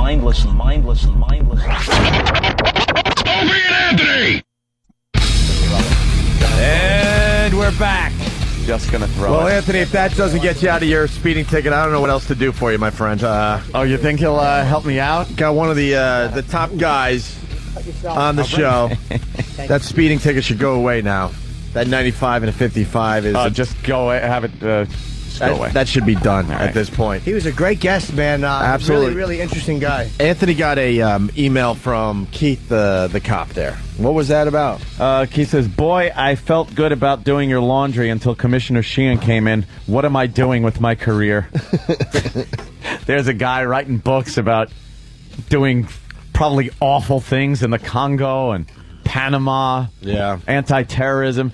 And, Keith, make sure you match my socks up. No, he's making sure you don't have racing stripes in your underwear after the laundry's done. Never. I bet you Keith right now is laughing as he's biting through your shirt. Yeah. I bet you Keith spends a lot of time like crying alone, like when no one's home, the wife and the kids are out, and he's like biting a piece of cloth and just weeping while rocking back and forth. He's a psychopath on some level. The book, once again, Crush the Cell, How to Defeat Terrorism Without Terrorizing Ourselves, Michael A. Sheehan. Ta-da. Hey, Travis just ran this in. A quickie before we get to line of the day. What's going on with your tuna fish? I'm horrified watching Jimmy try to open a can of tuna.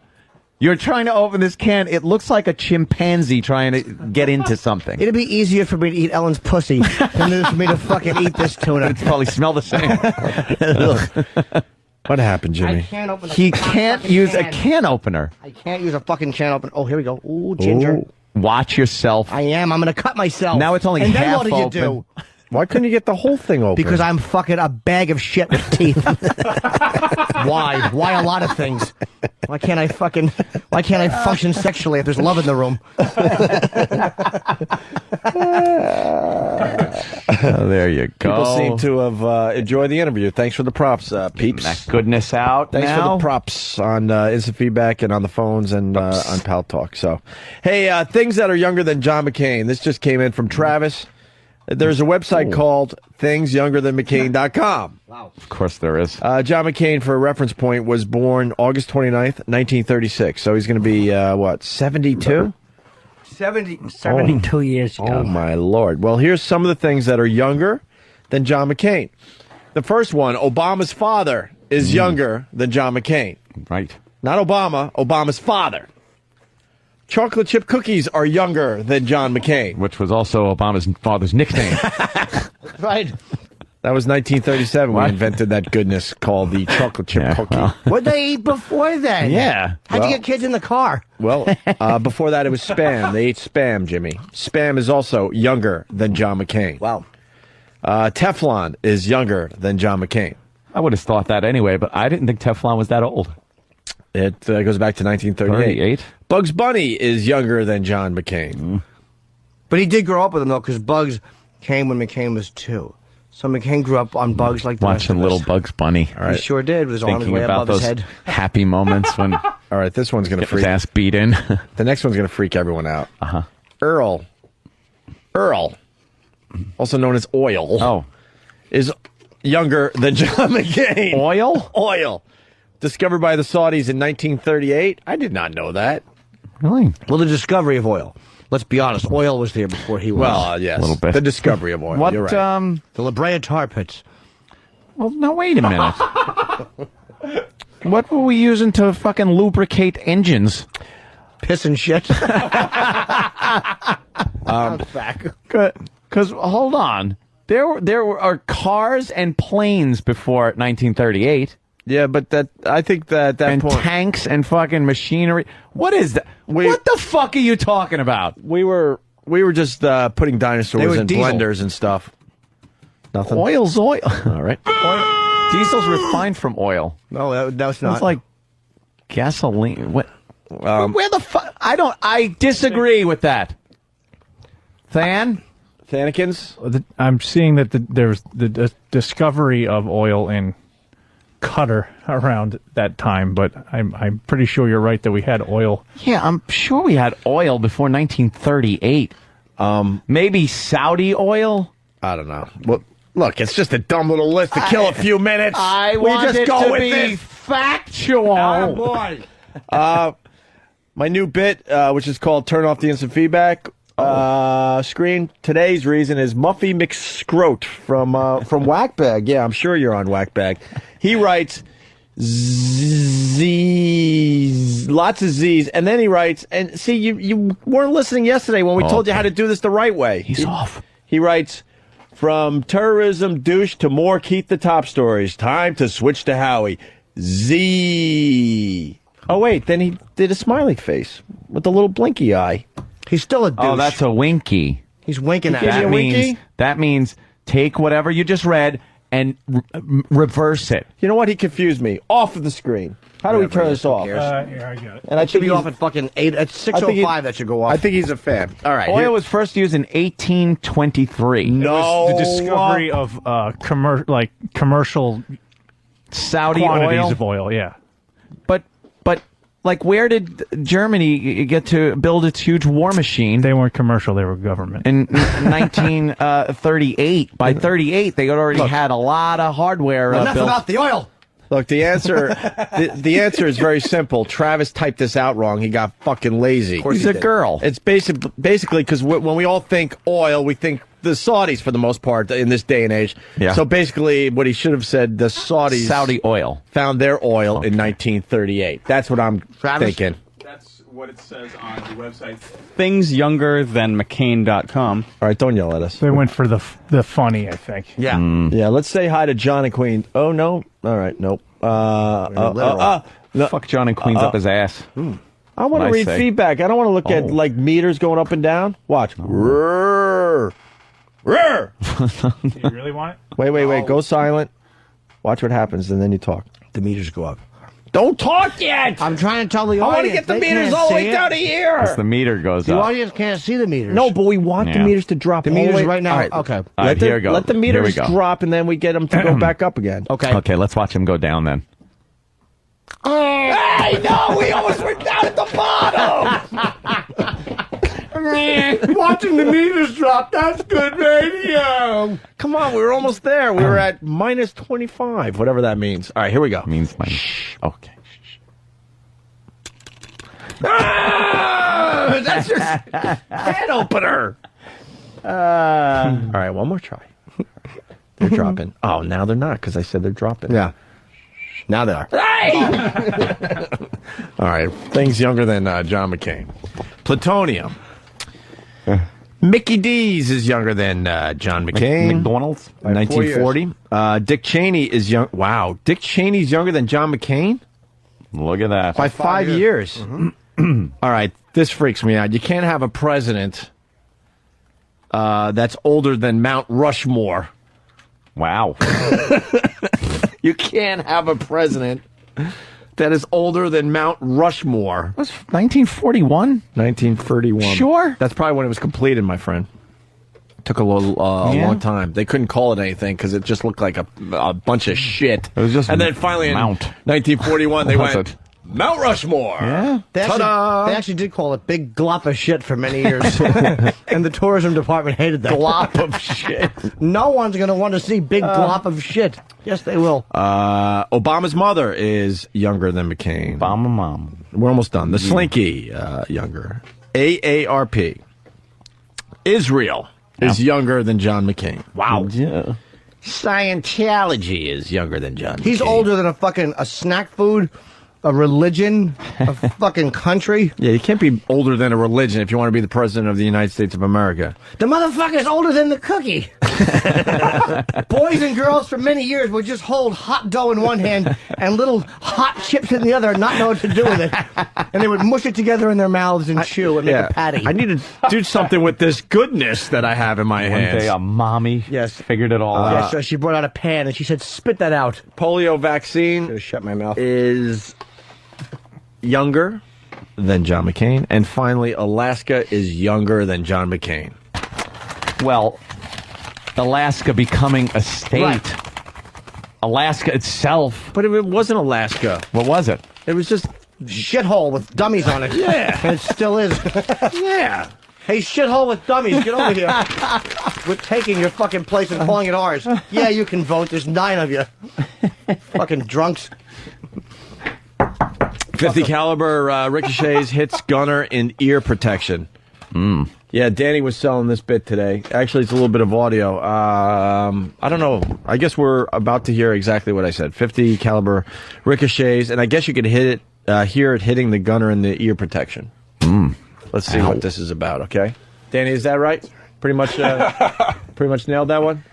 Yeah, it's actually a 50 cal cannon, and he's like it's like propped up, and he's sitting down with his ear protection on. It looks like they've been shooting for like the day, like they went out shooting to a nice range, and this happened. Woo!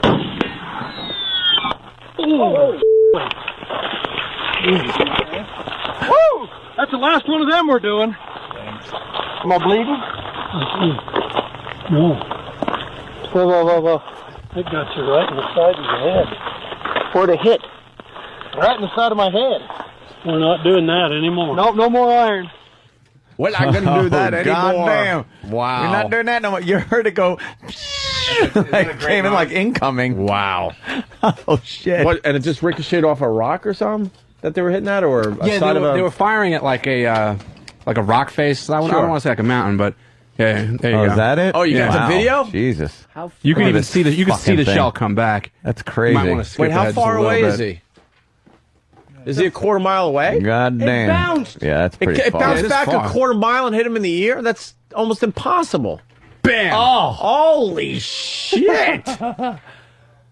Damn. His headgear came completely off. It comes flying off his head. And at one point, the cameraman, he reaches down to actually pick up the ear protection. And for a couple of frames, you could actually see, unfortunately, it just passed, but you could see the damage it did to the ear protection. And those cans are pretty heavy duty. Where's this video for everybody? I saw this is up on YouTube. If you just type in 50 caliber ricochet. Guy hit in head with 50 caliber ricochet. He did it on purpose? That was a good shot. Damn, what are the odds? You wouldn't be able to do that again if you tried. But if he wasn't wearing that ear protection, I mean, he was dead. Right. That was death. That's the actual background on the guys who made that clip. What? Steve?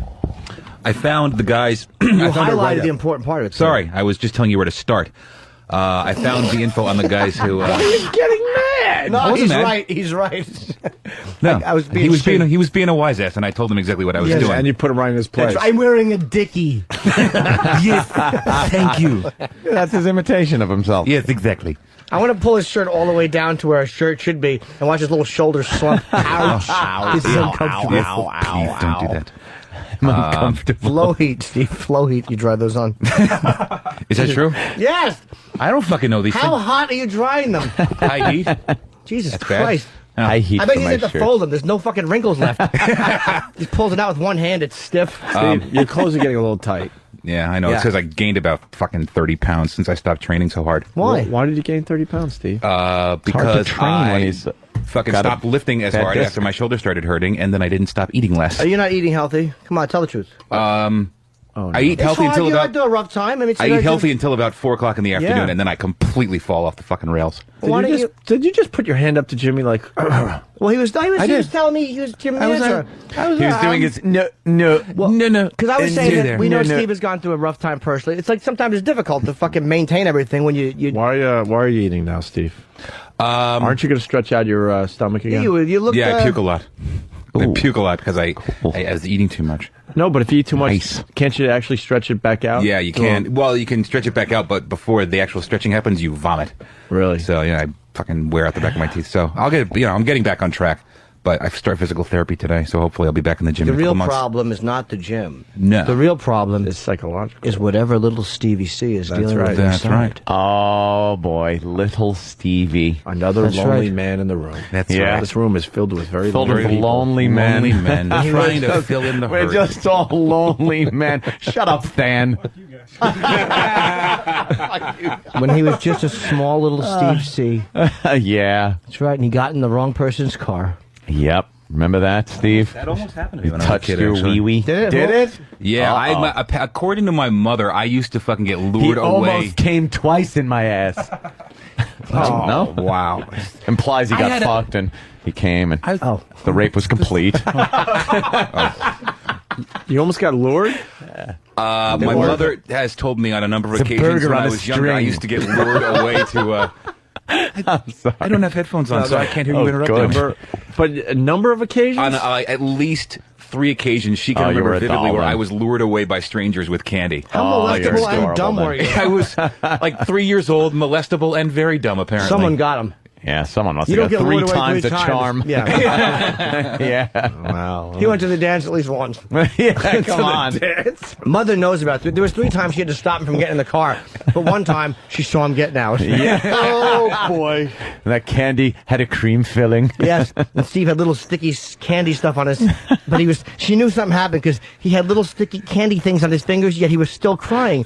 Now, what kind of boy eats candy and is still crying? Little Stevie? That's What right. happened? I don't know. I have boy. no recollection of a lot of events pre-5th grade, probably. boy. So. Wow. Oh, no. Pre-5th grade? Well, I mean, there's I remember spotty. kindergarten. Vividly. Yeah, pre-5 years old. One minute he's looking at wow. a candy cane, the next minute he's 17. I don't know what happened in between. What do you think that's all a about? big That's blank. fucked up. Most people know. Well, I mean, have like a lot spotty. of memories I mean- before 5th grade. No, that I they mean, I have remember. recollections, but nothing very. As spotty as the blood in your underwear? Yes. Thank you. Yes, old tummy sleeper Steve. He was belly sleeper Steve. Is that where that comes from? I Yes, wondered. it sure is. Laying down. He sleeps on his stomach with his head tilted and his hands just docile behind him because that's the only way he could sleep with his rump sore. He had to tell all his friends he had a bike accident. I hit a pothole. The seat popped off. That's right. And I went in a pothole and I went in and out for 40 minutes. And then I was dumped back in my front yard with teeth prints in my back. With shitty candy. The molester didn't even have good candy for me. That's right. Whenever you wanted to cry, the molester would just reach around and put a piece of sucking candy in your mouth. They gave you Necos Poor Steve. and Mary Jane's. A piece of sugar sucking candy. It wasn't even good. Yeah, just awful candy. Let's think of how awful the candy was. I'm going Mary Jane's. Or Smarties. Yeah, a little package of Smarties. Yeah, Here you go, candy corn. kid. Or- Thanks for the fun. Or Domino's sugar cubes. Or a salt lick, like a fucking deer.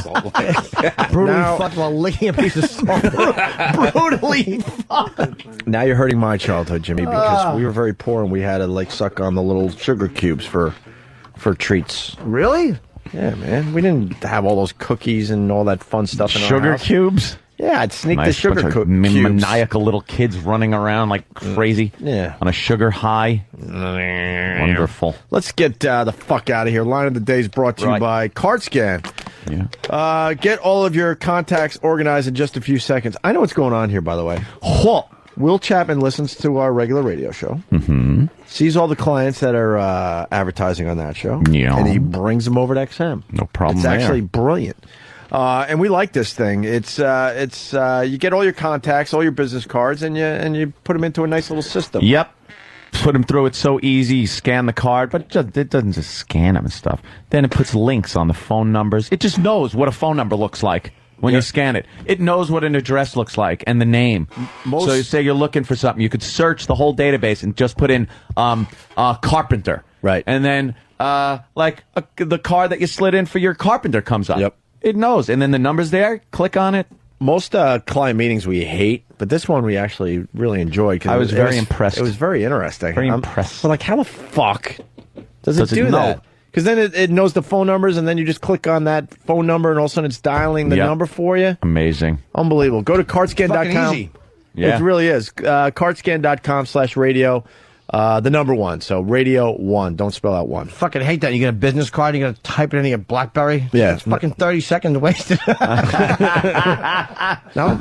We're in a topsy-turvy, get-it-done-now kind of world. Someone is guessing it was pixie sticks. The molester God. gave Steve pixie sticks after he molested him. I think it was wax teeth. That's right. Don't bite your tongue while this goes in. There's some wax teeth shit there. Jesus. shit. I bet you the guy was a brutal fuck too. He would only pull Steve's trousers down a little bit, his tough skins. Oh, those His little his tough huskies. skins. He had husky tough skins. Okay. He got a fucking beautiful All right. rump pad. Ooh. I'm just watching First Time Anal while you do this. Who? Wow. It was up here. What are you talking about? It was I don't up know. there. It's called First Time Anal. It was up on the other computer screen, so I clicked play. Speaking of and anal, she's what crying. the hell did I just hear from Me. the other Oh, side by of the the way, that was studio? me who farted Oof. this morning. I know it was. Oh, okay. Why wouldn't you admit it? Because it was fun not to. I always admit it. Don't look that I like good. not admitting it. Just being silent for once. Who is leaving the Opie and Anthony show at the end of the month? Oh, she ain't happy with that fucking ass fucking she's getting. Will you put it up on a bigger screen for us? I can't. I Guy's can't. awful looking, too. Yeah. Here is a runner-up line of the day. But then we learned that he had a buddy pass. What's a buddy pass? Let's say somebody you know works for the airline. And they will have some type of sodomy with you. The pass with a hole drilled in it.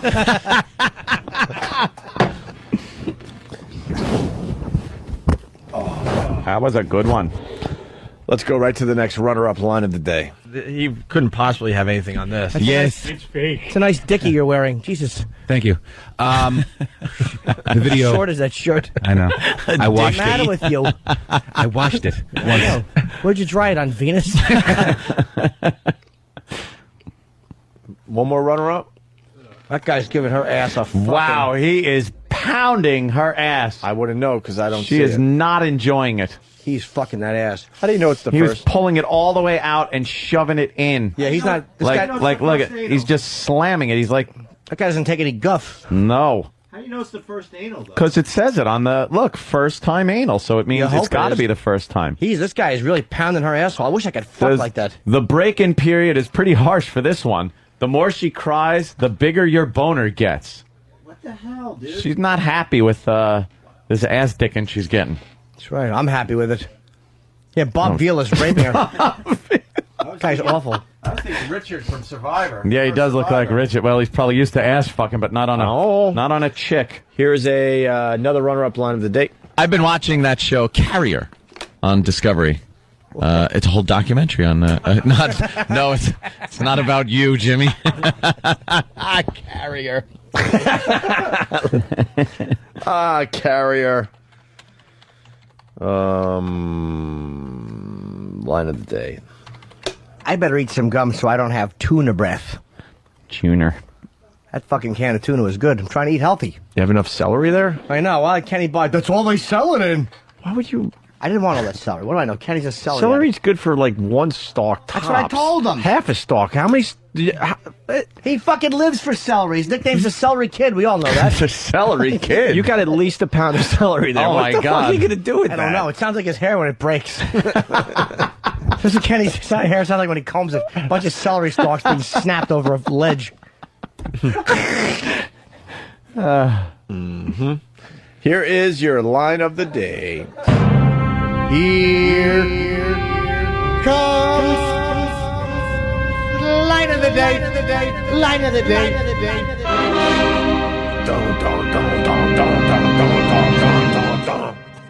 Yeah. 7.8 on the Richter scale doesn't move this iceberg. Yeah. You're not doing anything with a little spanking. You have to pull her hair, like you have to tie her head to a horse and then hit it. Watch the horse take off. Any kind of reaction out of her. Miss Jaded. Pooh. That's too short. Yeah. Yeah, I Look know. at that tag. Someone's saying maybe it's just me, but Jimmy's XM mic sounds like he's talking into a tin can lately. No, that was... All right, that's why the guy said... Was I too... How's that sound? It was because there were two mics pointed towards you at the same time. No. That's all the mics want, the goodness. I know, but sometimes we have to deny them a little. I For the talk good on of this the one, show. whatever. I don't care. Oh, and Steve wrote back. Yeah. Jimmy's not going to be happy about this. Steve wrote I'll back. tell him what I said.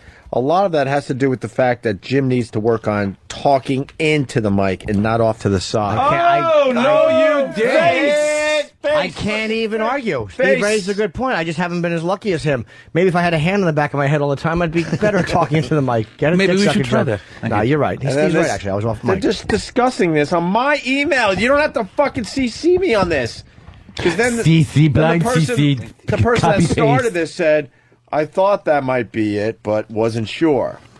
Why do I need that email? And it was quickly corrected by your competent show staff. Wow. That's right. They did run right in. Bada beep, bada boop. He wants to talk. And the first Earl was drilled in 1859 in Pennsylvania. Yeah. And we got Different dates. I don't care about the oil anymore. Fuck the oil. How we run out of oil that quick when they say, oh, we're like, it's almost out. We haven't. They just don't want to drill in certain places. I hate trees. Drill everywhere. Drill everywhere. No. Trees are shit dicks. No. There should be No, you gotta save the all over the environment. ocean. petrified forest, a bunch of fucking scared trees. Fucking knock it over already. Boo. Faggots.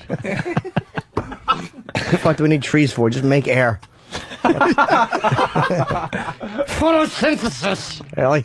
Photosynthesis. Spies photosynthesis. Remember I said this, trees are for queers. I don't value fucking plant life at all. It's shit. You're eating it. Yeah, fuck it. I'm not eating plant life. I'm eating some tuna. And the celery was there. The celery's just sitting there. No one thinks about plant life Fuck it. as life. You fucking step on it all the time. If there were little fucking baby puppies on your front property instead of grass, would you walk all over it? And cut it, yes. Cut it? Gonna mow the fucking grass just as it's starting to grow up and come of age. It's starting to see the world finally. We have to mow it with our mowers. I want to see a baby sapling and fucking just karate kick it. I've always wanted to be big just so I could fucking bend trees with my foot. Baby sapling. Like a little one, just like a little sap comes out. Yeah. The first apple is hanging off it, and I just come over and break it. But it's so happy that it's finally growing fruit. A little sapling. I know. I can't do that to the little fella. You should see the look on a tree's face when I fucking hook a handcuff up to my fucking trailer hitch, and I drive away with it. Just rip it out by the roots and giggle. What do you think of that, stupid? Fucking hate trees. So overrated. Joyce Kilmer was a fucking douchebag.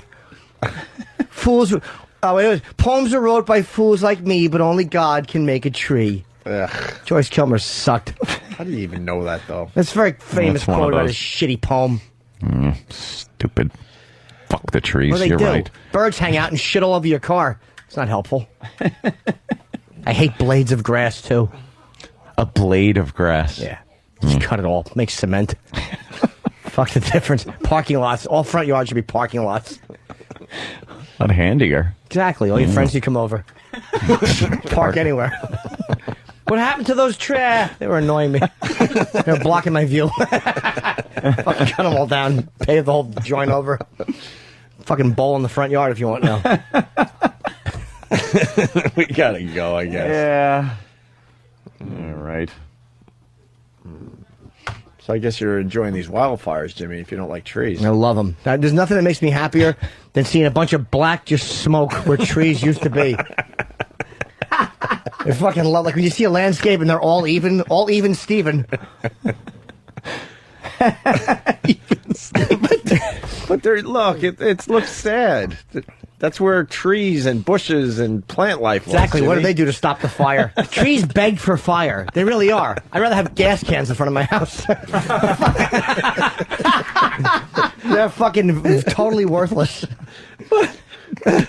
How do they beg for fire? They do nothing. Every year there's fire, and every year they just stand there like dummies and take it.